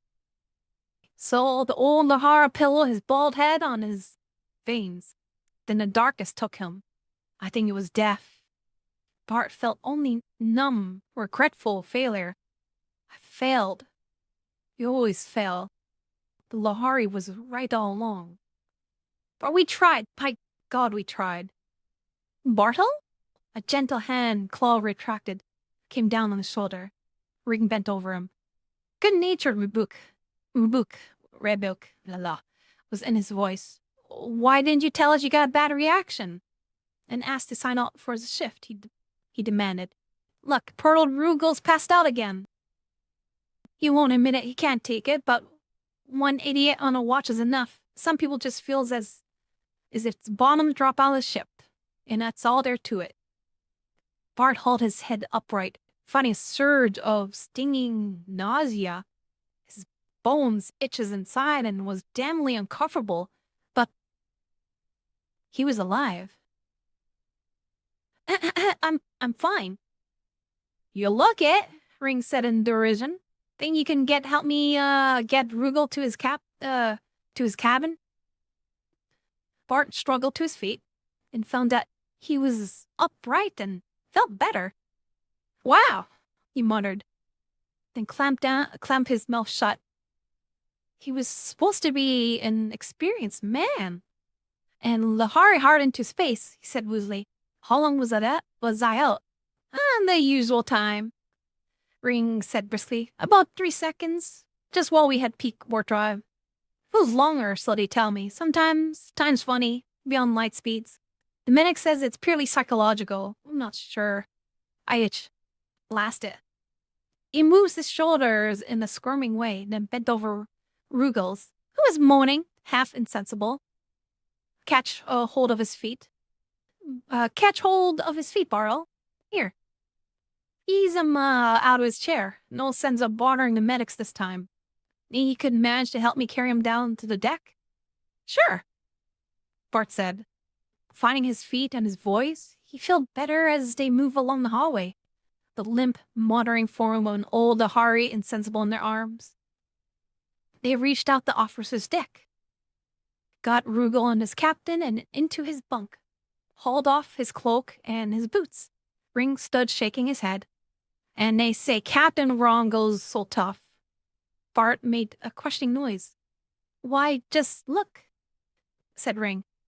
He knows it would make the poor old Rugel feel as if he wasn't good for much, to order him into his bunk and make him take dope like a Mentorian for every warp shift. So we had to go through this at every jump. He sounded cross and disgusted, but there was a rough, boyish gentleness as he held the blanket over the bald old Lahari. He looked up almost shyly. Thanks for the help. Thanks for helping me with old Baldy. We usually try to get him out before Rongo fiercely takes notice. Of course, he sort of keeps his back turned, Ring said, and they laughed together as they turned back to the drive room. Bart found himself thinking, Ring's a good kid. Before he pulled himself up in sudden shock. He had lived through the warp drive. Then indeed, the Lahari has been lying all along. The vicious lie that maintained their stranglehold monopoly of star travel. He was their enemy again, the spy within their gates, like Briscoe, to be hunted down and killed. But to bring the message loud and clear to everyone, the Lahari lied. The stars can belong to us all. When he got back to the drive room, he saw through the viewport that the blur had vanished. The star trails were clear, distinct again, their comet tails shortened by the moment, the colors more distinct. The Lahari was waiting. A few poised over their instruments, a few more standing at the quartz window watching the star trails, some squirming and scratching and grousing about space fleas. The characteristic itching reaction that seems to be deep down inside the bones. Bart checked his panels, noted the time when they were due to snap back in normal space, and went to stand by the viewpoint. The stars were reappearing, seeming to steadily blaze out in the cloudy splendor through the bright dust. They burned in the great streamers of flame. And for the moment, he forgot his mission again, lost in beauty of firing lights. He drew a deep, shaking gasp It was worth it all. See this? He turned and saw Ring, silent, at his shoulders. Me too, Ring said, almost in a whisper. I think every man on board feels that way. A little. Only he won't admit it. His slanted gray eyes looked quickly at Bart and away. I guess we're almost down to L point. Better check the panel and report Knowles, so the medics can wake up the Mentorians. The swift wing moved on between the stars. An Albaran loomed, then faded into the viewports. Another shift jumped them to a star whose human's name Bart did not know. Oh, have a good night, Audrey. Good luck at work. The stars belong to you, May. Arg! They were lying all alone. And hi, KDI. We're doing good. And CVX, hope you have a comfy time.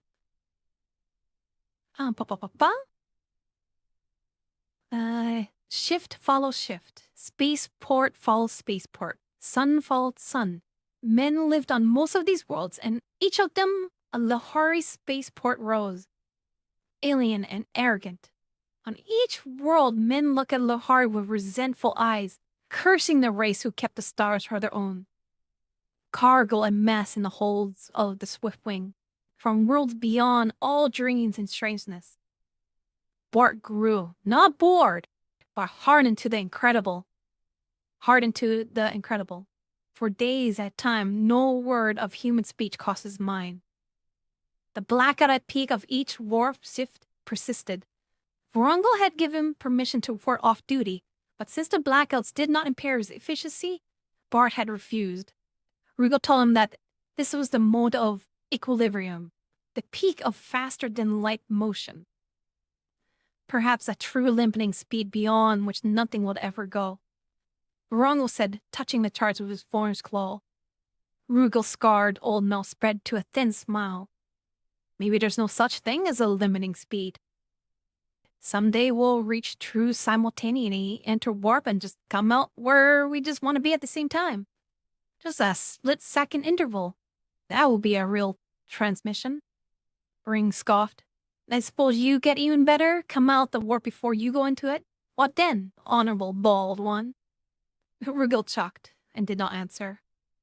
Bart turned away. It was not easy to keep hating the Lahari. There came a day when he came on watch to see drawn, worried faces. And when Ring came into the drive room, they threw their levers on automatic and crowded around him.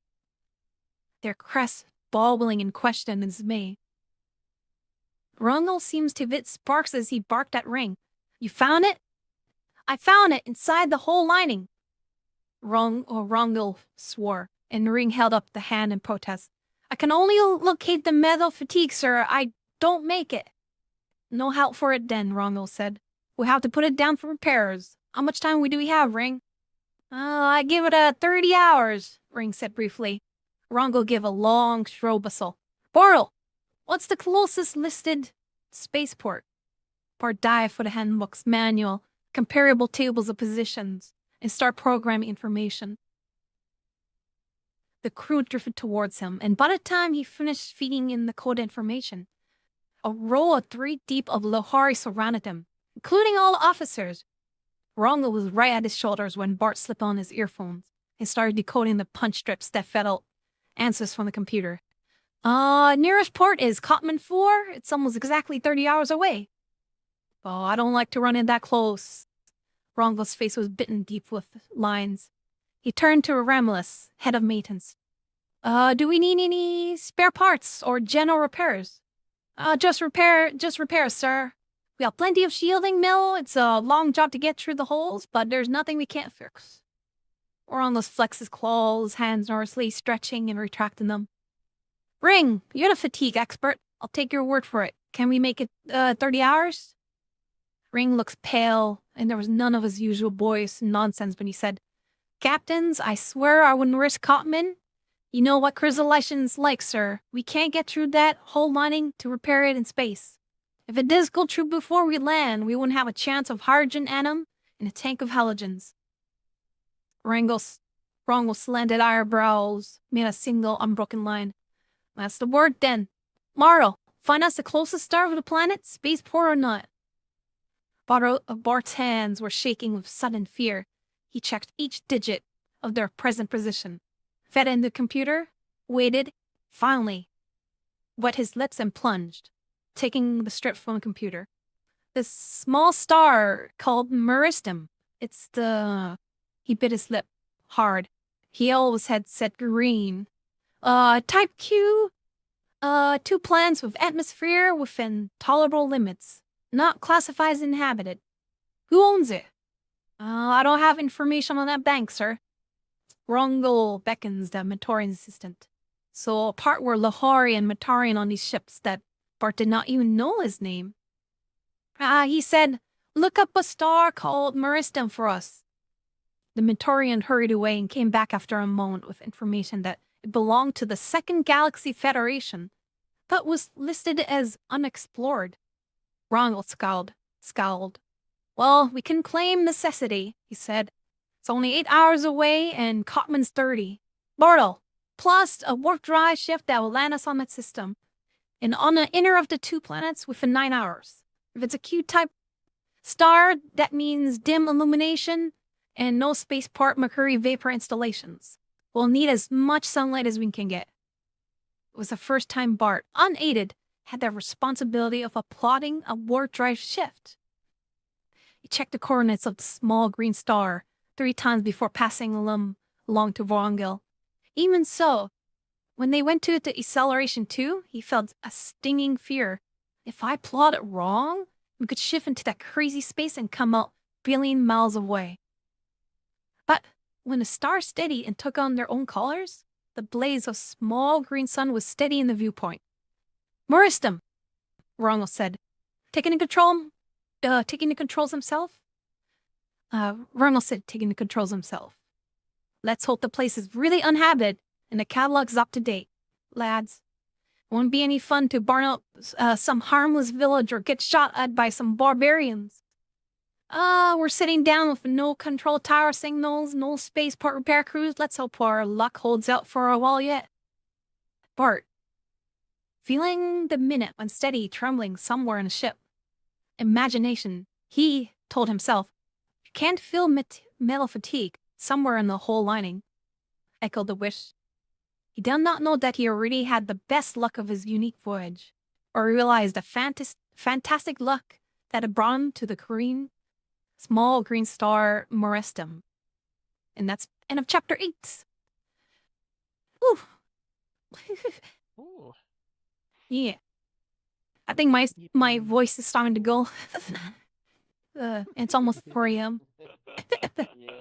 Yeah, I'm not Probably, and I've noticed we're halfway to the novel already, so we could say other half of another time. Mm. Yeah, that's good. That's good. That's halfway to the novel.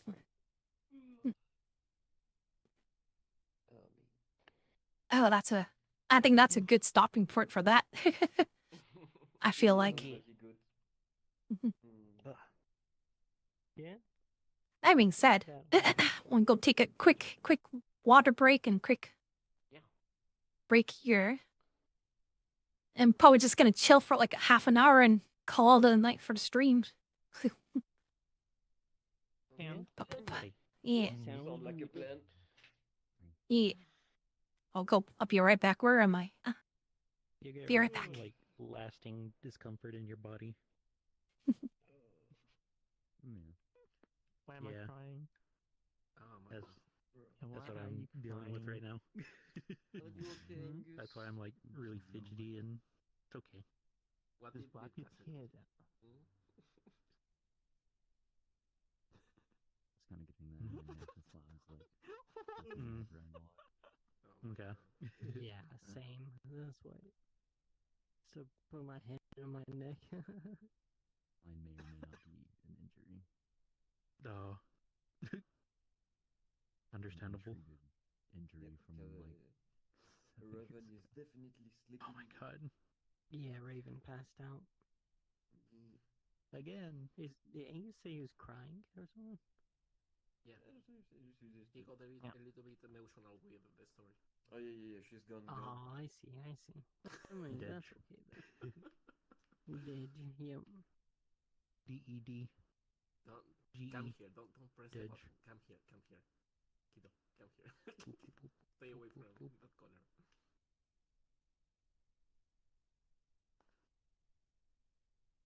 Not gonna press it. Probably Damn. Just gonna press it. after stream.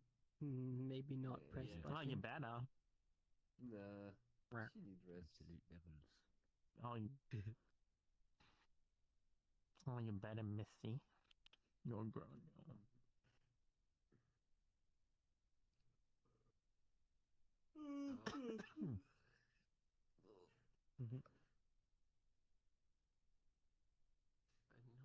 The boops. The boop boop boop boop boop. Boopos.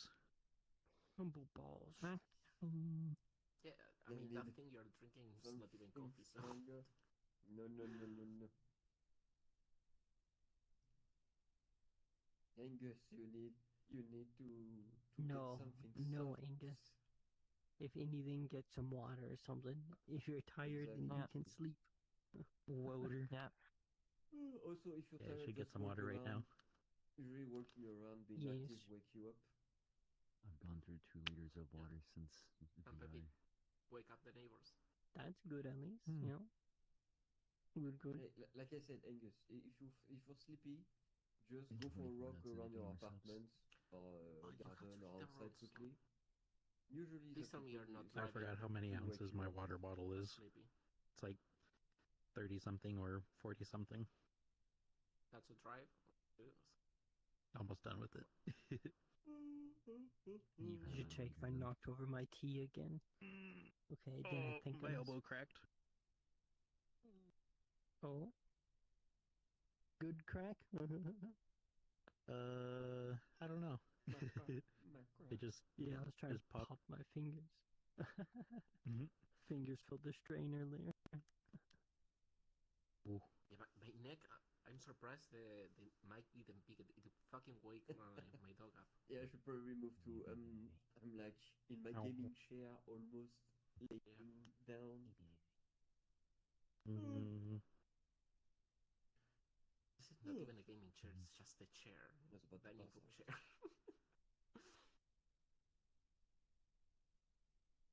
Vixen.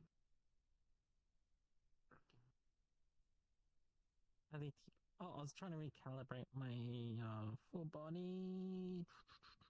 Yeah,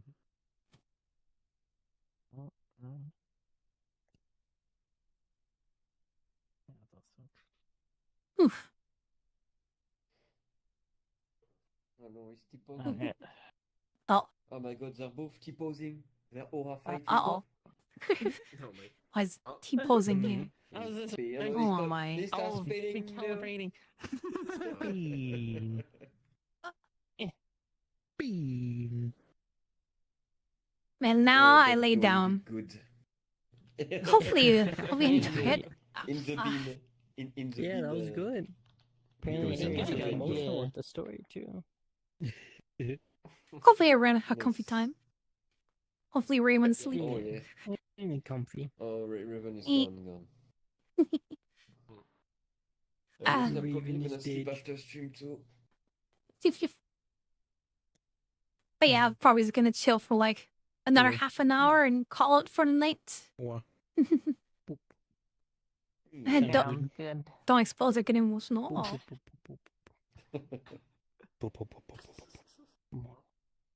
Oh man, that was 4.5 hours. Oh wow. Wowsies. Had to shrink myself down Yeah. to head pat you. But yeah, hope everyone was comfortable. Hopefully the belly button. Everyone was okay. Oh, my tummy. Hopefully it wasn't too long. No need to worry. Yeah. You don't need to worry. I'm not bullying no one. I just booped the belly Oh, button. and That's hello, all I did. how my lunchbox That's doing? right. Hope you're doing good. Welcome, I'm gonna boop welcome. yours too It was a nice Vex, nice who. Hey, Oh y'all my. wanna put your belly in my face, you know, of course I gotta boop the button. You know? That was contained chaos from before, right? He was holding that. It was a good story. And now I It's got gonna something else in my remind face. myself Yeah, trapped yeah. in the moon. Yippee. But yeah, I didn't realize how much talking I did. So I'll probably be like, A lot. next time will be A like, lot more than whenever I usual. feel my voice is up to par to do that again for a while. And get Yeah. water. Be sure to Yeah. drink. You're gonna Yeah, always take lose. Oh my hydration when god. you need it. Your voice, yeah. Yeah. I'll probably do like once in a whatever for the meetup. It'll be fine. Spank the thighs. Just spank the thighs. It was nice you Dex and kinda We're and probably gonna pass out during the meetup again. I'll be fine. I'll be fine. Doing the old Yeah, tap of tap course. taparoo. Like a special event or something. Yeah, the tap tap taparoo. Yes. And then head pat the rouge. The cuties, yes. But yeah, definitely for those who need to sleep, if it's late for you, definitely get some sleep. Soon. Yeah, TM. Soon. Oh my. Mr. Raccoonies. Someone that has You did say you were gonna, but yeah. I'm glad everything good. I'll definitely rewatch the VOD and see if everything sounded clear. Hopefully I sounded clear enough that everyone could hear everything. You'll never get steppies from Pine Dodge again. At the last chapter, I think I felt my voice starting to like stumble a bit, and my brain was just kind of. I don't know how Pine Dodge considers that. But at some moments it broke for a sec. For a second. Oh, well, it's only for a second, yeah. At least it wasn't Probably. continuous, like. I had to be here though. Okay, good to know. I'll have to see what points in the VOD it does that. Okay, that's okay then. I Also guess for one next night time, is Oh, recommend yeah. putting a comment for what book you are every reading. night of fun. Yeah. Yeah. Yes. Yes. I think it's just Yeah, put a this is comment the for what color of in both the title. space. Marian Zimmer Ballet. Yes. I think Toasty is sometimes my here. computer A does week. like randomly lag sometimes. Toasty. So that's why it kind of breaks up. Does that weird judder. Yeah. Yeah. Maybe that's Because you what could see it when happened I then. stream normally on desktop. Sometimes it just like slows down randomly, so there's probably moments where it just like lags. By the way, Bento is on stream. Yeah. I figured you Yeah, saw, she's but streaming. Just in case. Hello, Toasty. Yeah, Oh my hey, God. Toasty. No, Bento turn around. Bento, no. Okay, you didn't see. Bento forgot what she was saying. She was like, oh, bah. Yes, you are right. Oh my, oh my, Oh my. oh my. Oh my. Biku was like, target The acquired. missing T-post slide forward. And did that group instance, was it pretty easy to go in and out? I imagine you just like Oh, yeah. find a group instant join. Just join like you usually do. It just, I imagine that's the yeah, it easiest popped way to down do there. things. Yeah, that was easy. Yeah. I just everything, all that stuff was like first time for me, so I just kind of winged it. So I'm glad it went well. You did really good job. I knew you would get through it. Like it is nerve wracking at first when something you haven't done before, and and how you know get through it. But It was I'm pretty really sure good, you'll though. nail I it think with you did a good more job. practice. Like Yeah. I think you'll get it. How you doing? Yeah. Hello. Nowhere near as good as Magnetics, but I hope someday I No. could be close enough. No. The wall of the I'm pretty house. sure if you used a different the other words, I'm sure This is they'll my go new out medium of aperture. nagasm. The mummy voice. Mommy voice. Yeah. I'll definitely have to review the VOD and see Yeah, see but what you else I could do to improve if there's proven. did- Now I sleep. I'm not gonna touch it. I'm not gonna touch it. Yes, no I'm sleep. not gonna Pass touch out. it. Honk I'm shoe. not gonna touch it. Angles. Shoe. I'm sorry. That's what? Yep, What are you honk talking shoe. about? Sleep on that thing. Oh my. Okay, Brookies make it perfect. Yeah, It then. was It was nice. the last thing Rare was punching the kid, punching the wall of the house. Yeah, I think that's when just before they did the plastic surgery. Oh my. Become an alien us. Yeah, I didn't expect that one. The story came very, very good right out really quickly. Mm. I did not expect a story like that, to be honest. Because like, oh, what kind of sci-fi stuff could they talk about in 1963? Then again, it was very, very detailed for like a lot of things. Hmm. Cool.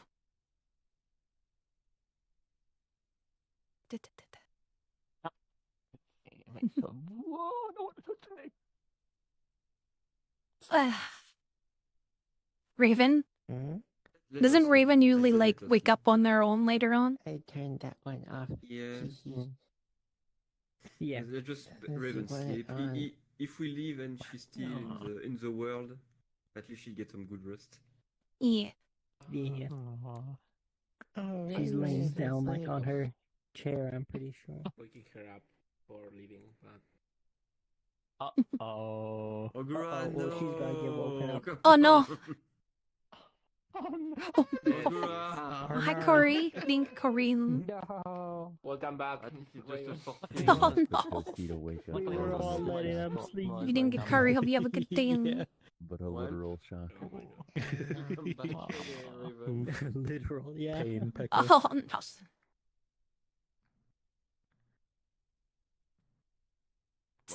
Oh no.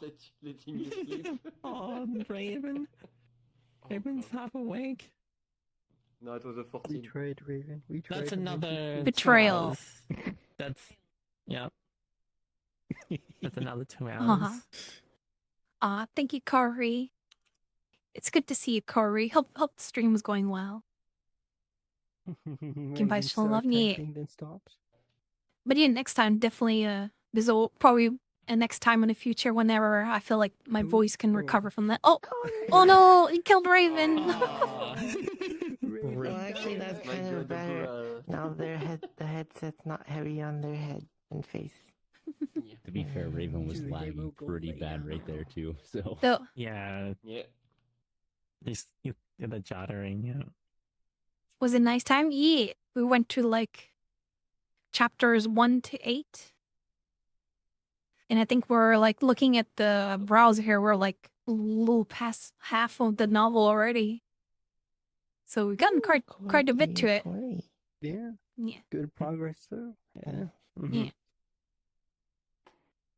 Let's see. We're at chapter 9 and there's 14 chapters. So yeah, we're definitely way past half. My goodness. Yeah. Yeah. Or just at the halfway point. Nice. Nice. Well, yeah, now I'm just chilling, hanging with everyone, and trying to be more comfortable being with groups and stuff. No, go hide in the couch now. Raven is back. Damn. And she back. Yes, that was a really nice time. And hopefully Yeah. everybody is okay being Enjoyable. on stream. If you're okay with that, I assume you all are. Yeah. I think I A got bit more late to comfortable us, with like Bento. lots of people by Hmm. Yeah. just She has to letting start yourself thinking. out there. But I probably yeah, should have said that in the beginning, but Yeah, but you guys knew I was yeah, streaming yeah, already, we're so Welcome fine. back, Raven. We're Yeah, fine. we're kind of Bento, I'm preparing, joking. predicting. Uh, Well, I yeah, did. have you read Pats? no. Can you reach Yeah, that Coco. low? Yes, Oh. I can. I can. I can reach the Oh my. ground. Yes, I can reach your I have the feet. power. Yes. Oh, Oh, shocking Raven again. Good job, Raven. Yay. Oh my god, poor Raven. Yeah. Yeah, I need to check the No, VOD no, for don't this. see the Yeah. sense, God, that have it back. revenge. You enjoyed it? Yeah. I know I enjoyed the story. I really got really immersed into it. Welcome back, Raven. Mm. Pat, pat, Uh-uh. pat, patch. Into the couch. Now Into the this has couch, become a goodbye. sleeping stream for Goodbye. everybody. I don't Hiding on the couch. I can still reach Raven. No, Hmm. come Be back, careful, Raven. No, oh. come back. Be careful with your only No. head. Don't touch anything else. It's a raccoon.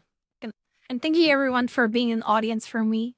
Thank you so much for being an audience. He was nice. Yeah. Which you mind pleasure. Yes, Love it you, was Shirley. really Cause nice. you're a French Angus raccoon. back up. Yes, it's a me. Watch that space, you might touch Raven's. Yeah. I'm trying to be careful. But there is none. Raven's already shot It's not once. I'm there trying to be careful. anymore. Uh-oh. Toasty no. Toasty no. No, no, Oh, toast it's gonna kill Raven again. Raven already disabled it. We Oh, no. members. Angus, you're stuck. Good. How did you manage to get stuck? Oh, Who Angus. put that kitty here? Oh yeah, there's a wall here. Angus was like, "Help me, step bro. I'm stuck." I also am You're gonna stuck be part of in the couch. furniture. Welcome being part of the furniture now. Help, step Kaze, we're stuck. Wow. That's Hey, yo. Oh my god, step bro, I'm stuck. Can you help me? Oh my. Oh my. Oh wow. Bento. 100 Thank you for people, having what the us. heck? Good reading session. Yippee. Not gonna lie, I didn't expect that many people to like stick around in both like Twitch and in audience because it's like really late. Yeah, I usually stay up this late on Saturdays. It's fine, probably. Yeah, that's why I kind of chose Saturday because that's more likely people would stay a bit longer. I don't have a sleep These are my schedule, so Me either. That is the big gun. you need one. You work. Except for I work 2 different shifts. Since we had the sleep schedule, the whole point of Yeah, the I stream is to never make do you all that, sleep Hydra. when you're all awake. I could never do that. Oh my. Mess me up, man. Sleep. Oh You're my. your community, Bento. And Retrain did sleep Oh a bit. my. There. No, I didn't. Oh I'm not my. sure. I almost fell asleep. Yeah, Supposed to be I only asleep. have half an hour shift. Corey. Sleep. Sound sleeping? Oh, have you had the rest though? Yeah, I'll probably sleep Oh after my. stream, maybe. Yeah. We'll see. Hey. Yeah, definitely We all gonna learned sleep from after. Bento. No sleeping, no schedule. Oh my. And No 2 hours of sleeping sleep. at Oh my. When it was good. I definitely will sleep on it and see if there's anything that needs improving, or I'll figure out in the future whenever I feel like I could do it again. It takes a bit of toll. I realize how constantly reading out loud is. Yeah. Yep, definitely need a lot of water. It's leaving us some Stay way. away from On That's the one on a that cliff. comes from Yeah. the throat. Just He's like been leaving us anime. on a cliffhanger. Yeah, it'll entice you to join in next time. Oh my god.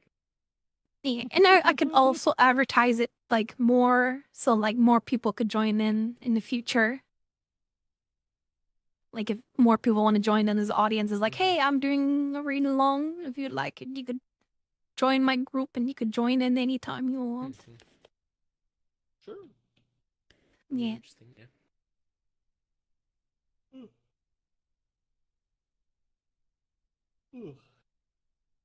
But yeah, now I'm just gonna rest my eyes and you guys could Me too. converse among yourself. I'm just gonna lay down here. Don't fix out now. Damn. Yeah, don't fall Yeah. asleep in VR like you will tomorrow. Bento, go Learning sleep in your bed. order. I can Ah, talk to VR. I'm already laying Careful. down, Mo. I have a floor That doesn't bed count. thing I made. It can work. It can work like a futon. It can work. No, it's my seat cushion, another cushion. You did pass and out though, can a I? pillow, Can I LX and peace? then a reading And Chris, towel, do you get any and sleep then at all? a zabuton with a How many backpack. hours, Chris? How many hours? Oh, pretty 1 confident hour. indeed.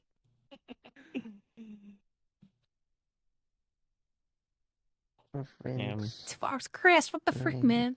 Oh, 2 hours. Oh my god. Oh More my than all of us. damn. We've been Oh away my. So far, There's true. a French onion soup steak that apparently tastes I'll sleep amazing. eventually for maybe 6 hours. Oh yeah, but good I idea. just maybe. when I Could be wake nice. up. Yeah, it's So, when I wake up that's apparently the they're like, question mark. What Let's if we combine how both much of them? sleep? And then they Shit my made like a hands up. compound butter out of Oh, French onion soup. But the best method, as it turns out, just make a good steak and then dip it in the French onion soup, and it goes insane. Oh my god. There we go. Oh god, you're making me hungry right now. my god. That sounds so fucking good. Steak. Some potatoes. That sounds good. Oh man. Okay. Hit screeches. I don't want to steak now. Oh. I made teriyaki salmon for dinner. It was You know, good. I can do better hand screeches and you chin Hey, chef, screeches. can you put them in Bento Nico? Yes. I have No a picture poking. of the previous one. Yeah, I can post it now. What I saw from you, we are doing some nice stuff. I'll just post the picture. Chin screeches like a good picture. dragon. Yeah. I assume dragons with like chin and ear scritches, just like a dog and a cat. I don't see why not. Yeah. Head pats. Bling. Why? Head pats are always nice. Yes. Can't go wrong with head pats. No wonder it was not gonna hug me because I'm dangerous. No wonder. Unless you get mauled because of it. Oh, there it is. Yeah, still Who worth. would maul you for giving head pats? Worth. I mean, except Bento. If you were to say Let me- Attack someone if they give you head pats. Of And then you course. might maul someone. That was more pictures to make Bento hungry. Yep. Yep. Mhm. Oh, food, yeah. Were they awake now? Actually, if you want Ah, you head pats and you say posted that, it might get it a little quicker. And I pinned it. That's not the one from today, but one from a while back. But it's the same recipe. Nice. That does look good. Yeah. Makes me want to make what No, I've been I'm hungry thinking. again. Making some stuffed bell peppers. Did lollipop again? What? I could go for some Okay. stuffed bell peppers. Had to fix my wrist again. It's in your head now. Understandable. Just detach it, you know. and Uh-oh. grab it. Oh boy. Oh boy. Let's go gambling. Oh my. I love gambling for Gamba. fake anime. I'm trying not to make weird noise because of stream. Please Twitch. It's anime cat. On my It's kaze. honkai. Ayol. Kaze. Kaze, the Kaze. bad wolf. Behave, Kaze. Behave. Yes, Kaze. Behave. Yes, yes, yes, yes. Behave. Yes, yes. I do. Behave. Yes, yes, yes. Oh. There you go. I'll poop you there. Nice. Hi, What is Nani. behaving? Yeah. Ear screeches Hey, better. Come here, Kaze. Stop I can't stealing move my very well. lollipop again. Come here, Kaze. Nami, hi Come Nami. here. Let me give you a Huh? head scritches. Hi, Chris. My god. Yes, Chris, Chris. Here, ear Yes, scritches. Kaze. Totally. Chris, I'm the lollipop. Chris. Yummy lollipop. Yum, yum, yum, yum. Chris. It tastes like my. My raccoons. lollipop. No. Maybe look at Spades. The lollipop goes in his mouth. Totally. Yes. Like, Yum, We're yum, doing yum. nothing. My, Bubblegum Why are you flavor. calling me a DJ? I want on his head. my, Was it kicked my controllers? We haven't done anything. because literally I don't like care the about your first fast one. fingers. Yeah, Oh my God. It's left to press the button. There's literally someone Angus playing is with the a biggest shock DJ collar and of you're all. calling me the DJ.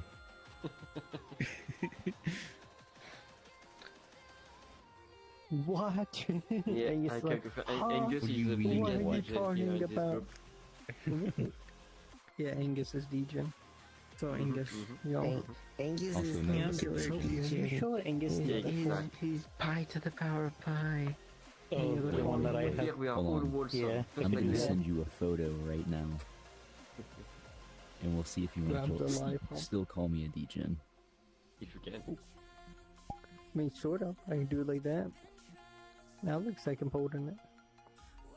Kind of hard to grab stuff for this tracking though. Oh my god. No more lollipop. Crush it. What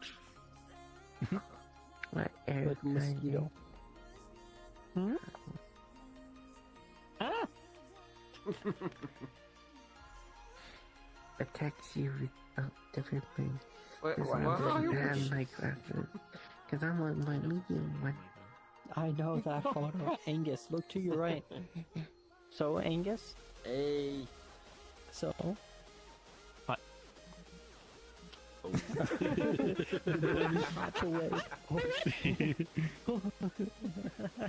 What? What say I so was image dreaming. And oh, you flop when you move. What? It's like Yeah, because you're like move when you, cause you're like My poor Cecil so Changus. your whole body flops around. Right on stream. Okay. Yeah. 100 people to You see. have the walking animation. Ayo. Whole body Oh my, what's happened? You just got my phone. Maybe. You don't know?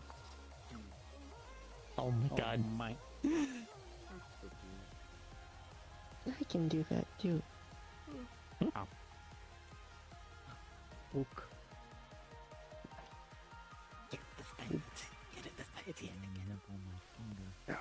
I can't move right now. I am stuck in place. But I got cool hand movement. Just use your shield. There you go. You must. Perhaps next time. No! Oh my god. Be gone! Be gone, beast! Oh, my hand is going for that. It's your instinct. It is my instinct. It's also my ADHD instinct of like, button. I pressed Button. ravens. So many because Oh no. Button. Oh my. Show 'em next Oh Saturday. yeah. We And, please, and we've been sleeping. show 'em next Saturday and I'll press it a whole bunch, Do you okay? remember that? No. Uh-oh. We- Uh. Basically, when we took a first break and you were already gone. Oh, you give you head We pats took like a this group because I can picture give much around you. better head pats like screechies and stuff. Oh. I think Bento has probably the picture. Nanny Diska. You're like, you screechy. I was saying to Raven that we took the group picture when she was sleeping. Yeah. I have a couple group pictures. I'd be sure to include everybody. I'll post it in the Yeah, post it on Discord Twitter and on. Yeah. Hand, stop it, hand. I can't wait. What? Gosh, okay. My hand is really going for it. Randomly just go whoosh, and just sit down like that. I'm like, stop. Serious. You watch You're it totally type not up. faking it. My battery It's still just- lasted. You're just like, No, trust me, it's hard enough for me to resist. Or no. My ADHD stimming, I'm like, push. Ask Raven. How many times just like, Was she lewd? right? Mine. Oh, the heck. Yeah. Oh, was that Raven? It was Raven. Oh my. Oh my. Oh my. it's so lewd in What? No. We're very normal people. Trust me, Twitch chat, I promise, we're normal. Just Yeah, like so Bento. square. here. Yeah, totally say so. Normal visions. No, yeah, Twitch chat. No, Twitch chat. Twitch tattoo. You said Twitch tat. I heard Yeah, you Twitch said chat. tat. I had a little spasm in my arm. No. Cat, cat, chat, rat. I said normal. Bat. So, hi Jade. Jade, we doing good? Oh, hi, Jade. Hello Jade. Hey, Jade. Yeah. Hi Jade. I'm so glad my knee can't trigger that because it's right in your neck. Yeah, there's no knee contact. Which is good. Hi, Tweaking my Raven. legs are like that. Hello. I yanked out my cord just to look Look at you, Raven Raven. slowly moving there. Oh, closer. Come here, Like, Raven. Please, this hurts my neck a lot. Come here, Raven.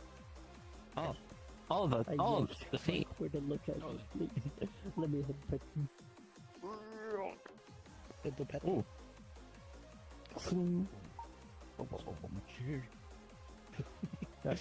Please do not fall and hurt yourself. The good head screecher. Oh, it was about 2 seconds from it being that.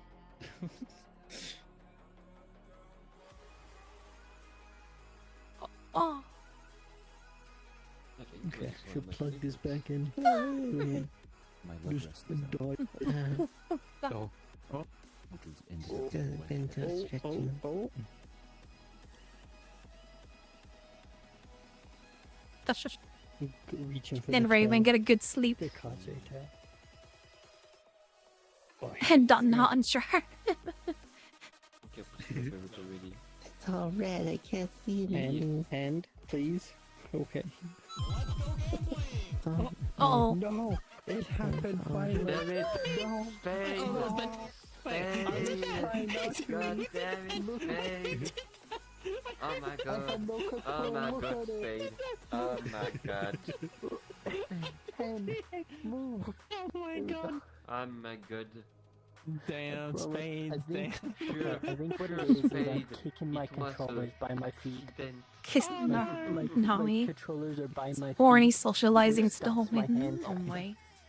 Oh my Socializing to the them away win. from What do you the- mean? What do you mean, no me? What do you... Oh. There we go. It should be fine now. Oh. Hopefully. Just one? Phone home. Just one? Can't move. Uh-oh. Oh, here we go. Uh-oh. Oh. And? And? Uh-oh. 54. Ooh, I saw that little jolt there. Oh, I saw that little jolt there. At least one was in 100. Numbers. I think it's what that. Numbers, what duck- Mason. What do they mean? Where's my case? Mouse arcade. Nice. Person. What do the numbers mean?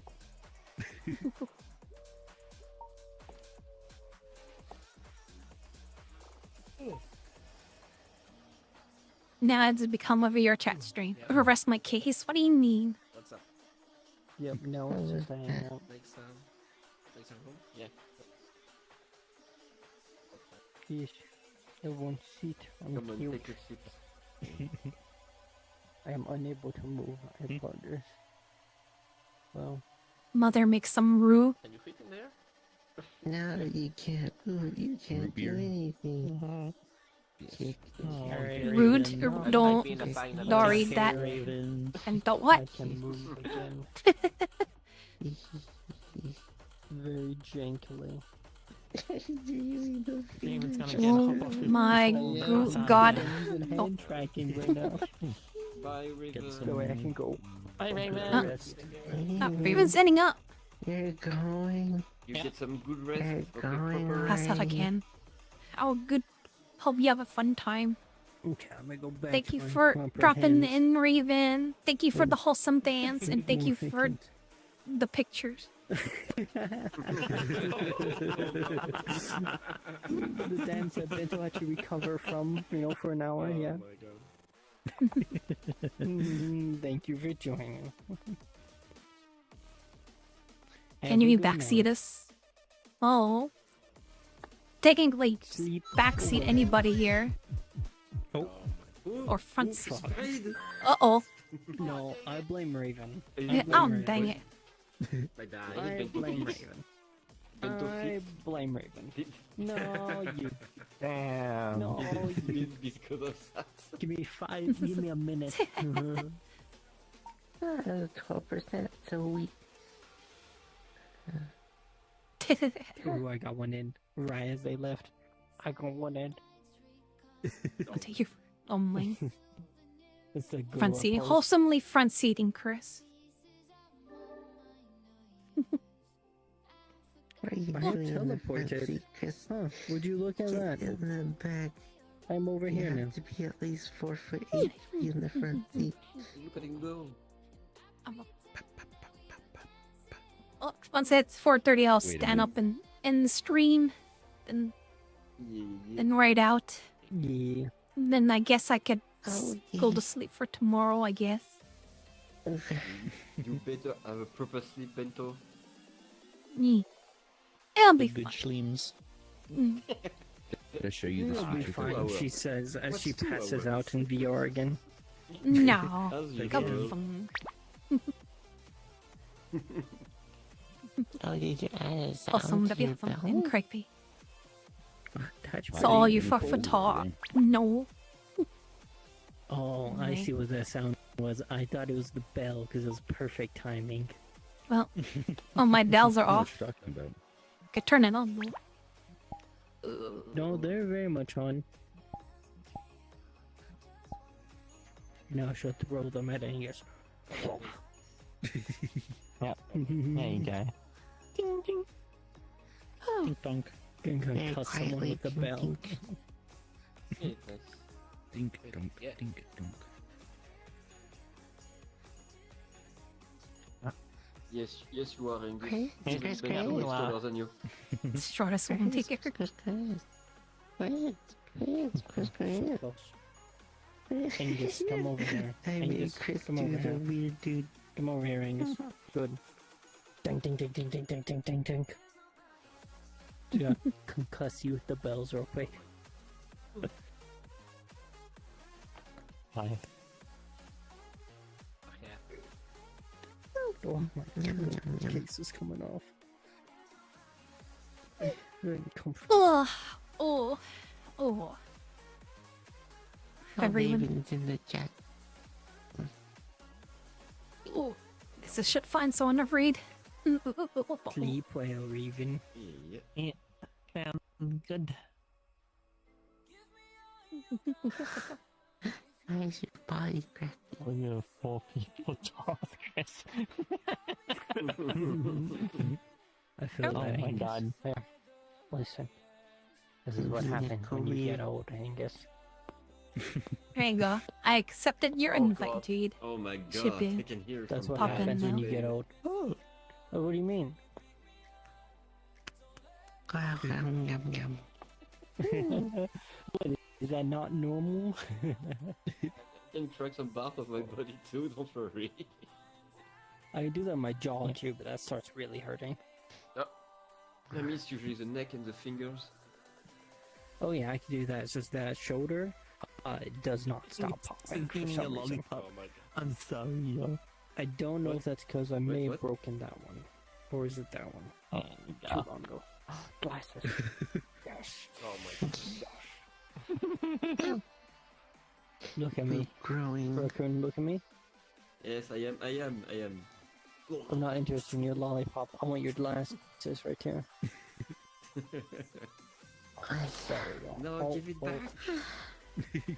I Give it look back. at I glasses. see you, Hydra. I see you.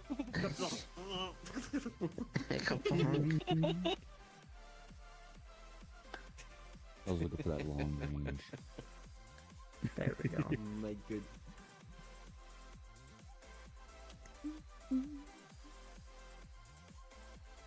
Angus has become a smoothie. There's a tail here. There's a tail. Yeah. It's suffocated by tail. When Oh I'll my be god. fully in VR, I'll get You probably I'm should saying right not now. a bad way, not a bad way. You know, tail. Very fluffy, comfy. Giving Steppy's too toasty. No, it's more like smothering you, killing her with your tail. Oh, that's pretty nice too. I'll sleep on the bus. Uh-oh. If I just sit here. Looking around to read. Angus, let's not start that, Angus. Let him stay Angus, here. not right now. I'll just get behind Dodge. Moby. Yeah, I yeah. see you in the Oh street. my god. Bad daughter. Got you on camera? You know what that ninja must do. 4K. They turned it into a I'm triangle. sorry, Angus. Oh. Can't It has come believe to you this. have hit you. Pass me around like I'm sorry. Ouais, je sais, je And pense. to cut off your tail. To tell you one of the main reasons Dragon Ball I got Z this style. model. Damn. Yeah, I'm sorry. It's like Dragon Ball Z. You Oh know, my cut it God. off. What's up? And I broke everything. Alright, let me I just grab the broke tail. everything. Blink. Chop it off. It's Perfect. broken. No, my The tail. table. It's broken. Oh my god, what's happening? No. There we go. Keep pressing the wrong button. Hold on, I'm trying to fruit roll up your tail. Chill. What do you mean? Stop it. Stop. Oh, okay. Oh my god. I'm getting Oh bullied my- because I'm a desktop user. Is the same thing? Put the tail Yep. up. That's what I did. At one point. when we had that break the other time, I put his tail up. When we took the group photo, I'm the one who put it like in front of him. Good boy, Angus. Aye. Good boy. Such a good boy. There you go.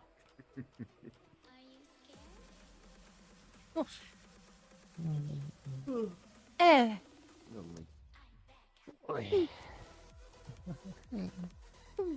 Gonna stretch.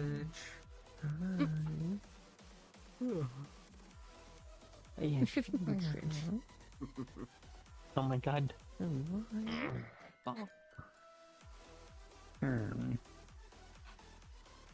Because I didn't do anything. I'm over here. What do you think? I'm over here.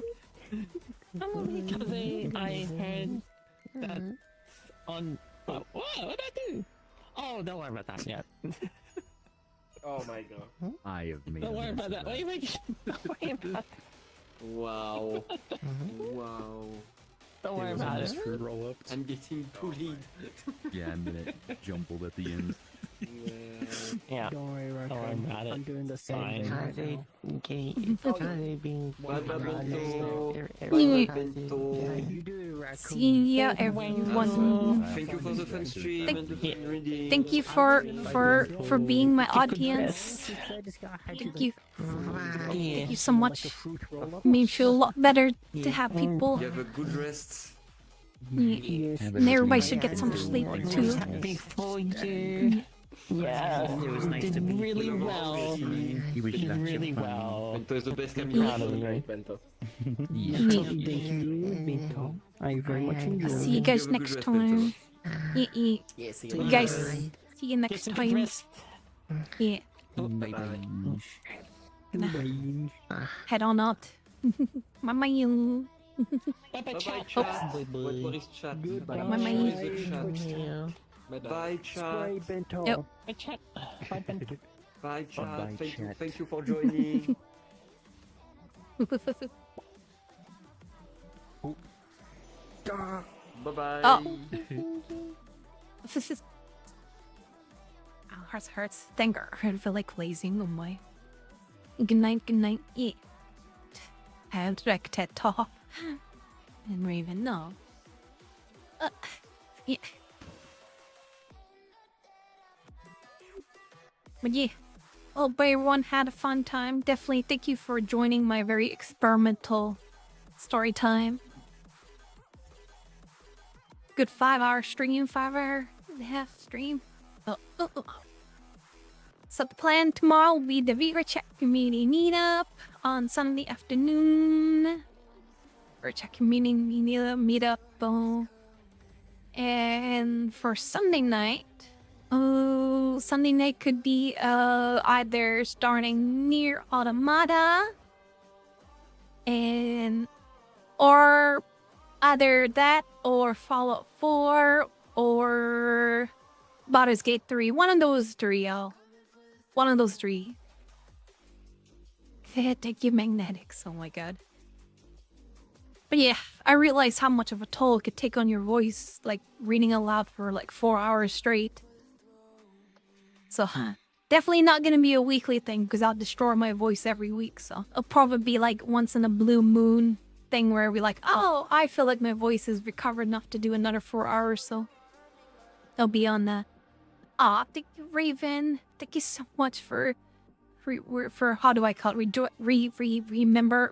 Rejoining the Emerald Knights 13 months. Thank you, Raven. Hope you have a good rest.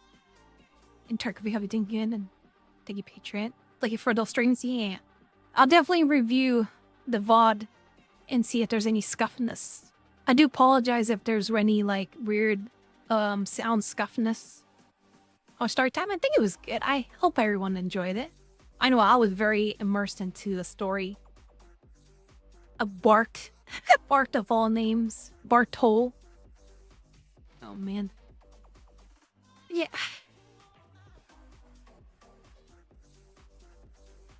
We'll get a drink, catch on Discord, probably pass out. Yeah. I saw you all like really passed out in the corner there. Getting all snugglies. There'll be drinking some waters, yeah. Get a lot of waters, and thank you, Trinities. Thank you so much. Yeah, drink, yeah, y'all. Get some waters. And thank you, Raccoon, for 12 months too. Adorable. Oh my.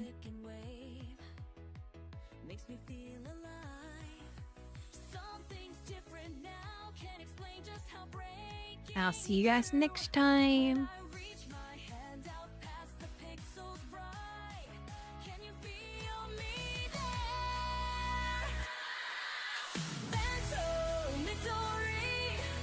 Can deny that cute though. Oh my.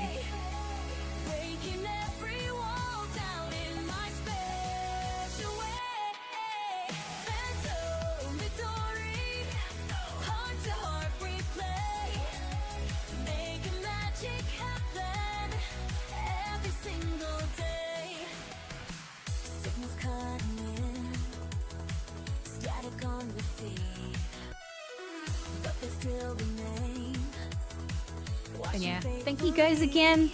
I'll definitely review the VOD over, see how the VOD went, and if you guys have any feedback, let me know. Let me know if there's things I could improve on, things I could do better, or if not, if there's things that you guys like, or, you know, any feedback would be helpful, or if you guys just like it in general, there's nothing need to change, then that's good too, right? Oh, I dropped my controllers. Ow. Okay. No. Ow. Alright, I'll see you guys next time. Mamayo.